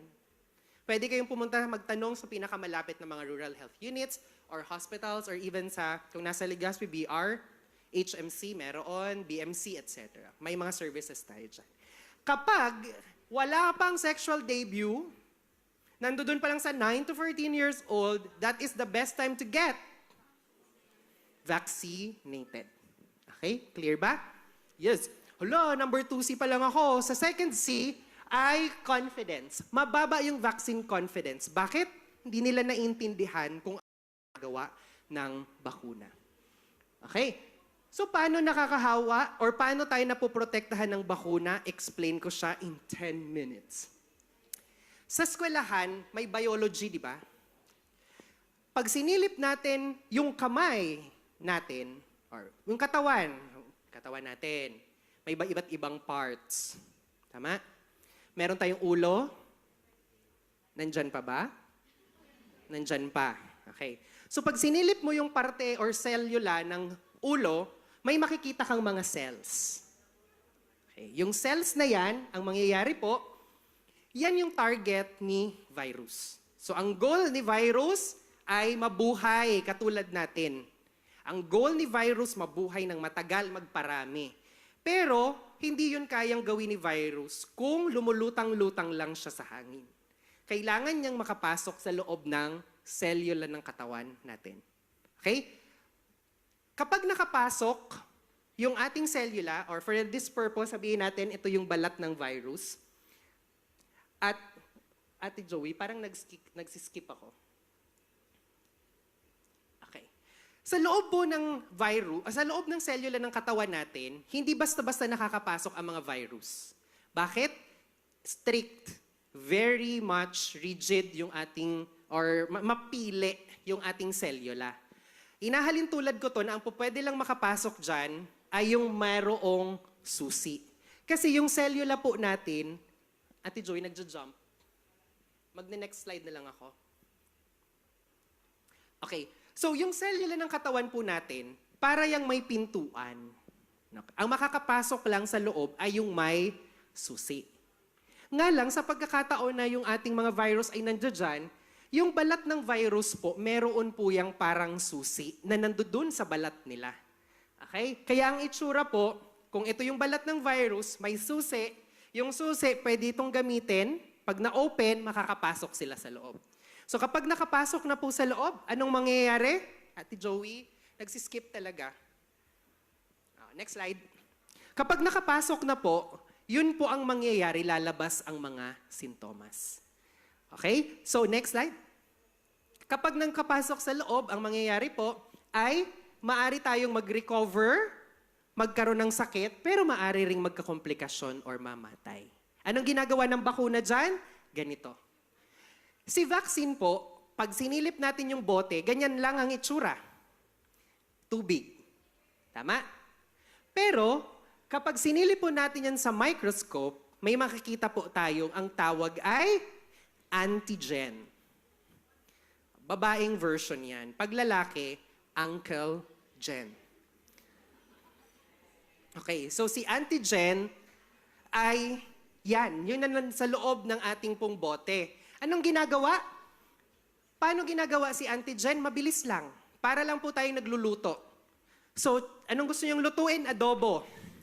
Pag nagluto ka ng adobo, ang first ingredient na bibilin mo, adobong chicken, ay chicken. So si chicken, ang gagawin po natin, kapag tayo ay magluluto, lalagyan natin ng mga ingredients, susunugin, lulutuin. Correct? Tama. Ganon din po ang ginagawa natin sa vaccine.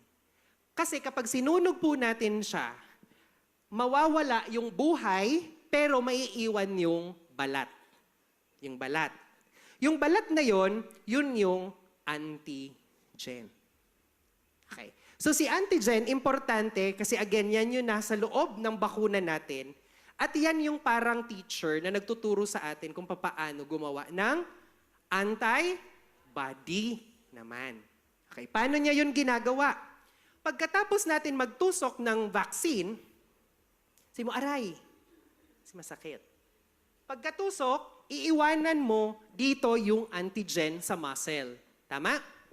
Sa loob ng muscle po, meron diyang mga cells ng katawan para silang mga pulis, tanod, na kapag may nakita na hindi nila kakilala, non-self, magtatawag sila ng backup. So pag nagtawag na po ito ng backup, dadami sila. Yung isa po dyan na cell, kayang gumawa ng antibody. Yung isa po dyan na cell, kaya pong kumain. Mahilig din po yung cell na yun mag-attend ng, grabe, sabi ni ma'am, seminar daw. Oh, wala naman akong sinabing ganon. Okay, so yung isang cell yun lang magaling. Ang tawag ko dyan, chemist. Yung isang cell, ang kaya niyang gawin, kikilalanin niya yung balat, at mula sa balat, gagawa siya ng antibody. So si antibody, anong silbi? Itong letter Y na yan, ano ang silbi niyan? Ang silbi po niyan ay ganito. Okay. Matapos the whole of the vaccination, ang result lang nila, maa-add lang sa grupo nila yung Y, which is the antibody. Pero ang tanong, okay na ba yon? Yes, that's okay. Nagawa na nila yung role nila. May iwan ba yung antigen sa loob? No. Bakit? Kasi kakainin na po yun nung laging nag-a-attend ng, hindi. Okay, kakainin na po yon. Tapos, paano tayo pinoprotect ng vaccine? Ate Joey, sorry, nagpapara-skip. Kapag tayo po ay totoo ng nas-expose, kanina kasi balat lang, di ba? So kung kanina ang gusto kong gawa ng bakuna ay polio, ang main ingredient ko ay polio. Sisirain, lulutuin, ilalagay yung antigen sa loob ng bakuna. Kasi yun yung kailangan para makilala tayo ng katawan, makagawa ng antibody. Yung iba natatakot pag sinasabi ko yun, ha? Sabi niya, Dok, mabubuhay pa ba yun? Ang sagot ko, bakit kapag nagluto ka ba ng adobong chicken, mabubuhay ba yung chicken? Okay, so hindi na po yun mabubuhay. Okay? So, kapag nandun na tayo, nakapasok yung virus na totoo sa loob ng katawan po natin, anong sasabihin ni cell? Wait, meron akong pintuan, mapili ako, hindi lahat makakapasok sa akin. Sabi ni virus, wait. Sabi ni HPV, wait. Meron akong susi, pwede akong makapasok. Sabihin naman ng katawan natin, meron akong chief of police, magtatawag yan ng backup. Pag sabi ng chief of police na backup, yung chemist, sasabihin, wait, parang kilala ko na to. Nakita ko na to yung mukhang to sa seminar. Natulog lang to eh. Natulog lang to nung time na yun, yung balat na to. Tapos, ang gagawin niya, dahil kilala ko na to, kaya ko nang makagawa ng antibody. So, anong gagawin ng antibody na letter Y na yan? Yung susi, didikit lahat ng antibody. To the point na masicircle niya yan lahat. Ang tanong, kapag yung susi ninyo, nilagyan ko ng glue, yung black na glue, yung pangdikit, or kahit na lang bubble gum, tapos sinusi ko siya sa pintuan, mabubuksan ba yung pintuan? No, mahihirapan tayo. Kaya, nangyayari, kapag tayo ay vaccinated, ang term dyan in medical term, neutralize. Na-neutralize niya yung virus. Hindi na yun makakapasok sa loob ng cell. Kaya instead na magkaroon tayo ng chance ng komplikasyon, disability, or death, kapag nauna, kailangan mauna si vaccine before pumasok yung virus or bacteria para habang nagpapadami pa lang yung bacteria sa loob, dumadami na yung letter Y na antibody. Hindi na po magkakasakit or mild symptoms na lang. Clear po yon? Kaya bakit tayo nagbabakuna ng 9 to 14? Kasi ang assumption, wala pang sexual contact sa mga time na yun. Yun yung safest. Yes, merong magsasabi sa akin, Doc, meron naman po eh. Oo, pero at least majority wala pa. Okay? So, pang-apat, yung vaccine confidence, hopefully through this one, masabi din po natin, matagal na po nag-exist ang ating mga vaccines. Since 2014, yung HPV vaccine, ginagawa na po natin yan. And wala tayong nare-report na major na mga komplikasyon matapos ang bakunahan. Even in private, binibigay po yan. 8,000. 8,000. 2 doses times 2, 16. So, malaking tipid kapag nabakunahan na natin yung mga estudyante habang nasa school pa lang. So now, let us calculate the risk. Ito na lang. Last ko na lang to. Sorry, ma'am, 5 minutes. Yung iba ayaw magpabakuna or mismong tayo ayaw natin magpabakuna kasi baka masisi tayo, di ba? Kasi kapag katapos daw ng bakuna, magaling yung estudyante mo, walang lagnat, walang sakit. Pero pag tinusukan mo, the following day may lagnat. Tama? Tama. So, lagnat. Anong gamot sa lagnat? Galing. Paracetamol. Magkano ang paracetamol? Galing. Pati presyo alam. Perfect. So ngayon, timbangin natin. Paano pag nagka-cancer yung estudyante ninyo? Na nung time na kayo yung nurse doon, ayaw niyo sabihin, kuya mo pa ba kung takot yun. Hindi tayo nag-double time na, okay guys, magpabarakuna kami lahat. Tapos after 15 years, nagka-cancer yung mga estudyante natin. Oh, sinong may kasalanan ngayon? Sila. Bakit tayo?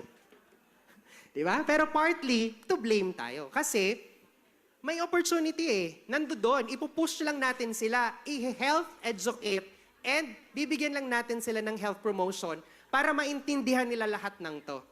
Tama po ba ako? Yes. Kasi kapag nagka-cancer, isang gamot, isang PET scan, 75,000. 75,000. Pag wala pa dyan yung PF, wala pa dyan yung gamot millions. Ganon kabigat. Kapag nagkaroon, what if siya yung isa dun sa 12 na babaeng namamatay sa generation niya? Pero estudyante natin, or pamangkin natin, or kakilala natin. So mas malaking burden yon sa atin. No? So again, kung tayo po ay makakapagbakuna, anong goal ng bakuna? I-prevent. Kapag tayo ay may bakuna, aabot po ba dito sa point na to? Sa infection? Hindi na maliit yung chance na aabot sa infection. Kasi kapag nauna yung bakuna, grade 4 pa lang binakunahan na natin, tapos nakipag-sexual contact sa grade 6, meron ng ready na letter, yung Y, yung antibody natin. So kung makakancel natin to sa equation, kung hindi na ito mangyayari, ano ang chance na aabot siya sa cancer? Ano ang chance na aabot siya sa cancer? Napaka-liit na. Hopefully, this lecture will help us po para ma-disseminate natin yung information sa ating mga students, kakilala, kaklase, kamag-anak, na napakababa pa, hindi pa natin na ma-maximize yung bakunahan, lalo na yung sa ating human papilloma vaccine. Kung hindi po natin yun maayos, eventually magkakaroon po tayo ng generation na hindi lamang 12 ang mamamatay na babae kada araw. Baka mag-times 2 yan or mag-times 3. Hopefully po, because of this lecture, you would realize your role, your very important role in health promotion and health education, especially sa future generation po natin, which is yung mga current na learners po natin. Okay? Kaya ba natin i-achieve ang Pilipinas na malaya sa cervical cancer? Of course. At mangyayari yan dahil sa tulong at sa partnership natin, being the local government unit na mga partners, the Department of Health, and of course, tayo po na mga nasa DepEd. Maraming salamat po and good afternoon. Ayan, palakpakan po natin ulit si Dr. Mancilia for that insightful discussion. Again, Yes. I'd like to reiterate to everyone na meron po tayong QR code dyan sa program nyo. So, pwede nyo po siyang i-scan kung may questions po kayo regarding sa discussions po natin at ang mga discussions kanina. Scan nyo lang po yon. So, yung questions nyo will be answered later during the open forum. Yes, tama partner. And para naman po sa ating next discussion, para po sa HIV and sexual and reproductive health, from Medical Office 5 and Chief of the Local Health Support Division, palakpakan naman po natin, Dr. Gladys Demdam Escote. Palakpakan naman. Hello! Alam ko buhay na buhay, gising na gising, dahil si Dr. Monre ay naglalakad. Magtatanong pa ba ako? Malamang kahit naman kabisado nyo na po itong topic na to. I just wanted to know, pira po digdi ang married? Can I see a show of hands? Married po ha? Kahit po complicated na married, okay lang. Ang tanong ko, married. No? Wala po akong question na complicated. Okay? So, married. Single, yung mga NBSB or NGSB, no girlfriend or no boyfriend since birth. Meron po ba? Ay, si ma'am, nag-iisa talagang tumayo siya. Okay? Dalawa silang nakatayo. Pati ba ikaw, Kalay, nakatayo ka? So, wala pong single blessedness na male? Wala. Single lang, hindi blessed. Okay. It's because our topic for today is building healthy learning institution through HIV and AIDS and STI awareness and prevention. Tamang-tama sa oras na ito.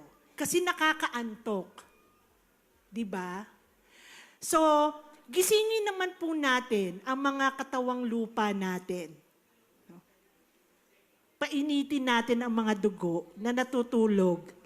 It's really a bad weather, right? Okay.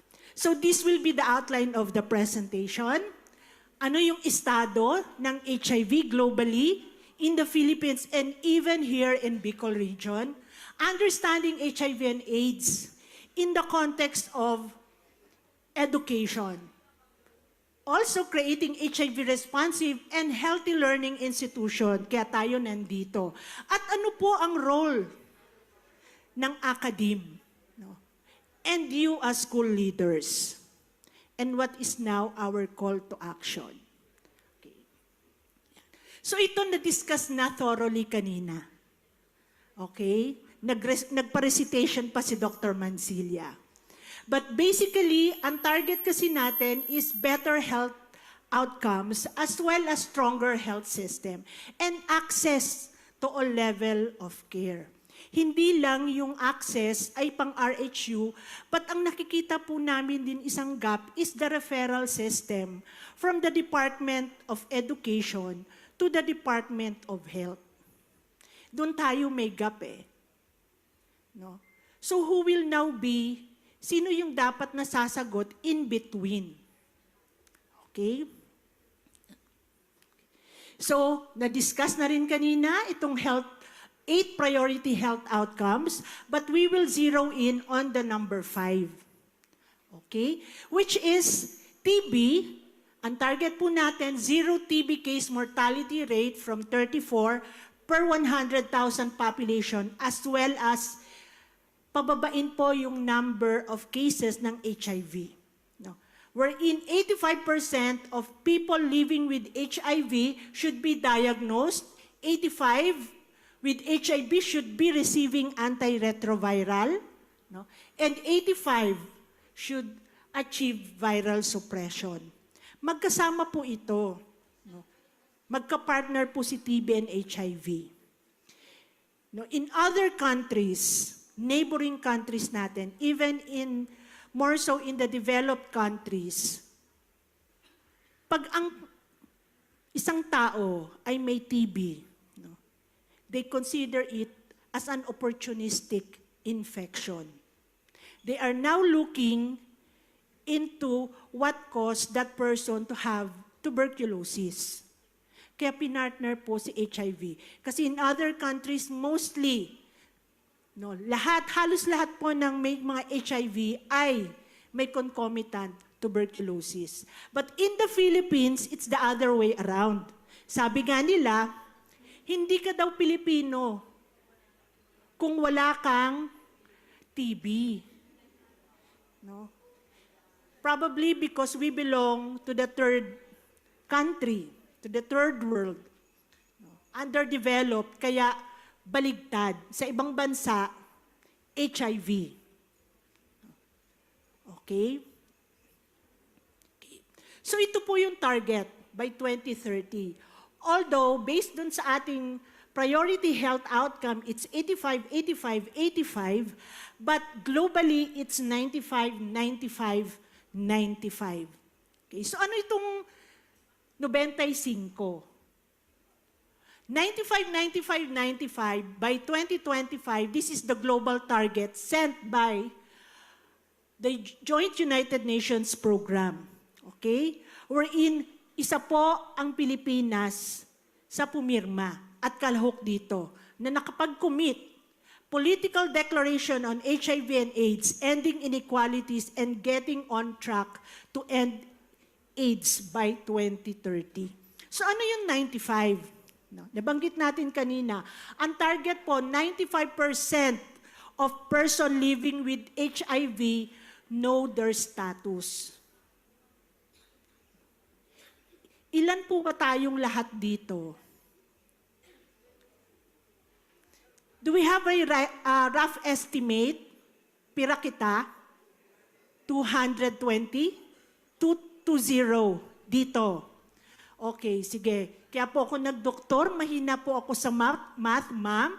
Pwede po bang paki-compute what is the 95% or kahit 85 na lang? 85% of the 220 participants. No. Opo, 85% of the 220. 187. Ngayon ang tanong, yung mga 187 po ba iyan? Alam niyo po ba kung anong estado nyo? Sino po yung nag-yes? Wow! Alam niyo po kung kayo ay reality, what this means is, alam niyo po kung yung status nyo. Are you person living with HIV? Positive po ba kayo or negative? Kaya pag may mga naririnig po kayo na nagsasabi na, ay, pusit iyan. Hindi po ito yung pusit na octopus. No. Pusit is short for positive. Okay? Ito yung common lingo nila. Okay? So how many out of the 180 to 20, 85 na nga lang yung target. No? Kaya po ngayon, ipopromote ko na po, meron po tayong booth sa labas. Okay? You may want to avail. May confidentiality clause naman po tayo with regards to HIV testing. Okay? Next is 95% of those diagnosed ay naka-enroll and alive. Sila ay naka-enroll sa treatment, no? Yung ART is the antiretroviral treatment provided by the national government through the Department of Health. Ito po ay free na ibinibigay na DOH. Course through sa ating mga treatment hubs. Okay? Sogod Provincial Hospital, Cam Norte, Iguana din, Bicol Medical, ang Camarines Sur, ang BMC, Bicol Medical Center, ang Albay, Catanduanes, and even Masbate. Okay? So all of those logistics, yung mga medicines, they are being provided by the national government free of charge. Okay? Kasi may kaakibat din naman ito. This is also reimbursable sa PhilHealth. So that is the second 95. Ano yung third 95? No? Person living with HIV enrolled to treatment are virally suppressed. Okay. So ito po yung goal natin, 95, 95, 95. No? And mind you, okay, ang target din kasi natin is that end AIDS-related deaths by 2030. During the pandemic, lahat tayo kinakabahan. Sino ang hindi? Kasi COVID-19 is an unknown disease, is an unknown illness. We still do not know the pathophysiology of the virus. Okay. Mas kinatakutan natin siya. But unfortunately, mas dapat din natin katakutan itong HIV. Because ito ay creeping sa atin. Okay. Anong year ba naipalabas yung unang batas? 8504. Okay. 1980s pa meron na tayong batas. But unfortunately, kakaiba po ang situation ni Philippines ngayon. The neighboring countries are all going down. But compared with Philippines, pataas ang kaso natin. Okay. So, isi-segue ko na po. Ano yung estado sa kasalukuyan nung kaso ng HIV dito sa Philippines? Okay. So, annual infections and AIDS-related deaths are declining both globally and in the Asia and the Pacific. Pababa po ang trend. Okay? But, as I mentioned earlier, tayo, hindi siya tumaas, tumataas pa. Okay? Globally, it's 40.8 million. Asia and the Pacific, 6.9. Sa Philippines, 217,700. Okay? So mataas na po ito, no? So kung titingnan po natin the percent change in new HIV infections between 2010 and 2024, okay? Globally, negative 40% na siya. In the Asia and the Pacific, it is negative 17. Pero sa Pilipinas,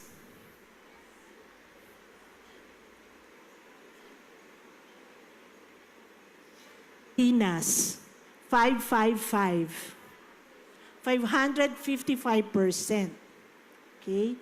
While sa AIDS-related deaths, globally, it's negative 54. Asia and the Pacific, it's negative 53. But in the Philippines, ilan po iyang nakasulat dyan? 667%.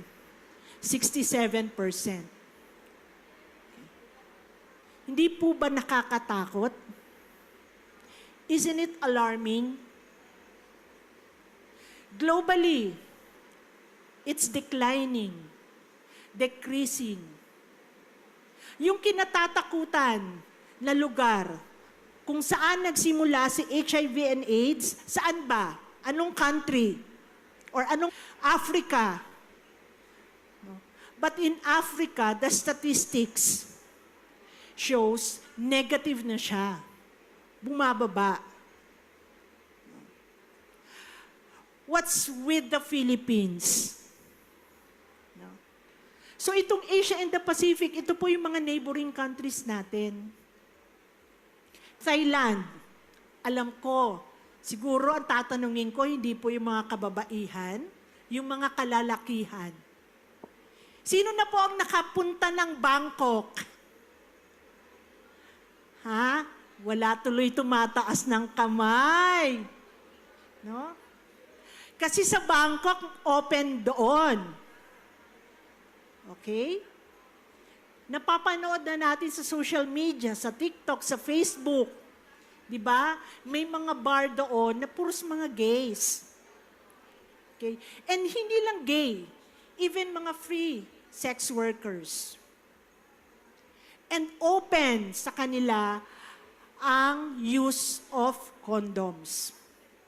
Condoms are used not in the context of family planning, but in the context of safe sex, prevention of illnesses. Okay? So yan yung ating pangkasalukuyang datos. Ito din po yung mas alarming actually. Nag-iba na po ang trend. 90% of new HIV infections are among males having sex with males. So ito po yung sinasabi nating MSM. Pag may narinig po kayong MSM, male having sex with males. 47% of estimated new HIV infections were among the young key professionals. Okay? Pag sinabi nating young key professionals, yung YKP, 24 and below. Okay? Making up almost half of the new infections in 2024. And mind you, no? Sige, magtatanong ako. Ma'am, pag narinig niyo po yung male having sex with males, ano po yung unang pumapasok sa inyong isipan? Religiously speaking, ma'am, medyo nakaka-alarm. Lalo na health-wise po. Ay, doc pala, doc. Kasi alam naman natin na yung having partners with same sex means high risks compared to those na opposite sexes yung sa sexual partners. Medyo nakatakot. Personally, natatanong ko yun sa sarili ko, ganito na ba talaga yung mundo? Na kalalakhan ng mga bata, yung mga younger generations natin, parang hindi na nagiging totoo yung walk the talk Tama. Okay. Another, pag sinabi ba nating MSM, ano po sa tingin ninyo ang kanilang sexual orientation? Bisexuals. Ako po ba tinatanong mo, ma'am? Ako po ang nagtatanong. Hindi straight. Hindi straight. Other ideas? Si ma'am. Mukhang malalim ang iniisip. Sinabi pong MSM, ano po sa tingin niyo ang sexual orientation? Yung male versus male na partnership. Apo, yan po yung sexual, ano nila? Orientation nila? Straight ba yan? Hindi po. Okay, so dalawa. Ang sabi nila, when you say MSM, male having sex with males, they are not straight. But survey said, ay bisexual or gay or member of the LGBTQ. No. Some of them, not all, are straight. Why? Because the feeling, the sensation is the same. Less the fear of having that partner, that woman, getting impregnated. Okay? Mas virgin. Okay, so, pag sinabi pong MSM, it's not automatically meaning yung kanilang sexual orientation ay either bi or they are member of the LGBTQ. Okay? Before, tingnan po natin tong slide na to, itong pie. Before, hindi po ganito ang itsura. Females to male. Male to female. Sumusunod lang yan. But nowadays, 90% of infections are caused by MSM. Okay. Tingnan naman natin dito. Okay. Yung age group. Pababa po, pabata ng pabata. Kaya, sa HPV, ang age group na binibigyan po natin ng HPV vaccine is 9 to 14 years old. Okay? We want to catch them young.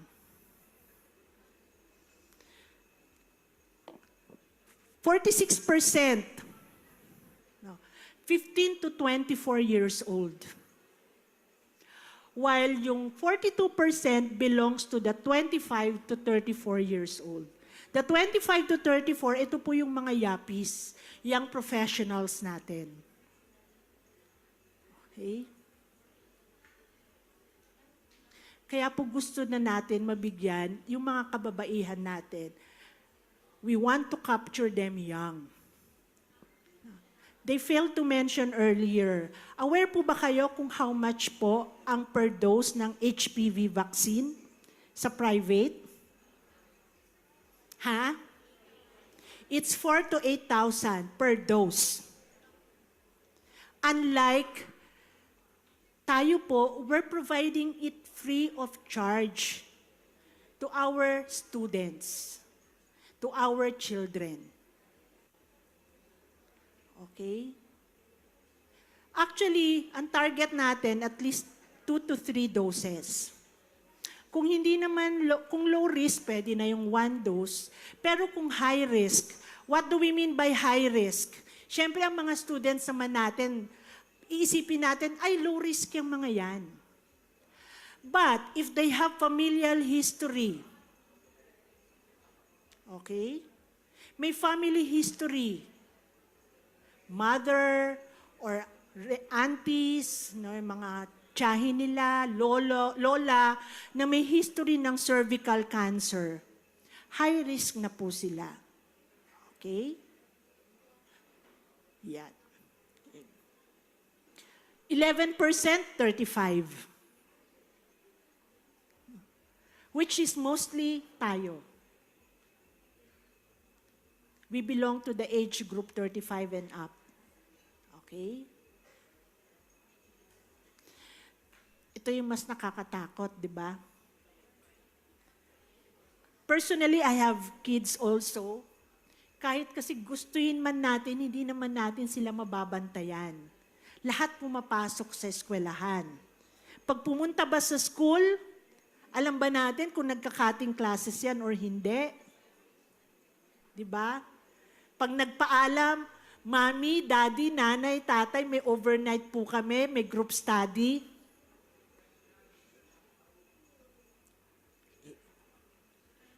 Okay. So, with the new law, Republic Act 11166, okay, nakasaad na po doon yung expanded testing to boost the case finding and subsequent rollout of differentiated service delivery. No? Dati wala kayong makikitang ganyang booth. Patago, pasimple. But ngayon, because of the call, no, dahil na rin sa batas na ito, nag-expand na po tayo, we deem it i-open na po. Okay? So from December 2015 to July 2025, tumaas po yung ating kaso by 171%. Okay? When we started, late 1980s, mabibilang mo po sa isang kamay ang nagpa-positive per day. Probably because hindi pa ganun ka-open, wala pa rin masyadong testing, hindi pa rin nare-report.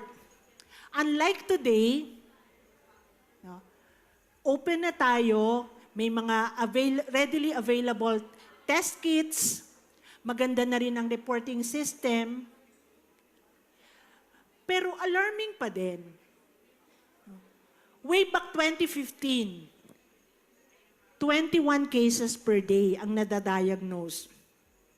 But lately, as of August 2025, 57 cases per day. Okay? And we're still expecting na tataas pa po siya by 100 per day. It's good enough kung tumaas siya, it's because many people are already availing of the test. Di po ba? Open na. Nare-report na rin lahat na nagpapatest. What we wanted to see is magplato siya. Kasi once na nagplato siya, what's next? We're expecting pag nagplato siya, it will now go down. Okay? But let's all pray for that. Okay. So this is the statistics naman po dito sa Bicol region. So kung ano yung statistics natin at the national, ganun din dito sa Bicol region. Okay? 60% MSM.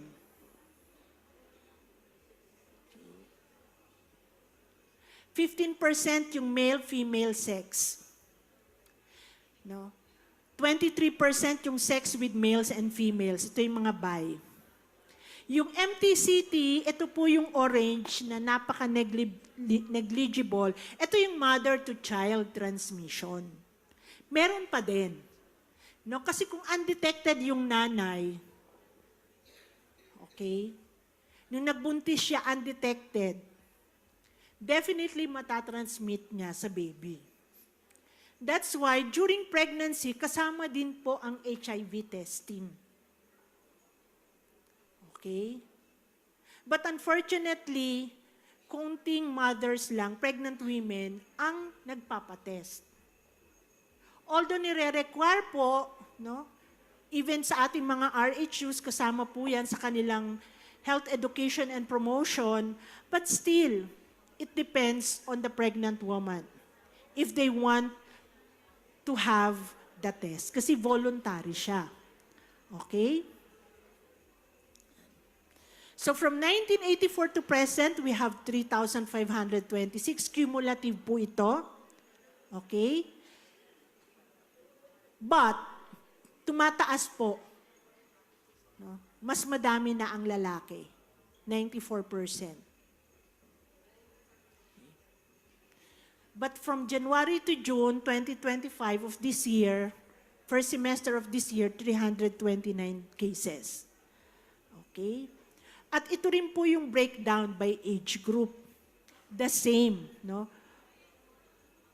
Pero mas mataas yung 25 to 34 years old, yung ating young professionals. It's 54%. Sumusunod yung ating mga learners, 15 to 24 years old. Usually, ito yung mga nasa high school to college. Di ba? Junior high school to college. Ito yung age group ng 15 to 24. Okay? Have you heard of the 50? Minsan, yung mga sinasabi nila, dati may mga narinig tayong 20. Okay. Although naka-online tayo, no, may mga terminology silang ginagamit.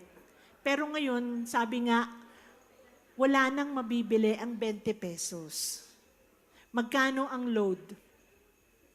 Magkano na po magpa-load? Minimum, 100. Kaya lang, hindi na ubra ang 100. Kasi kung may data, minimum of 500, they go for it. Pang-load lang nila. Pang-data. Even with our learners. Okay? 500 pesos. Pang-data. Kasi internet is life. Okay?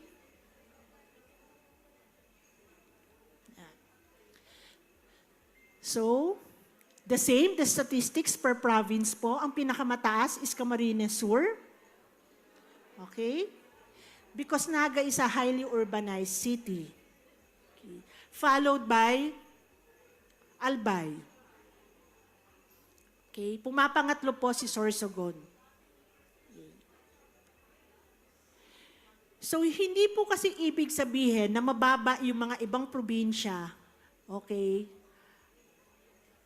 I wish we can be complacent. Basically, ako po ay taga-Digdi sa Sorsogon. Even our sleeping towns, saan po ang upuan ng mga taga-Sorsogon, Digdi? Yun. Okay. Sa gitna. Yung mga naka-pink ba yan? Fuchsia, violet? Okay. So, even yung ating mga sleeping towns, especially with the boost of tourism, okay? We're encouraging, di ba? Nagbo-boost ang tourism ng Bicol. Maraming dayo. Maraming foreigners. The foreigners can be local or international. Hindi rin natin alam kung ano, maliban sa pera, ano pa ang dala nila. Okay? So that's the consequence. Even yung mga sleeping towns sa lugar natin ay meron din pong kaso. Unfortunately, we do not know if they are here with us dahil ito po ay base sa sinasubmit, no, sa Epidemiology Bureau, the data. Basta ang nilagay nilang address ay yung lugar natin, automatic dito na sila makakount. And we can never tell. Ano ba ang itsura ng tao or person living with HIV? Try to look in the mirror. Ano pong itsura nyo pag tumingin kayo sa mirror? Ha? Ano po? May mga narinig ako ditong nagtatawanan. Depende sa opportunistic infection. Mukha ba kayong opportunistic? What I mean is, you look into the mirror.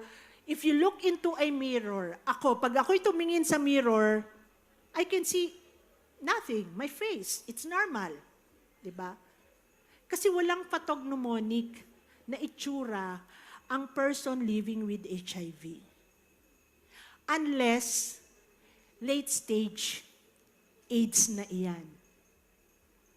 Okay? So, cumulative cases, see, pataas po yung ating trend. No?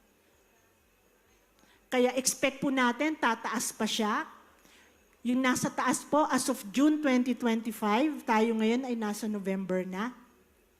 Okay. So with all of those statistics, let's now go back to the basic concepts. Short of refresher. Okay? Sorry. Sobrahan. So what does HIV? With the term alone, human immunodeficiency virus. Okay? So, ibig sabihin, with the name alone, HIV, human immunodeficiency virus, the virus attacks only human immune system. Example po, ako ay HIV positive, knock on wood. Kinagat ako ng lamok. Katabi ko si ma'am or si sir. Lumipat sa kanya yung lamok. Kinagat din siya. Matatransmit po ba sa kanya? Hindi po, ma'am. Bakit, sir? Kasi iba naman po yung transmission ng HIV. Yung sa lamok, hindi naman sa fluids. Okay. Yes. Now, with the term alone, human, this virus can only infect human beings and can only be passed from person to person. So pag ako po ay kinagat ng lamok at kinagat ka, baka ang may pasa sa'yo, dengue, no? Or Zika, or malaria. Hindi yung virus na HIV. Kasi hindi naman tao si lamok. Di po ba? Okay. Immunodeficiency. Because this virus weakens the immune system. Ang tinitira niya, yung ating CD4 cell. Okay?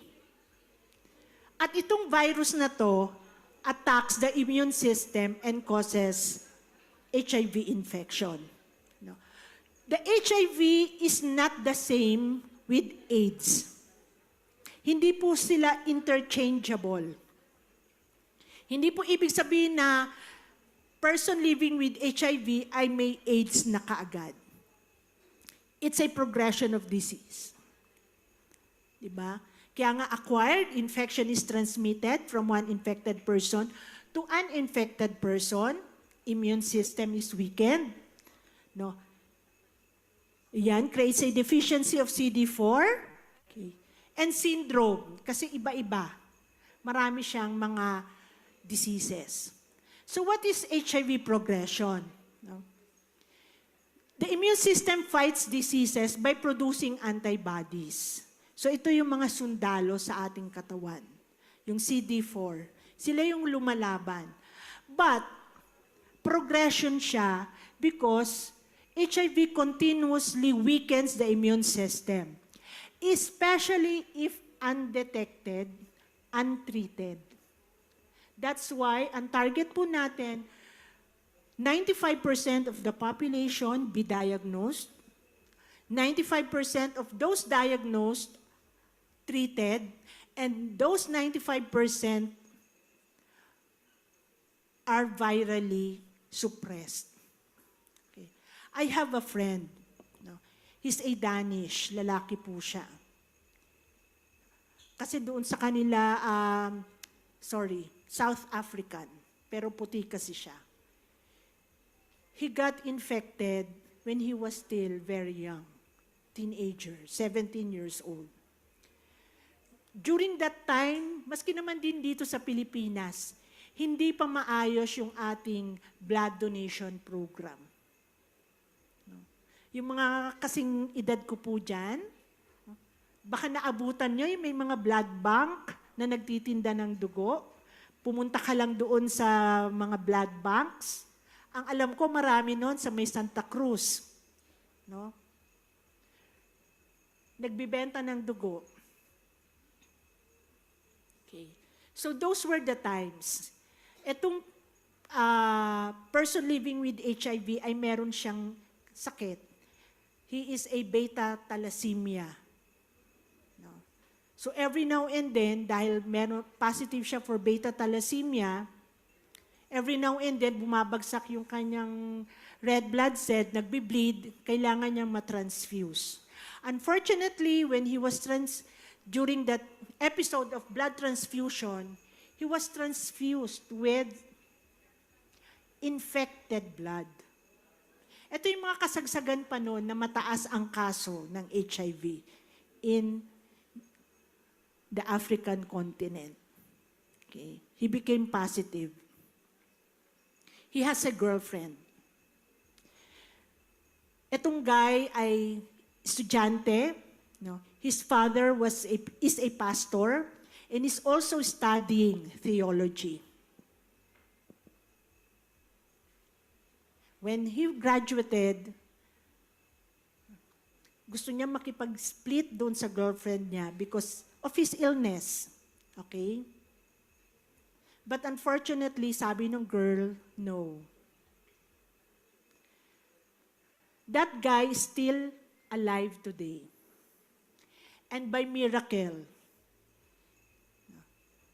he already has 2 children, and his wife is still negative. Okay? Sabi niya, the only time that I did not use condom was during the conception of our children. Teenager, actually graduate na yung mga anak niya ng college. So, hindi lang naman po yun madali. Kasi kailangan mataas ang CD4 niya, no? At fertile yung babae. So they are also guided, no? Managed by physician to look into. So may timing. No? Kaya life does not end with HIV. Okay. So in the Philippines, only 1 in 2 Filipinos what STI is and can name at least 1. Ang alam po natin ng mga STI is HIV and AIDS. Pero marami pa pong sexually transmitted infections. No? Alam ko, halos lahat sa inyo kilala to. Pero yung mga kabataan natin, hindi na nila alam ito. Okay? Syphilis, gonorrhea, chlamydia, hepatitis B. Kaya as much as possible, we want our children to be vaccinated with Hepa B at birth. Kasi hindi rin natin alam, baka mamaya infected din sila. Okay? Then, HPV.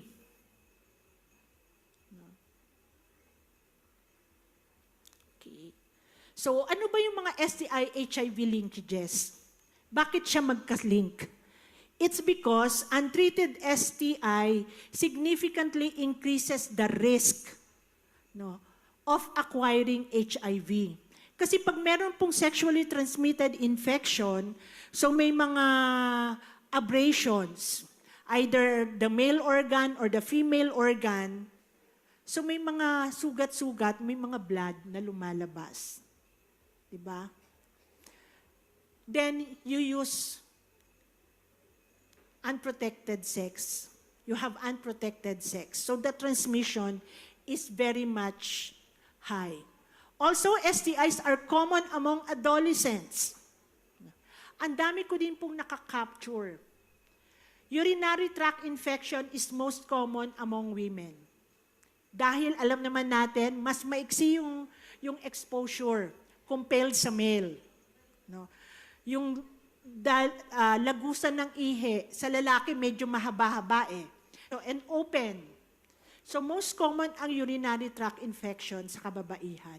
But when a male has urinary tract infection, it's usually sexually transmitted infection. Okay? Madalang kasi sa lalaki ang nagkaka-UTI. Okay.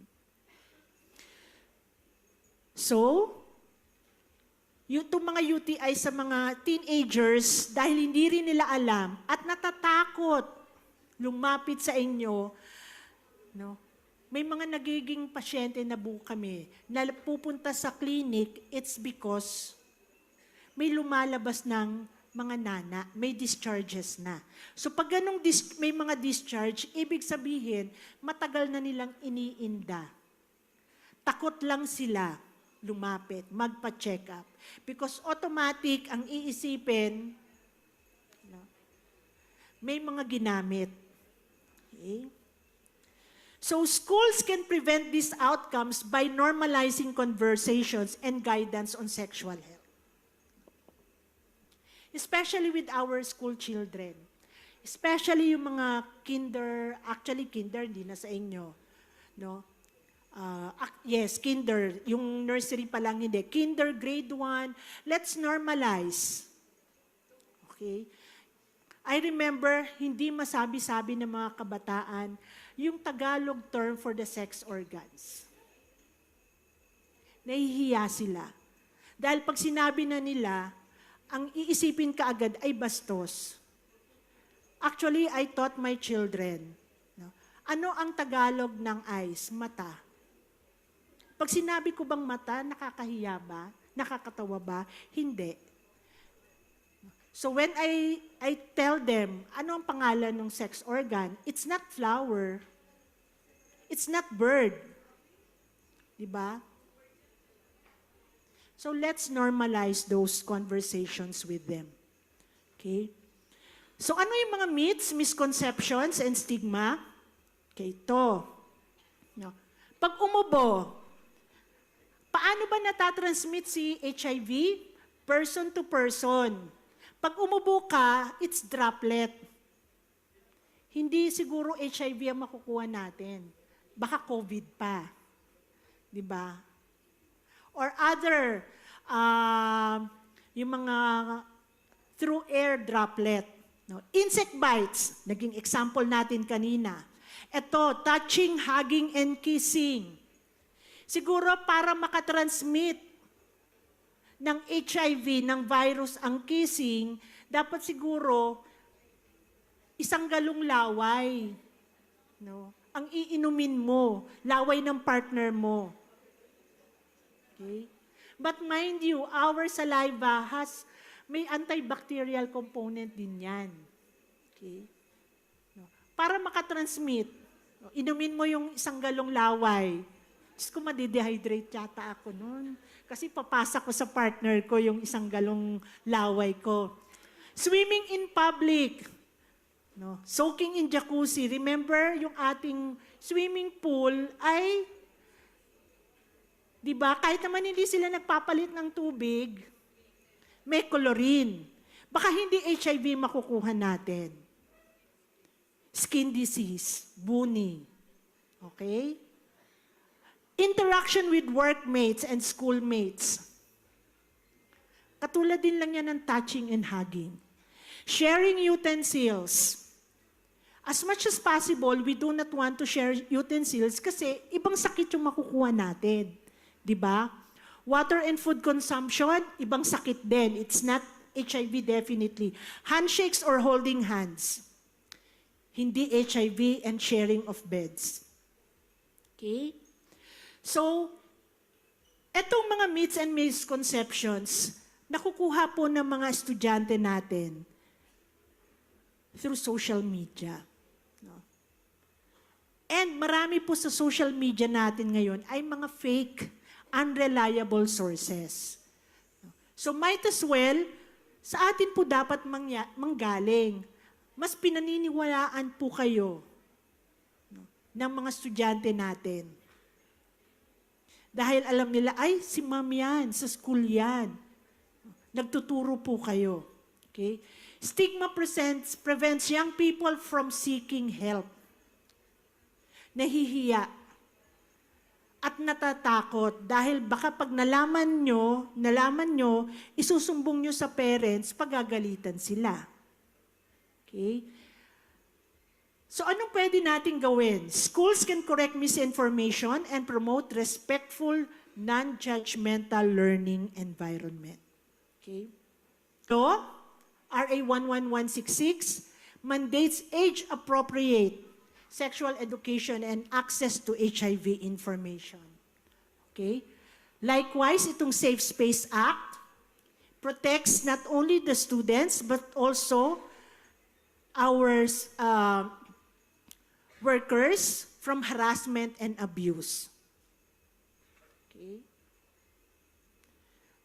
Ito, bagong-bago. Yung Department Order number 025, Series of 2025, Policy on the Implementation of Reproductive Health Education for Adolescent Learners in Basic Education. Alam kong kabisado nyo na po ito. Okay? So what schools can do? I-integrate yung HIV topics in different subjects like health, MAPE, values education, your Aralin Panlipunan, use DepEd modules, which are already available. Okay? Tapos, kailangan din siguro nating i-train yung ating mga teachers to confidently answer questions. May mga nababasa ako, actually social media, na huwag kayong kumain ng HIV yan. Or, yung mga soda in can. Ito, pwede bang makuha sa CR? Kaya sinasabi, huwag kang uupo. Paano ba nagiging undetectable? Nagiging undetectable ang HIV if you are already having treatment. Okay? 28% of HIV cases in the region come from ages 15 to 24. Many of whom are students. Ito po yung lagi natin. Okay? What schools can do? Okay, for peer education and youth engagement, create youth peer educators clubs. Meron din po kami, ang Department of Health, through the health promotion, yung CADA network. Okay? I just don't know kung may mga na-launch na ba kami dito. Dr. Mon, may na-launch na ba tayo CADA network? Anong province? Unfortunately, ang Sorsogon hindi natuloy. Ha? Supposedly, Sorsogon City. No? But unfortunately, unutilized yung fund, ibinalik na po sa amin sa DOH. Okay? Kasi yung CADA network, tripartite siya. It's the LGU, Department of Health, and it can be DepEd or the CHED. Actually, hindi lang nga siya tripartite kasi sinasama namin si CHED. Okay? So what we supposedly proposed here in Sorsogon was together with Sorsogon State University, Sorsogon National High School, the LGU, and the Department of Health. Okay. So encourage student-led events, mga HIV quiz bowls, poster-making contest, TikTok challenges, and train students to be health ambassadors. Okay? So ito po nabanggit ko kanina, referral directory. So tutulungan din po namin kayo, okay, with regards dun sa ating referral network kasi meron na po si DOH together with the LGUs, yung ating healthcare providers network. Okay? Yung HIV po kasi, once na you are already detected or na positive, you're already a person living with HIV, may PhilHealth reimbursements din po iyon. Okay?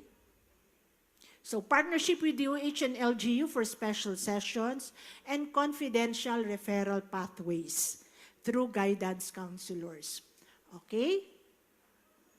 Second to the last or third to the last, reminder lang ulit, lagi po nating tatandaan itong mga numero na ito.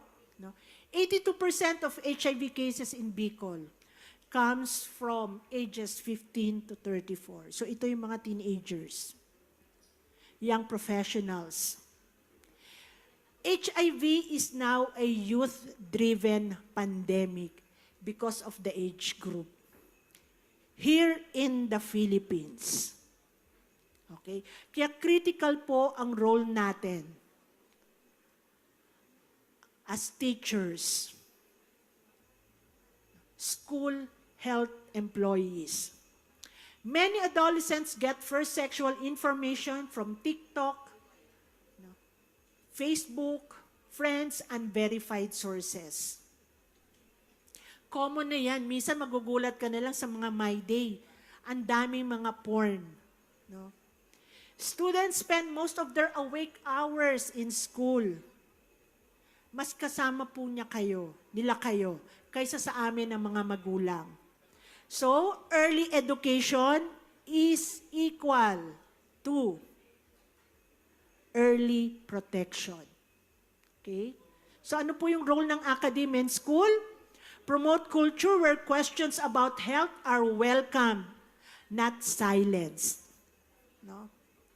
May mga pathognomonic signs naman din kasi most especially for mental health. Okay? Ensure classrooms and hallways reflect health-positive messages. Naibigay na kanina ni Dr. Monray lahat po ng mga packages. Okay? Posters about HIV facts, mga anti-stigma messages, safe spaces for asking help. Let's be open. No? Yun po yung panawagan namin sa inyo. Kasi minsan tayo mismo ang nagdi-discriminate, nag-i-stigmatize sa ating mga estudyante. Even as parents. Okay? So let's give them time, quality time. Okay? Many students get their education about relationships, sex, and HIV from all of this. No? Mas maganda po na first-hand, they will get it from us. No? Kasi hindi lang naman knowledge yung dala natin. Even our own experience. Okay? So, pag nakuha nila sa TikTok, unverified social media, peers, or pornography, this now leads to misinformation, shame, and risky decision. No? Ang nangyayari, we as parents also, we are the last person to know kung ano ang nangyayari sa ating mga learners, sa ating mga anak. Okay? So, build a supportive environment by training teachers in non-judgmental communication, ensuring guidance offices are safe spaces. No? They can be open about anything without being reprimanded. Implementing anti-bullying and anti-discrimination policies and modeling inclusive and compassionate behavior. Okay? Dahil ang mga school leaders are catalyst for partnership building, no? So we must forge partnerships with all of this group. No? LGU natin, kami po sa DOH ay open. Meron po tayong mga HIV community organizations, youth groups, and mental health services. No? Open po kami. If you need our help, we can provide resource persons. Okay? So the HIV epidemic among youth will not change with one second. Alam naman natin, ang behavior change ay medyo matagal. It takes time. Okay? So it changes when schools embed health into their system. Okay. So, HIV prevention begins with knowledge. But HIV protection begins with adults who care. You are all here present attending this activity. So we all know you all care. Because at the end of the day, our learners are also our children. And they are the future of this country. Okay? So the role of school leaders is not only to educate minds, but to safeguard future. So with that, maraming salamat po. Yes, palakpakan naman po natin. Maraming salamat, Dora, no? Biglang tumahimik and naging seryoso lahat. Pero technically speaking, napakahalaga po nun. Lalo po sa amin, bilang mga kabataan din po, na marinig yung gaano po kahalaga yung mga sinabi po ni Doktora. Marami kaming natutunan, diba, partner? Okay, and ngayon, partner, bago tayo mag-proceed sa ating next speaker. Again, iniimbitahan po namin ulit kayo na scan nyo po ulit yung ating QR code na matatagpuan po dyan sa inyong program. Pascan na lang po ako ulit and send your questions para po mamaya sa open forum, mabasa po natin yung inyong mga questions for our resource speaker. So wag na natin patagalin. Let's move on with the next resource speaker. So the next resource speaker is Nurse 2, Adolescents Health Development Program of Provincial Coordinator, Provincial Health Office of Sorsogon. So in behalf of Ms. June Robles, may we call in Ms. Joyce De Chavez to tackle about the Adolescents Health Program. Hello, good afternoon. Palakpakan po natin, everyone.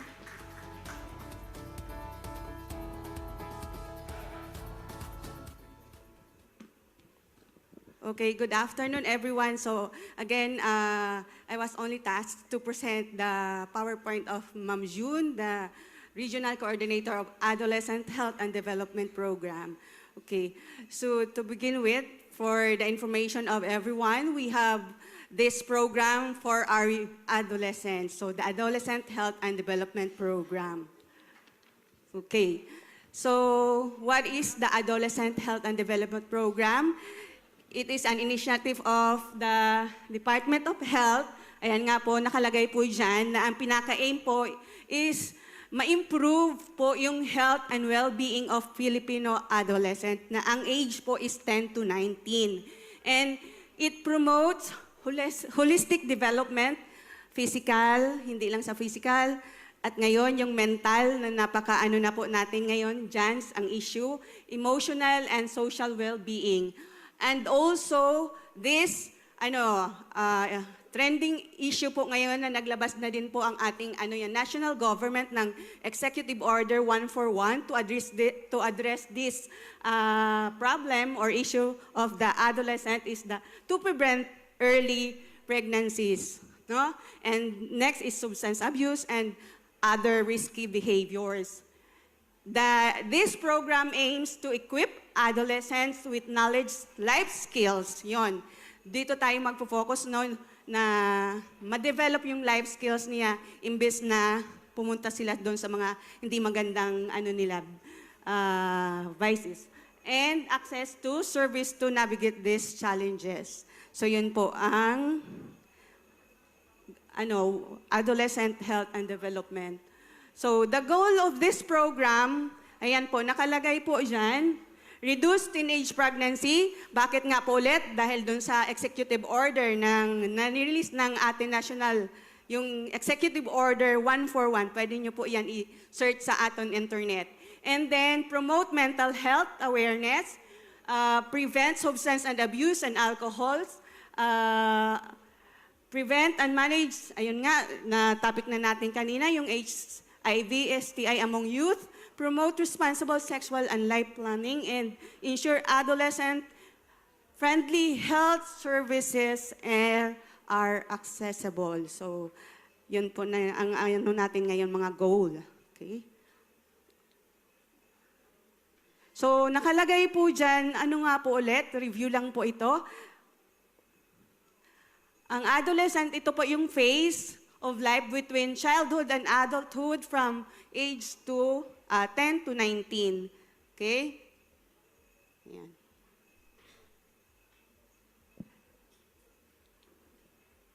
It is unique stage of human development and important time for laying the foundation of good health. So during this stage, marami pong nangyayari sa ating mga kabataan na ito po yung magiging part natin na ipapaintindi po natin sa kanila kung ano po yung mga nangyayari sa kanila at they will able to manage these changes. Okay? Ayan. So we have stages of adolescence. We have here the early adolescent, yung age po na 10 to 13. Okay? And yung middle adolescence, 14 to 16. Late adolescence is this 17 to 19. So dito po sa early adolescent natin, dito po yung nag-i-start yung mga changes na kailangan po natin inform sila at ng tamang management sa ating mga changes. And then, dito po sa 14 to 16, ito yung pinaka. Bakit sinabi ko po na pinaka? Dahil dito po, nagpapakita ang mga kabataan na yung pagiging, kaya na nila ang buhay nila. Ayan. Dito yung maraming, meron silang mga conflict with the parents. Ayan po. Yun po, at halos yung kapwa nila mga kabataan ang ina-idolize nila. Ito yung pong age na 14 to 16. And then pagdating po dito sa late adolescence, dito na po parang nagsusubside na po yung mga kabataan na nare-realize na po nila kung ano yung tama. Okay. So, again po, uulitin ko, priority po ng Department of Health, lalo na yung national, yung ma-address itong adolescent pregnancy base po sa mga batas. So, adolescent pregnancy in teenage or underage girl within the age of 10 to 19. So, mabilis naman natin yan maintindihan. It comes to be when a girl attains motherhood before she becomes, a major or adult as laid down by the law of the land. So, ayun po. Okay. So, meron po tayong mga data na ipapakita. Ayan. Based po ini sa PSA, no? So, out of 1,000, ito po yung ina-achieve ng National Objective for Health, yung 47 po yung adolescent birth rate. And meron po din nakuha na data ang PSA na 9% of age 15 to 19 na nag-start na ng mga anak. Okay. But today, pabata na po yung mga affected natin ng mga kabataan. And then, in every 5 19-year-old girls is already mother. So again po nga, pabata. And then, rate in Philippines compared to Southeast Asian countries is 2 times. Okay. So another data po, makikita nyo po ulit dyan, yung mga probinsya nyo po, the number of birth to teenage mother, na ang edad po is 19-year-old and below. So from the PSA po yan. Yan po. Okay. So hindi naman po dito makikita yung number of pregnancy na magiging equal po sa number of deliveries, no? Kasi meron po tayong mga hindi naman na-deliver na mga bubuntis. Okay. Ayan, another data, from PSA ulit. So nakalagay po dyan yung mga munisipyo and cities with the most registered births to teenage mother. Yan, saan po kayo dyan? Okay, so meron po ba kayo dyan ng munisipyo? Okay, so ang Sorsogon, meron pong isa. Okay. Which is, yun po ang wina-workout ng programa ngayon ng Sorsogon Province. Okay? And ito po, ang data na po yan, lumabas po yan during YAPS 5, yung kinandak ng University of the Philippines, yung Young Adult Fertility Survey na ginawa po noong August. Natapos po siya noong January 2022. So makikita nyo po na ang Bicol, ang may pinaka-highest na percentage of female youth 15 to 24 years old who become pregnant, age 20, and who give birth more than once under age 20. So by region, tayo po na Region 5 ang mataas ang kaso. No? So ito din po yung inaano niya yun na ma-address, yung maiwasan yung repeat pregnancy. Okay? So, kung makikita niyo po dyan, meron tayong 3 grupo ng mga kabataan, no? So, dito po, magdidepende po yung ating mga intervention na gagawin kung paano natin i-address. So, we have the group, 3 subgroup. We have the not sexually active, the sexually active, and yung mga nabuntis na. And sabi ko nga kanina, dito po magdidepende sa mga grupo na to kung ano yung dapat nating gawin na interventions. Para dun sa mga not sexually active, we need to delay their sexual activity. So ano po ang mga gagawin natin? So yun po ang gagawin natin na bibigyan po natin sila ng mga tamang informasyon on how to delay sexual activity.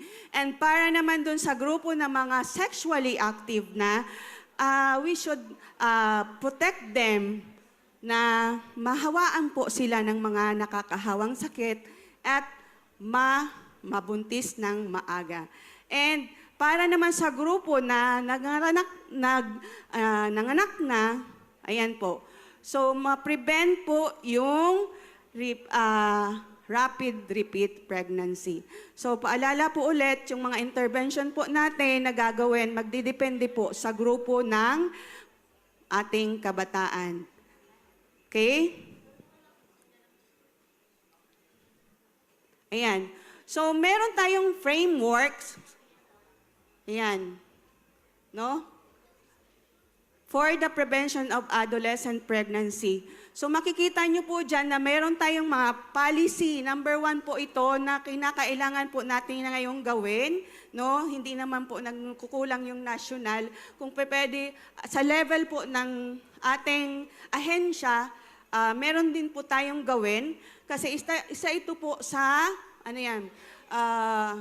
proven po na ang ating mga kapwa implementor. Pag meron po tayo nitong policy. Okay. So ang strategies na healthy and responsible adolescent. Okay? And next po, yung journey. Ayan. So, halos same lang po ito nung kanina na slide. Ayan po. So again, health promotion, nakalagay po dyan. Very important po talaga ang health promotion pagdating sa mga issue ng ating mga kabataan. So nabanggit nga po kanina ni Dr. Gladys, and then yung kanina na CSE, which is now binago na po yung pangalan niya, is the Reproductive Health Education na po. Okay? And syempre yung provision of contraceptive and syempre yung counseling po. Okay? Okay. So another po, from the national po ito po yung ngayon na pinupukusan po ng national na strategy para ma-address po yung ating mga issue na. Number 1 is the certification of adolescent-friendly health facility. Number 2 is yung adolescent job aid enhancement training para po sa mga health workers and accelerated and integrated management guidelines for healthy adolescent and young ones or the AIM-HIGH.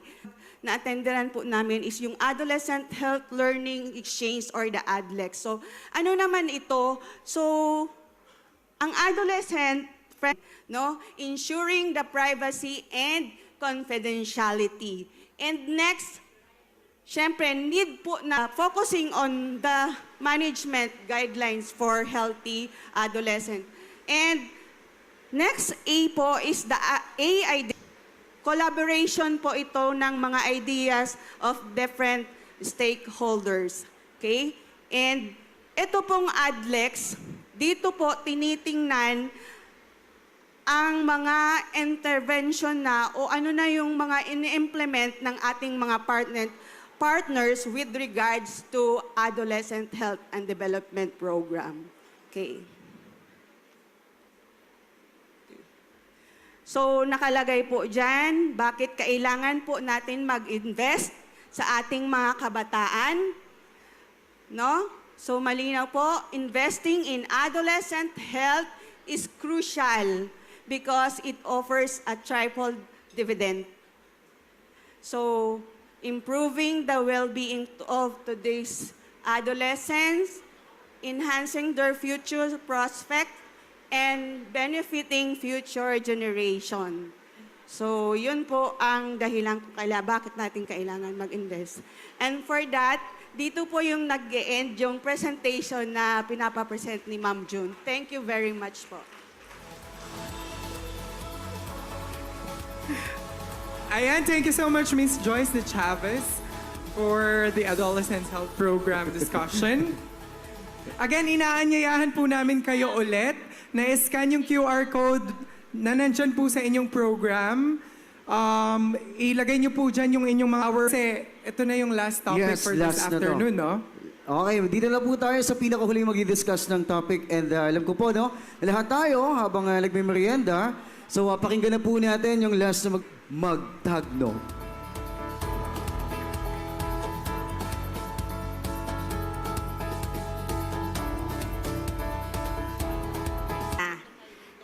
So kanina nababanggit sa mga topics natin, ano yung mga programs on health natin, saan papasok ang mga health workers, which is kasama po tayo doon. Ngayon, yan po yung hinahanap natin sa isang healthy school. Tama po ba yan yung napag-usapan natin kaninang umaga regarding what is HLI?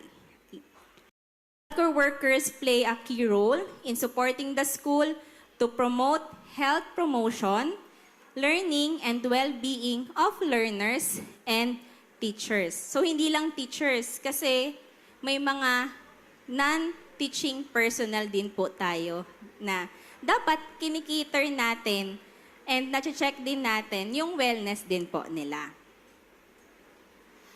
So, healthy learning institution, so ano lang po, overview, no?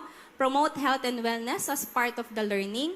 Integrate health education in the curriculum, provide service that supports students' physical, mental, and social well-being. So, hindi lang more on the physical yung dapat nating tinitingnan sa student. Lalo't tumataas, di ba po, yung mga cases natin ngayon sa mga schools, ng mga suicidal, depression, and others pa po.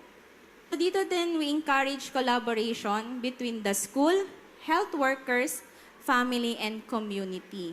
So, dito po papasok yung isang pillar natin na link with the community. Health workers help transform school by, ito na po yung role natin doon. Kumbaga, summary ng mga natin, identify. Una, provide expertise on child health. So, nag-a-assess po kayo. Ano po? So, you are assessing it for a while lang po.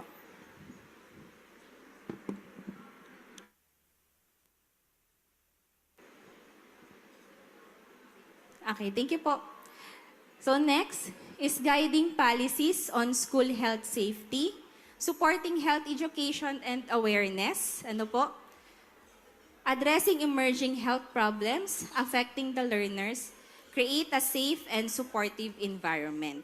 So yan po yung mga pinaka-main role nating mga health workers. So lahat naman po tayo dito health workers and health advocate. Tama po ba? Or merong wala? Hindi. So lahat tayo ay health worker and health advocate. So isa-isa, ito po yung key role natin as health workers. So first, we are health educators.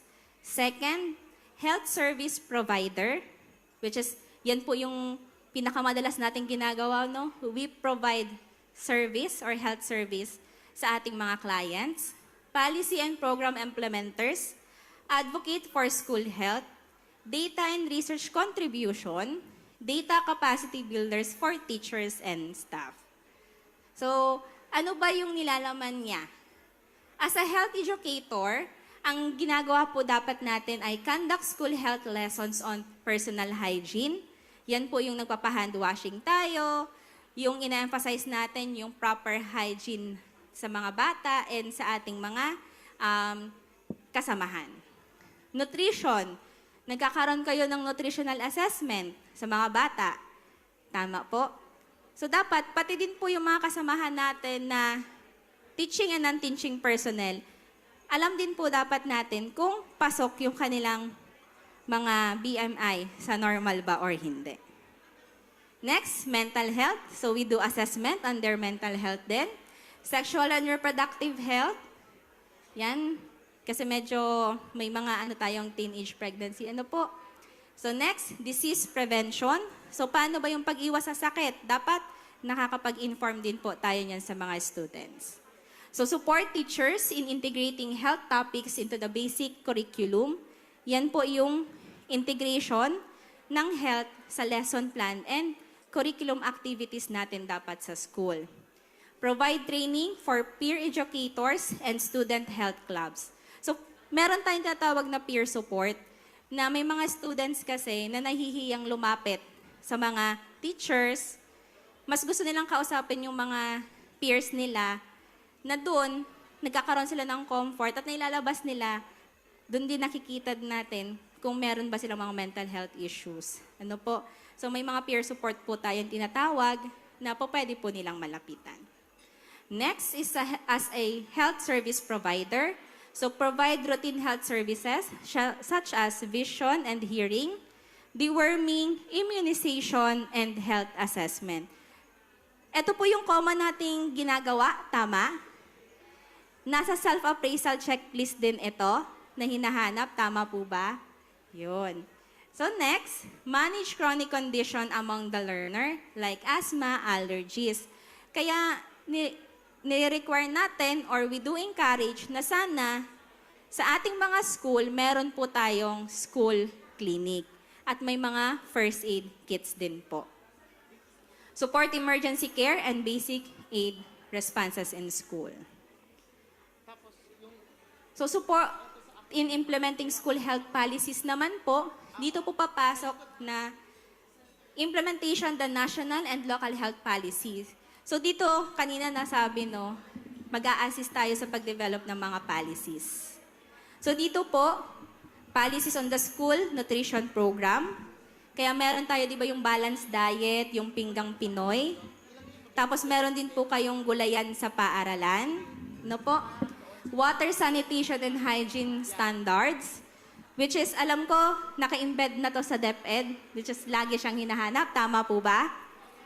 May pa-awarding pa nga nito yung Through the Winds. Ano po?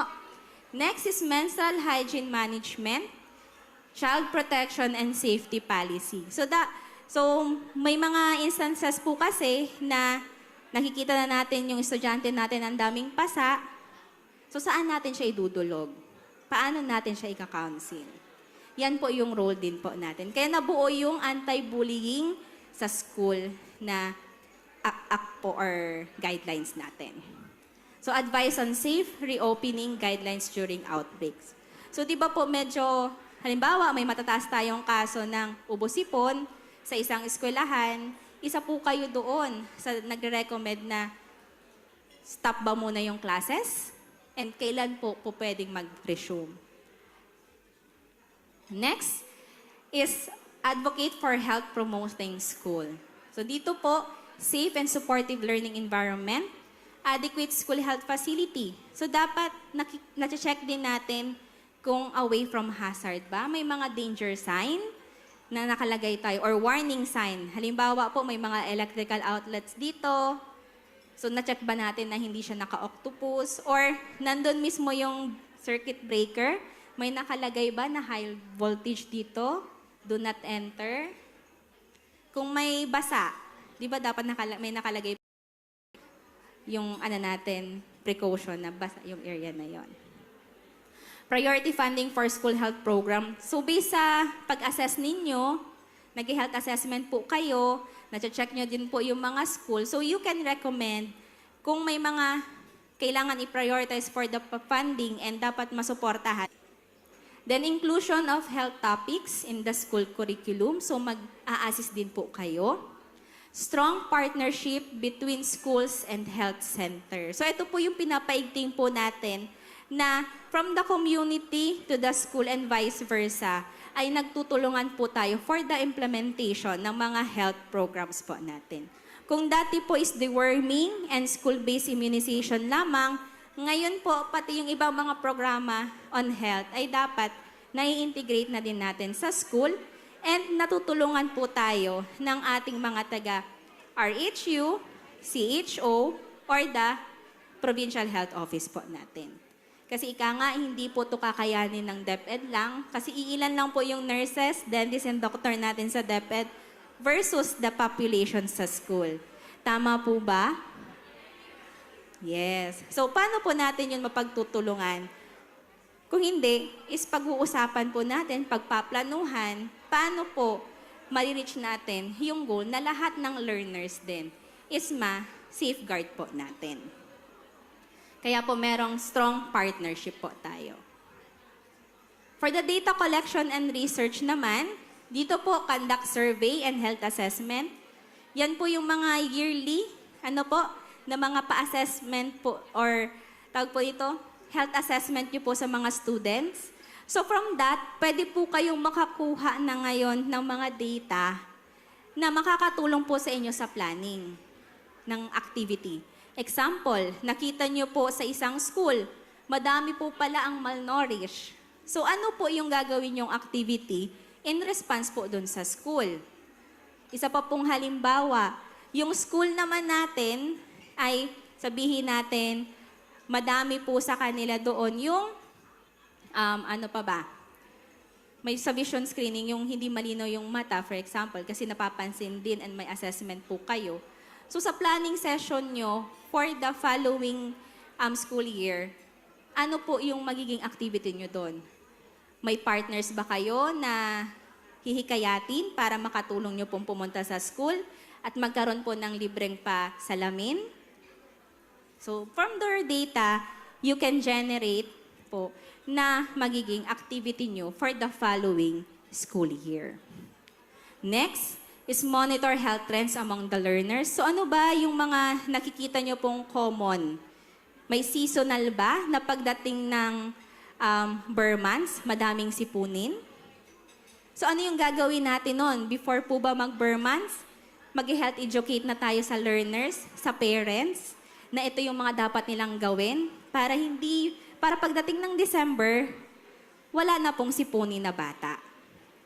Next, use data to guide health programs, curriculum, resources. Yan po. Support evidence-based decision-making in school. So napakahalaga po yung mga assessment na ginagawa natin, observations na ginagawa natin sa school for the planning po natin. So training and capacity, health workers equip school personnel by training the teachers on basic health skills. Kaya isa pong part ng ating HLITOT is meron po tayo doon ng mga topics na pwede nyo pong ipasok during the inset or the lock-in session. May mga materials po doon na pwede nating ibigay sa mga teachers and equip natin sila paano po ito i-deliver po sa mga parents and the learners. Siyempre, dapat po sa sinabi nating mata, ulo yung tinuturo natin. So, tandaan natin kung ano yung nakikita ng learners, yan po ang tatatak din po sa kanila. Lalo na kung first time nila yan na marinig. Next, supporting school nurses and health coordinators, teaching emergency response and first aid. So kaya po meron tayong mga first aid trainings, na pagdating nyo po sa inyong mga respective schools, may tuturo nyo din po siya doon sa mga personnel po doon. At syempre sa mga bata. Next, educating staff on mental health awareness and child protection. Strengthening teachers' ability to integrate health topics. Yan po.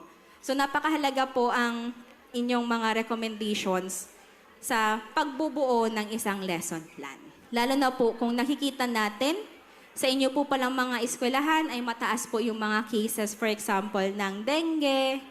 Yun po. So, dapat makapag-recommend po tayo na ano po yung mga dapat gawin para maiwasan na dumami yung lamok, ganun po, yung tamang paglilinis. So, dapat ma-incorporate po siya. So, napakahalaga po ng inyong mga recommendations. And kasi doon din uhugot si teacher, papaano po niya yun gagawin. Next, strengthening teachers' ability to integrate health topics. So, kung nakapacitate niyo po si teacher, nabigyan niyo po sila ng angkop na mga information, materials, resources, si teacher po, alam naman po natin, magaling sila na magturo at i-disseminate ito. Provided that correct and right information po ang ibibigay natin kay teacher with the right source. Hindi po yung gawa lang sa kay Google or ChatGPT na walang mga verified resources. Next is collaboration with key stakeholders. So health workers, collaborate with school administrators, kaya po yung mga PSDS natin, train din po natin sila. During the planning, dapat po kasama yung ating school head, yung mga nasa finance po natin, na-collaborate din po natin, parents and guardians, local health authorities. Paano? Through their ordinances, implementation, ng mga policies na dapat meron sa school, sana si community meron din. Saan papasok yung collaboration with the health authorities? Sa safety. Halimbawa po yung inyong paaralan ay malapit sa main road, dapat meron po doon na nakabantay na traffic enforcer or barangay official. Kasi yung mga tatawid na mga bata. And, syempre, for the funding support din na need pa ng mga schools natin. Community leaders, so malaking influence din po sila. NGOs and health organizations, yan po, dyan po papasok yung partnership. Kaya yung nabanggit ko kaninang morning, si Palombanes, ang dami niya pong mga NGOs na natap. Kaya from last mile, lahat ng definition na last mile, maliban na lang yung pag-i-inter-island niya. Yun na lang po ang natira, bakit siya last mile. This teamwork strengthened the effectiveness of health learning programs in school. Hindi natin siya kaya na tayo lang. So we need more partners, more collaboration to those na can provide po ng mga hindi natin kaya. Kasi meron naman po mga NGOs and organizations, pati po mga LGU na very supportive din po for their schools. So impact of health workers on the basic education. So when health workers actively support healthy learning institutions, school experience, better yung ating students, better students' health and attendance. Kasi kung hindi natin kaya, di ba, for example, a population of 100 students, tapos isang nurse lang yung mag-a-assess dyan. So medyo matagal yung magiging assessment. Pero kung may katuwang tayo, nakipag-collaborate tayo sa iba, mas mabilis natin ngayon ma-assess yung mga learners and health workers. Also the personnel, I mean, mga teaching and non-teaching personnel ng school. Huwag din po natin kalimutan yung mga sarili nyo po na ma-assess din po. Kasi kayo po yung nag-a-assess, paano naman kung kayo din po mismo ang may sakit? Ano po? Kaya mas maganda pong may collaboration with others din. Next, improve academic performance. Kasi, for example, nakita natin na itong bata is malapit na maging malnourished. So, ano yung gagawin natin? Paano natin mapapa-improve yung health niya? So, kapag okay yung health niya, better or improve din po yung kanyang academic performance. From laging absent, ngayon po ay complete attendance na siya. Reduce illness and school dropouts, which is ito po yung ini-aim sana natin na halos lahat ng school or ng learners natin ay makapagtapos hanggang sa huli. From elementary to college, mapagtapos po siya. safer, healthier learning environment. So dapat conducive, masecure natin na conducive yun, away from hazard. Stronger knowledge and behaviors on health among the student. So dito po, kaya we emphasize right information, right sources ng info ang maibigay natin. Kasi dito din po nila nakukuha sa school yung mga first-hand information on health man, sa kanilang daily living, pang-araw-araw. Ano po? Kaya dapat mabigay natin yung tama at angkop sa kanila. Kasi baka po, iba pala yung dating sa kanila ng mga sinasabi natin. Next is empowered teachers and school community. So very, ano po talaga, no, yung role ng ating mga health workers. Kasi kayo po yung nagiging bridge ng school and the community para ma-providean po sila ng service, ng information, and mapagtulungan natin yung referral from school to the community referral. Ayan, so tapos na po. Thank you so much po ulit sa pakikinig. Yes, palakpakan naman natin. Maraming salamat, Miss Sarah. And eto na po, no? So, tapos na po. Again, bago po natin i-open yung forum ngayong hapon, palakpakan naman po natin lahat ng naging speakers natin. Simula kaninang umaga, hanggang ngayon po na talaga namang pinarating po sa atin yung mahalagang impormasyon at matututunan po talaga natin yung kanila pong mga ipinahayag at sinare po sa bawat isa pong nandito ngayong sa loob ng venue. And partner? Ayan, I hope everyone po may mga natutunan po tayo and may mga key takeaway notes po tayo na may share sa ating mga students and also sa mga relatives and families po natin. Before po tayo mag-proceed with the open forum, would like to invite everyone. Meron po tayong booth sa labas. We have HIV testing booths. Meron din po yung ICS material. Pwede rin po siyang puntahan. Again, we are encouraging everyone na isend nyo na po sa QR yung inyong mga questions for our open forum. Yes. Diba? Bago po tayo magsalita. Oo, and also, no, tuloy pa rin po tayo, naka-live pa rin po tayo sa official Facebook page ng DOH Bicol Region. So, panoorin po natin yun, malay nyo, di ba? Simula kanina hanggang mamaya, pwede tayong mag-look back doon sa mga naging discussion. And also po, sa mga bisita natin, mamaya, dito na natin, iimbitahan po, no, partner, lahat ng mga naging speakers. Oo. Pupin na ba natin? Okay sila, no? Okay, pwede na po ba nating tawagin, partner, lahat ng mga speakers simula kanina? Wait lang pala yan. Mamaya na yon. Okay, so meron pula tayo ditong papanoorin. Dito po ang tingin. So ayan, before po natin tawagin yung ating mga resource speakers, yes, meron po tayong ifa-flash on the LED.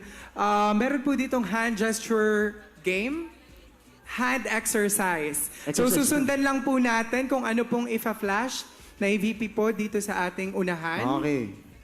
So, dito po ang tingin, everybody. Yun. Let's go!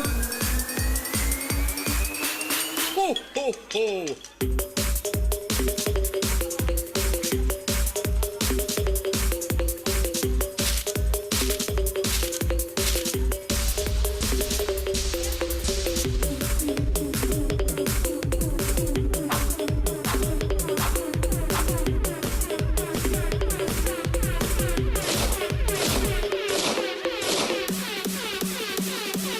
Knock, knock.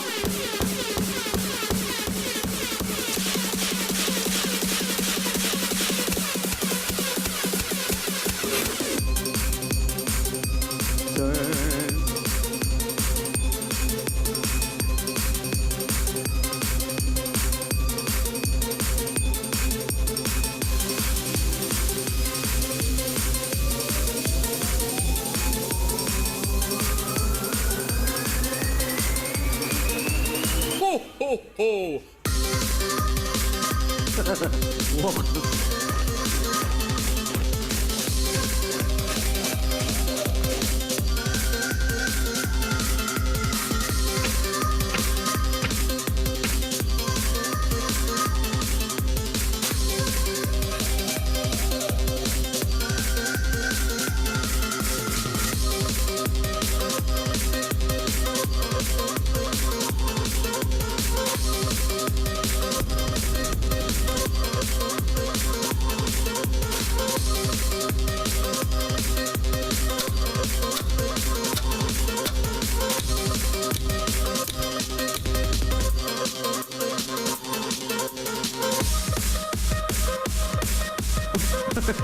Baka mahirap gawin pag nakaupo.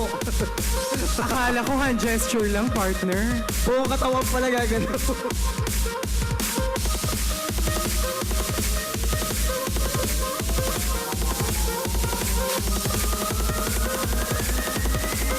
Hindi naman nakasmile, dapat nakasmile. Be happy.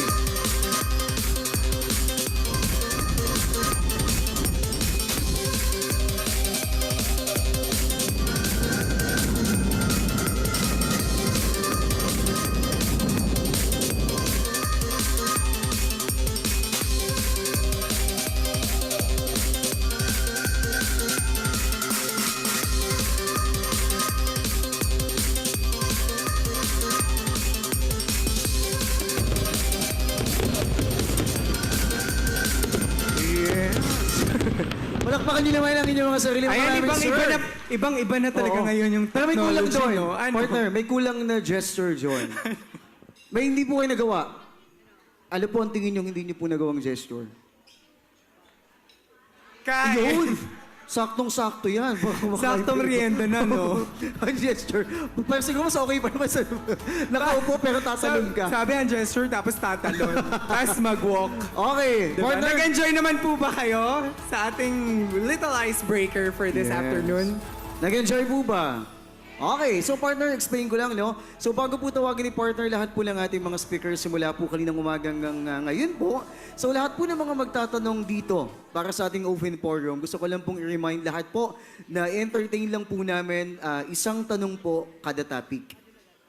Okay po, dahil lang po tayo mag-focus para at least ma-maximize po natin yung oras and mas mabigyan po natin ng magandang sagot kung ano po yung gusto nyong itanong sa ating mga speakers. Partner?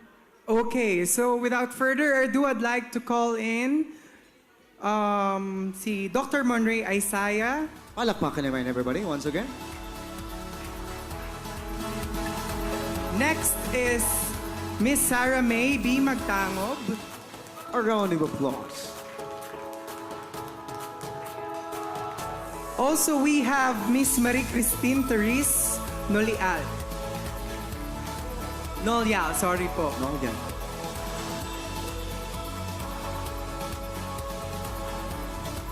Also, we have Dr. Gladys S.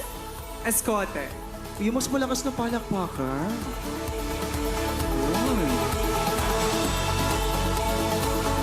Eto na, no? So magbubunga na. And also last but not the least, in behalf of Ma'am June Robles, may we call in Ma'am Joyce De Chavez. Let's go.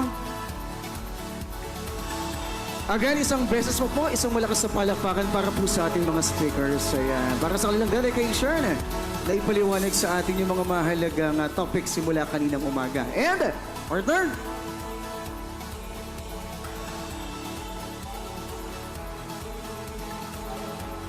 okay, sa mga bisita po natin, mga ma'am and sir, may mga mic stand po tayong naka-ready dito.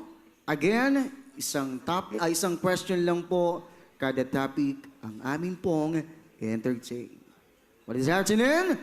Let the open forum begin.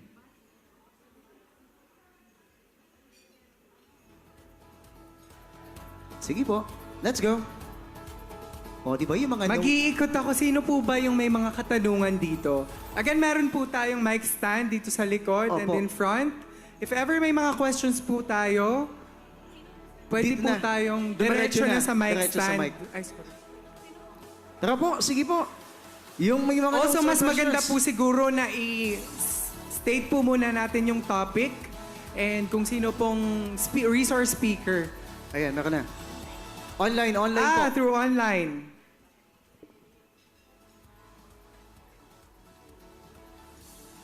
Sige, partner. Ako na, para yun may rato.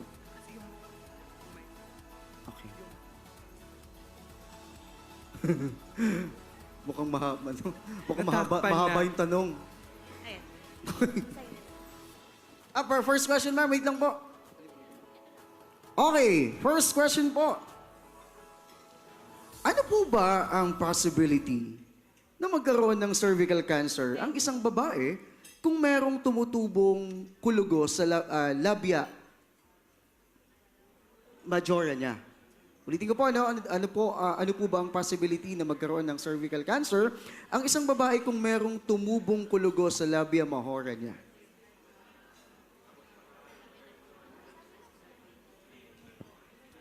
So thank you po for the question. So as mentioned kanina, marami tayong strain or variants ng ating pong human papilloma virus. So meron tayong 16, 18, pero napakadami pa bukod sa 16 and 18.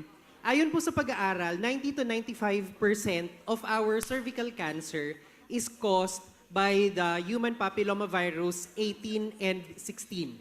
Okay, so itong mga HPV virus, na-mention ko rin kanina, yun din yung nagkukos ng ating pong kulugo anywhere in the body.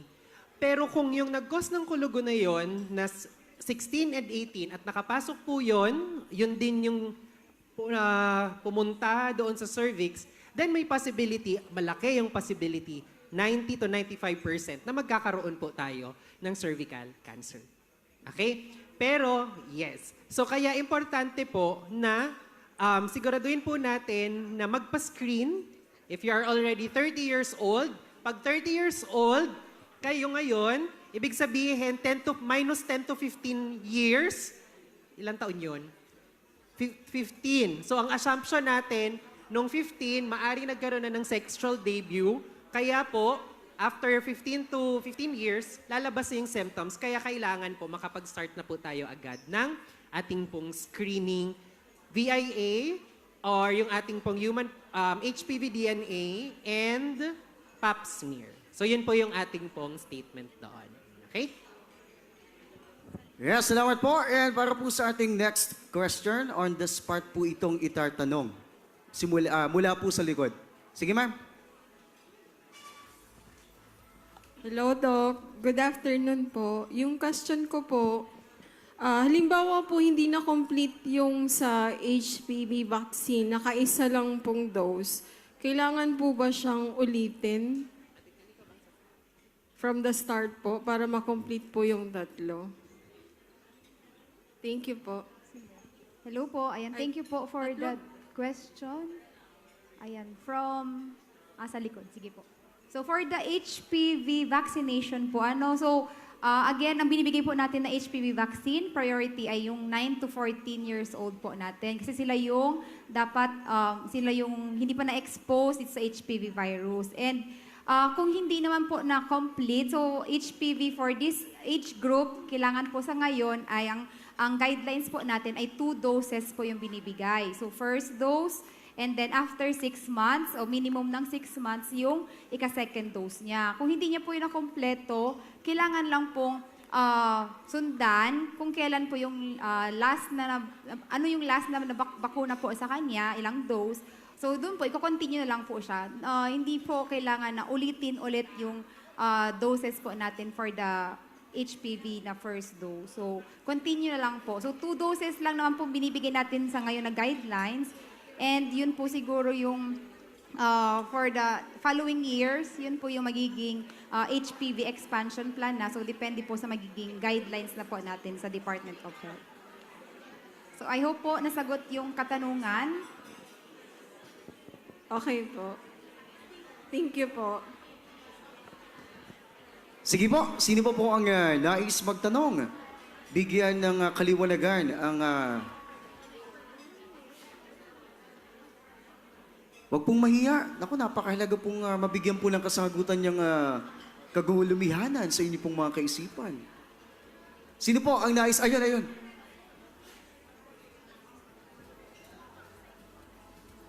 Sino po, sir? Ma'am? Hello, good afternoon. Ma'am, this is regarding about vision testing. Meron po bang program yung DOH wherein we can tap na makakonect po kami doon para maging free po yung eyewear ng mga bata? Kasi usually po doon sa amin, sa Masbate, nagsusourcing po kami kung saan kami pwedeng makasulisit, magkaroon ng free eyeglass. Meron po ba sa DOH? Thank you. Hello. Ayan.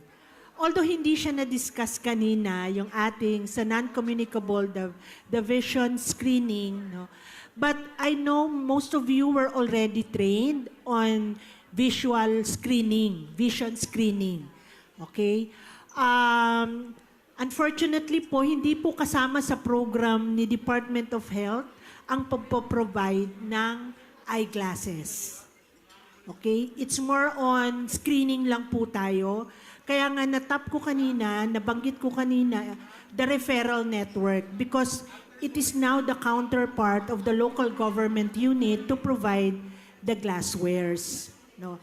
Yung eyeglasses, reading glasses, or the corrective reading glasses ng mga kabataan.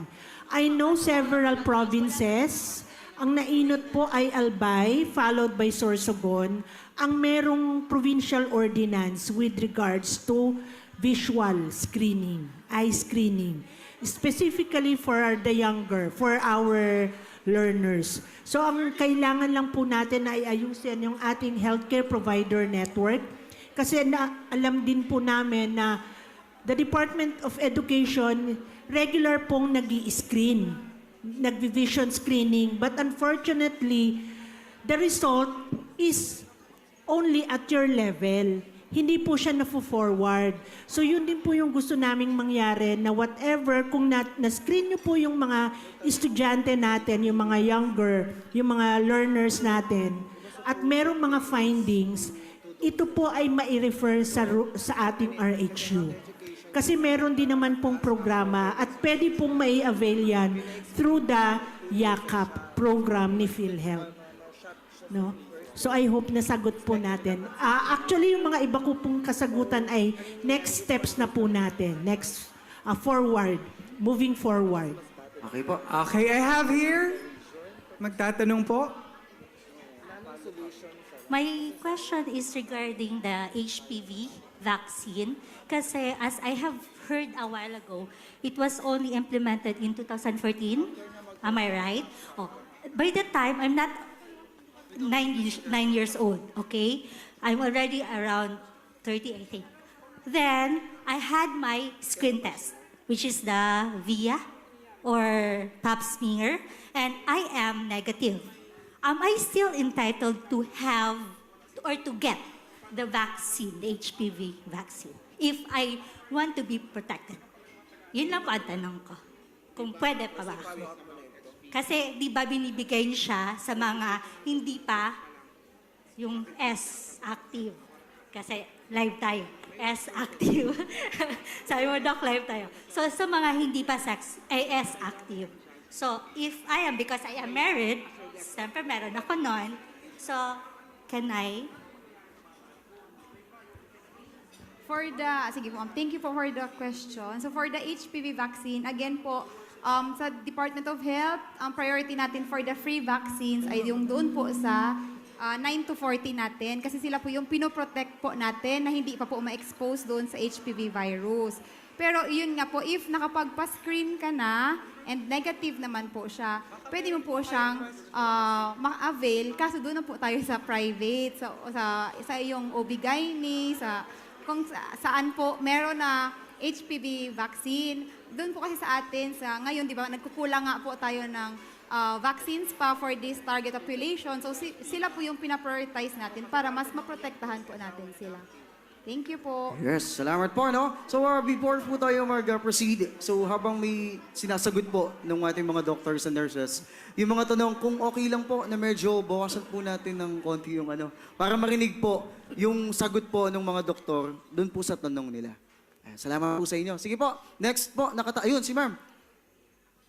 Yun. Hello po. Nakikurious lang po ako kung doon sa mga students na binavaccinate po natin ng HPV, ano po ang mangyayari sa bata just in case po na may prior infection ang bata na before mabigyan ng HPV vaccine? Yung bata ba mag-worsen ba yung kanyang infection, prior infection, or may tulong pa rin yung late na vaccination? So in an ideal setting, we will maximize the benefit from the vaccine kung mauuna po yung bakunang maibigay before the infection. I emphasized that a while ago. Di ba po? Pero kung meron na pong infection na nandoon, hindi natin makukuha yung maximum protection. Kaya ang call to action natin, di ba, is tuloy-tuloy, agad-agad, as early as possible, pag sinabi na ni DOH na 9 to 14, bakunahan na natin lahat ng 9 to 14. Kapag nag-start na yung infection, nag-start na ang infection. Hindi na babakunahan pa rin natin. Bakit? Kasi there are diseases na nakikita po natin na kapag nabakunahan naman, ay nalilesen natin yung effect. No? Also, ang ating mga bakuna po ngayon, especially for the HPV, tayo na Ma'am Tin, quadrivalent po tayo. Ibig sabihin, 4 na valent ang nasa loob ng bakuna. May 16-18, may extra ka pang 2. So, may protection ka na sa 16-18, which is a cervical cancer, meron ka pang dagdag na protection sa extra most common cause pa ng HPV. Ito na yung ibang kulugo.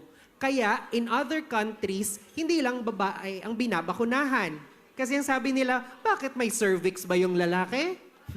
So, binabakunahan pa rin natin. Kasi 4 din naman yung nasa loob na bakuna. We are moving towards maging nonavalent. 9 ang nakalagay na. Pero mas mahal kasi yun ng dihamak. But again, the message here is clear, bakunahan. Ganon din naman tayo on a regular, di ba po, pag routine immunization, yung mga pambata, when in doubt, vaccinate. Para masigurado natin na may protection pa rin yung mga bata po na yun. Apo. Clear po ba? Yes. Yes, ayun. Nasagot naman po ba, no, sir, no? Ayun, may other questions pa po ba tayo? Si ma'am, We si have ma'am. here. Good afternoon, Doctor. Is it okay to have a vaccine if you started with quadrivalent, then for the second dose is nonavalent? As of now, wala pa tayo sa government na nonavalent. No? So ang available natin ngayon is quadrivalent. So yun din naman ang binibigay natin sa sa private. No? Pero ngayon, ang current na guideline, since ang available pa lang is the quadrivalent, then quadri po yung medications, o yung regimen po natin.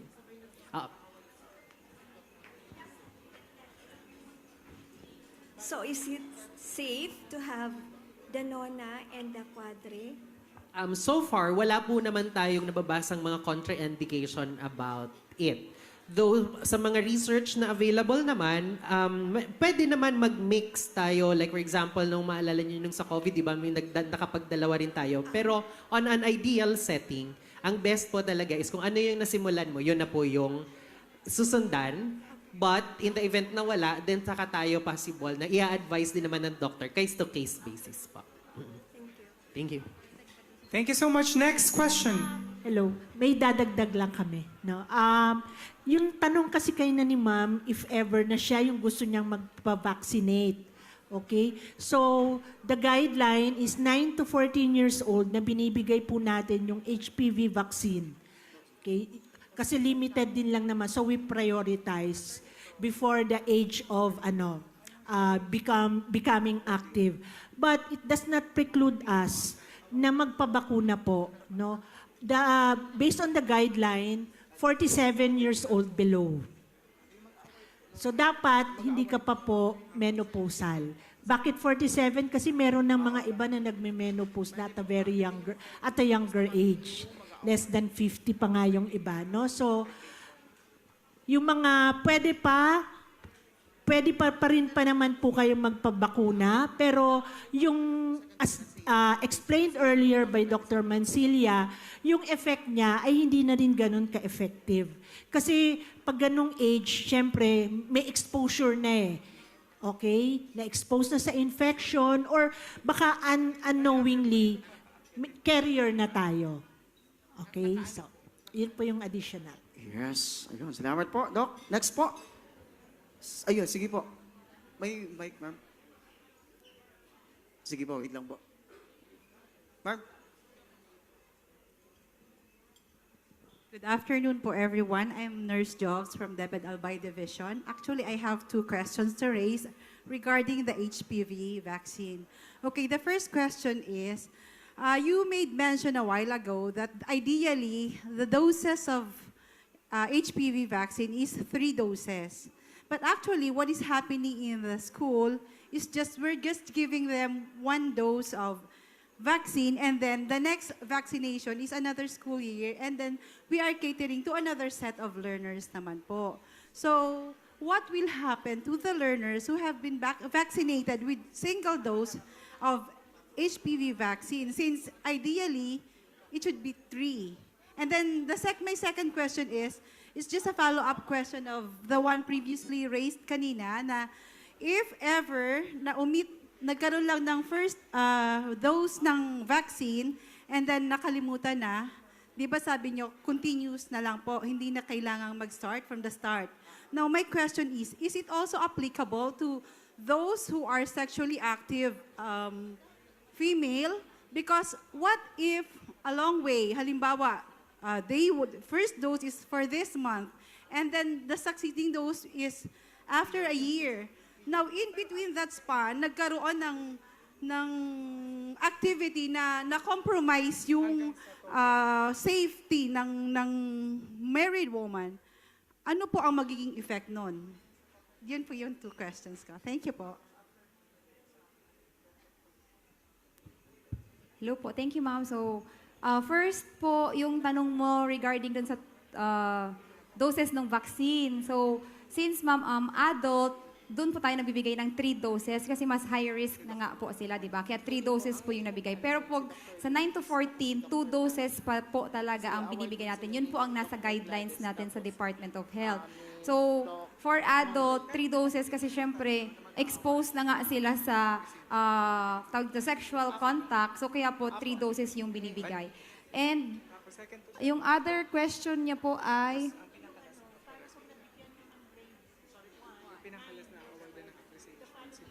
yes po. Opo. So, yun nga po, sa interval ng vaccine, minimum lang po 6 months. So, okay lang po siyang ma-extend kahit po the following year, sa community po siya babakunahan. Opo. So, doon po siya hanapin ng health worker or pwede pong pumunta sa health center yung mga grade 4 or grade 5 na po siya the following year.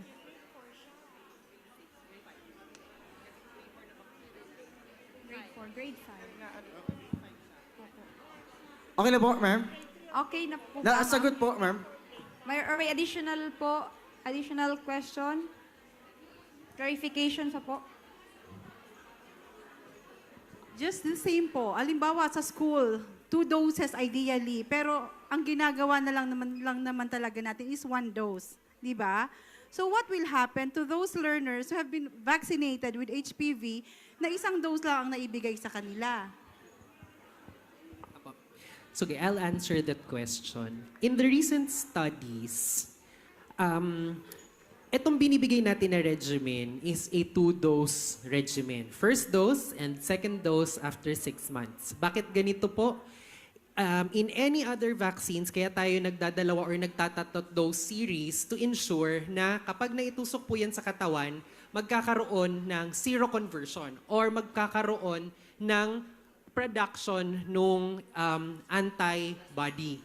Okay? So, kaya tayo nagkakaroon ng 2 doses kasi kung hindi nag-produce ng antibody sa first dose, kasi may mga bakuna ay may mga tao pong hindi pare-pareho.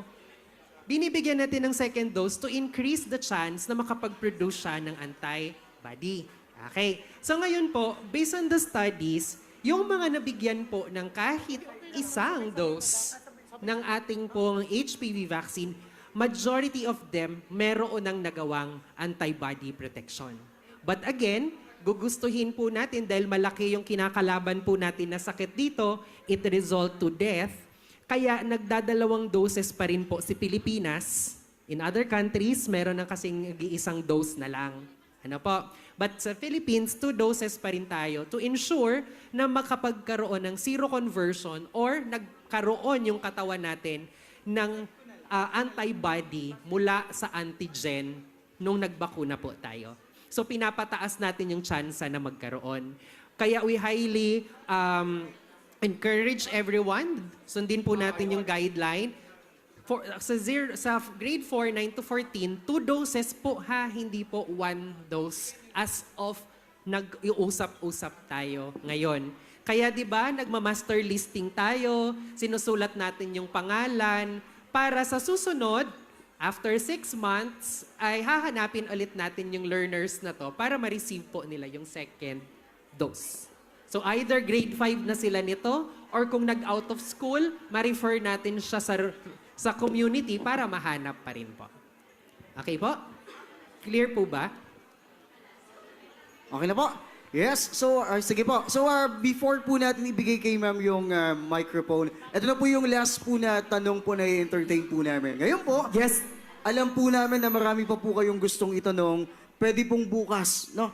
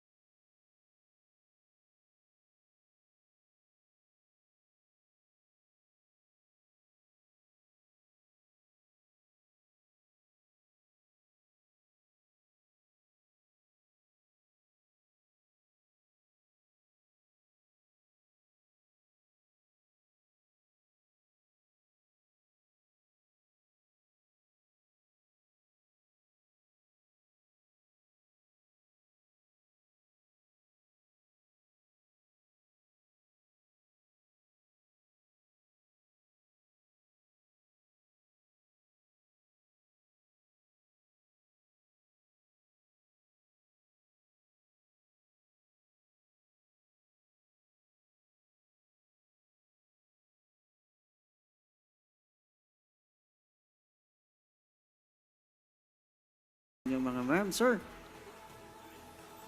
And at this juncture, partner? Okay na po? Okay na. Okay, thank you so much. So at this moment, we will be awarding the Certificate of Appreciation to our resource speaker. So bali, sige po, maraming salamat. Pasok po tayo. Balik na po mula kayo mga ma'am, sir, Doc. Doktora, sa inyo pong mga Bale, upuan. for Dr. Gladys Escote, maiwan po tayo sa stage. And so I will be calling Dr.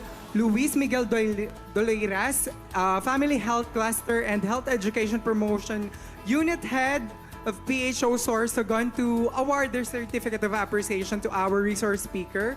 Also, may I call in Dr. Israel Para, Medical Officer of DepEd Regional Office 5.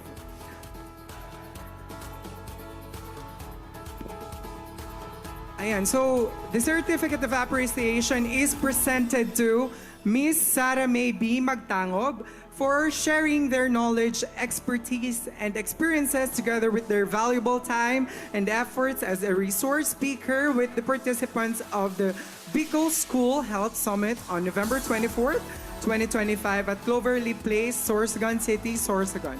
Given this 24th of November 2025, signed by Dr. Rosa Maria Birampillo, OIC Director for DOH Bicol CHD.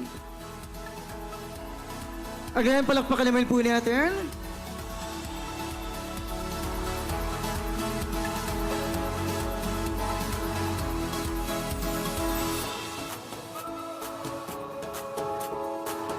Also, a certificate of appreciation is presented to Ms. Marie Christine Therese S. Dolial for sharing their knowledge, expertise, and experiences together with their valuable time and efforts as resource speaker with the participants of the Bicol School Health Summit on November 24, 2025 at the Cloverleaf Place, Sorsogon City, Sorsogon. Given this 24th of November, 2025. Also, same certificate is hereby given to Miss Maria June Robles. And behalf, may we call in Ma'am Joyce De Chavez.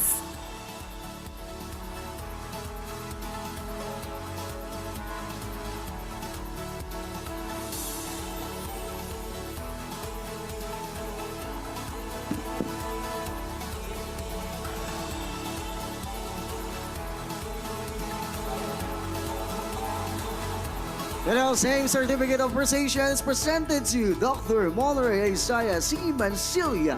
Palakpakan naman po natin si Doc.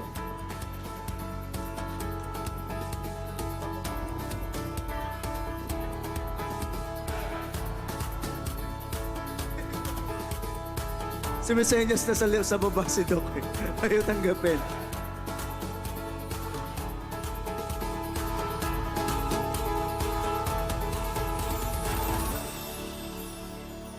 Last certificate of appreciation is presented to Dr. Gladys S. Demdam Escote.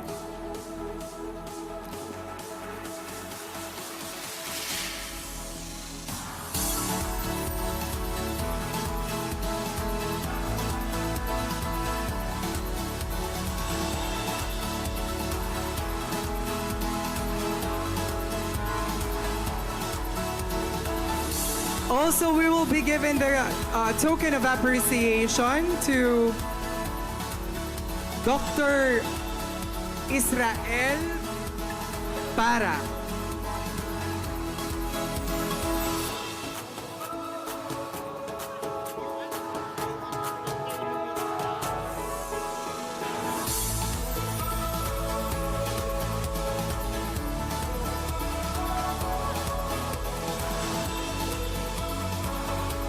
Next token of appreciation, we will be giving it to Dr. Luis Miguel Doleiras.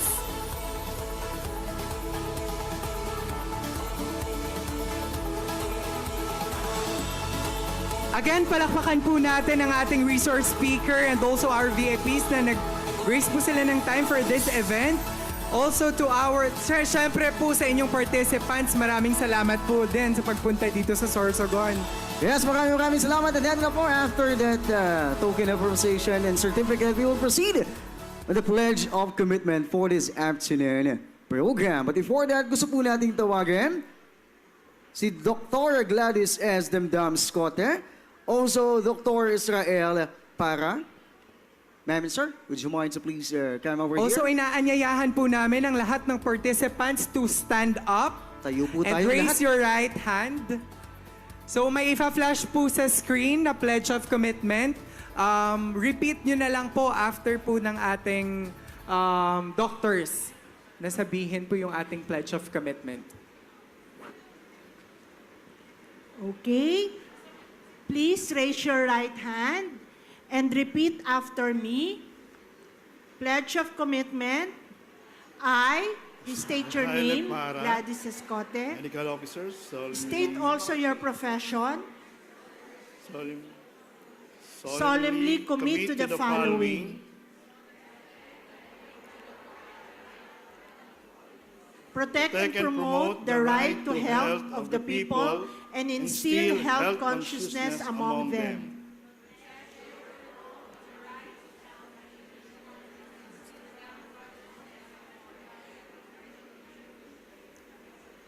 Second, ensure that all Filipinos, especially the learners, are health literate, provided with healthy living conditions, and protected from hazards and risks that could affect their health and achieve their full potential. all Filipinos, especially the learners, health literate, provided with healthy living conditions, and protected from hazards and risks that could affect the health and achieve their full potential. Third is to implement effective health promotion policies and programs that will help transform schools to become healthy learning institutions. Implement effective health promotions, policies, and programs that will help transform schools to become healthy learning institutions. Lastly, support establishment and implementation of health in our workplaces and communities. Lastly, support establishment of implementation of health in our workplaces and communities. All this to achieve the optimum health possible, so help me God. All this to achieve the optimum health possible. So help me God. Maraming salamat. Ayan, thank you so much everyone for that pledge of commitment. This will strengthen the advocacy po ng partnership with, DepEd, DOH, and syempre to share it with our children. Yes, diba? magiging malakas talaga yan dahil katuwang natin ang mahal na Diyos sa gawaing talaga namang magpapahalaga ng ating buhay, lalo't buhay ng mga kabataan ngayon. Kaya naman, partner, eto. And also, since nakatayo na po ang iba, idire-diretso na photo opportunity. So Opo. tayo na lang po ulit tayong lahat. Yan. Tayo po tayo. Pasensya na po kayo ha. Meron pa po Opo. kasi tayong isang gagawin. And dapat po sabay-sabay po tayong gawin ito ng malakas po at talaga namang puno ng pagmamahal. Pero bago yan, I gusto ko believe pong pwede tawagin. pong invite natin ang ating resource speaker, Resource yung mga speakers. MDs po na nandito to stay in front po for our Sila Doc Monray, sila Doktora. Our photo Sama op. po kayo dito. Madali lang naman po yung gagawin natin. Simpleng-simple lang po ito. Para lalong mas maging matatag po at mas pagtibayin ang atin pong advokasya. Okay. Ganito po meron po tayo dito ang sasabihin. Mga ma'am and sir, pakinggan po nating maigi ito.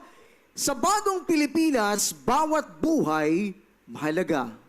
Bigyan po natin ng diin yung buhay mahalaga. Ngayon po, para mas maging makabuluhan po ito, pag sinabi niyo po yung sa bagong Pilipinas, tataas niyo po yung kamay niyo. Taas po Kung kayong dalawang kamay, pwede po yan. Tapos, gamit po yung kanang kamay, buhay mahalaga. Dito po sa may dibdib. Pero kung kayong dalawa, okay din po yan. Sige po, practice po tayo, sabay-sabay. Ready? In 3, 2, 1, and... Wait lang po, yung iba po hindi nagsasalita sa likod, okay? Okay. Practice. Okay po sa bagong Pilipinas. Malakas po. Okay, ready? 1, 2, 3, go! Ayun, sabay-sabay po Okay na po? Okay, isa pang practice. Ready? 2, 1, go! Sa bagong Pilipinas, bawat buhay mahalaga. Okay na po Ito na. On my cue, lakasan po natin. In 3, 2, 1, and go! Yes, palakpakan nyo naman ang inyong mga sarili. Maraming salamat! Okay na po. Thank you so much po to our dear resource speakers. Maraming salamat din po sa lahat ng participants for this Bicol School Health Summit. So before we close this program, iniimbitahan ko po ang lahat na mag-take po kayo ng post-test and CSS evaluation. Nandyan po yung QR code. Again, nandyan po yung QR code sa inyong mga program. I-scan nyo na lang po ulit for our post-test and CSS evaluation. Nandito rin po yung ating post-test QR code. Scan nyo na lang din po siya. So, meron din po tayong Wi-Fi connection if ever po na mahina ang connection nyo. So, pwede nyo po itong... Tama ba? Pwede nyo po itong i-scan for your evaluation for this afternoon. Yes, and also sa lahat po ng ating mga bisita, bago po natin makuha yung CA po or Certificate of Appearance, kindly present daw po ng program na mga hawak po ninyo. Bukod po doon, kailangan nyo rin pong i-present yung screenshot po ng post-test po natin. Yan, tapos tsaka nyo na po makukuha. Again, yung program po, ipapresent nyo po, tapos yung screenshot po nitong post-test po na nandito po sa unahan.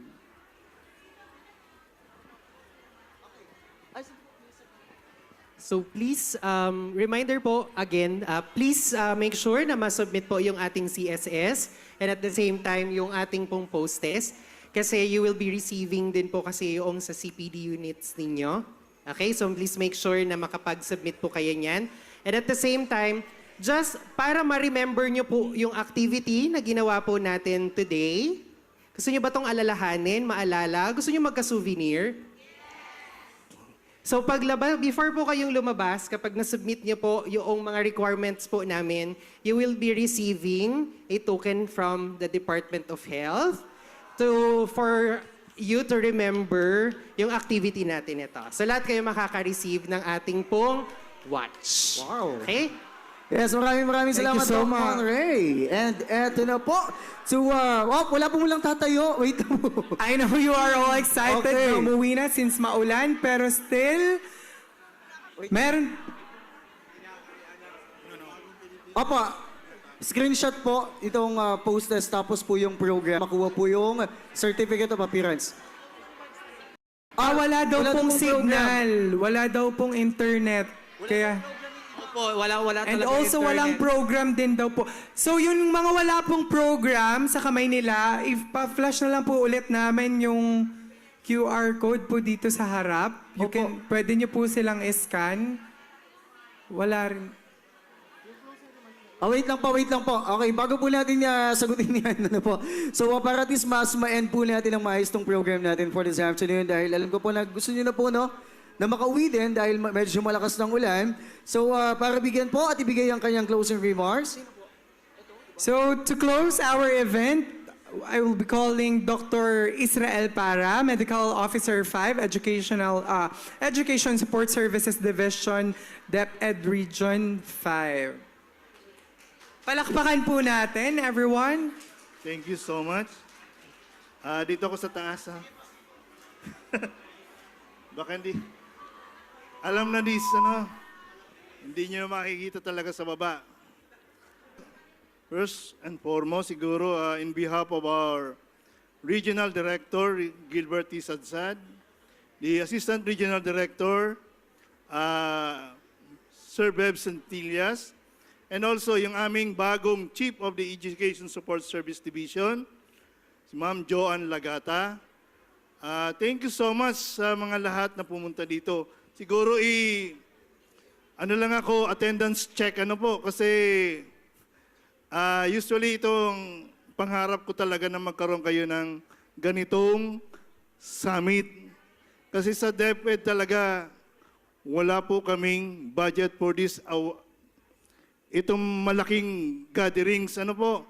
Kaya thank you so much from the Department of Health, CHD, Bicol. Thank you so much, headed by Director Rimpilio.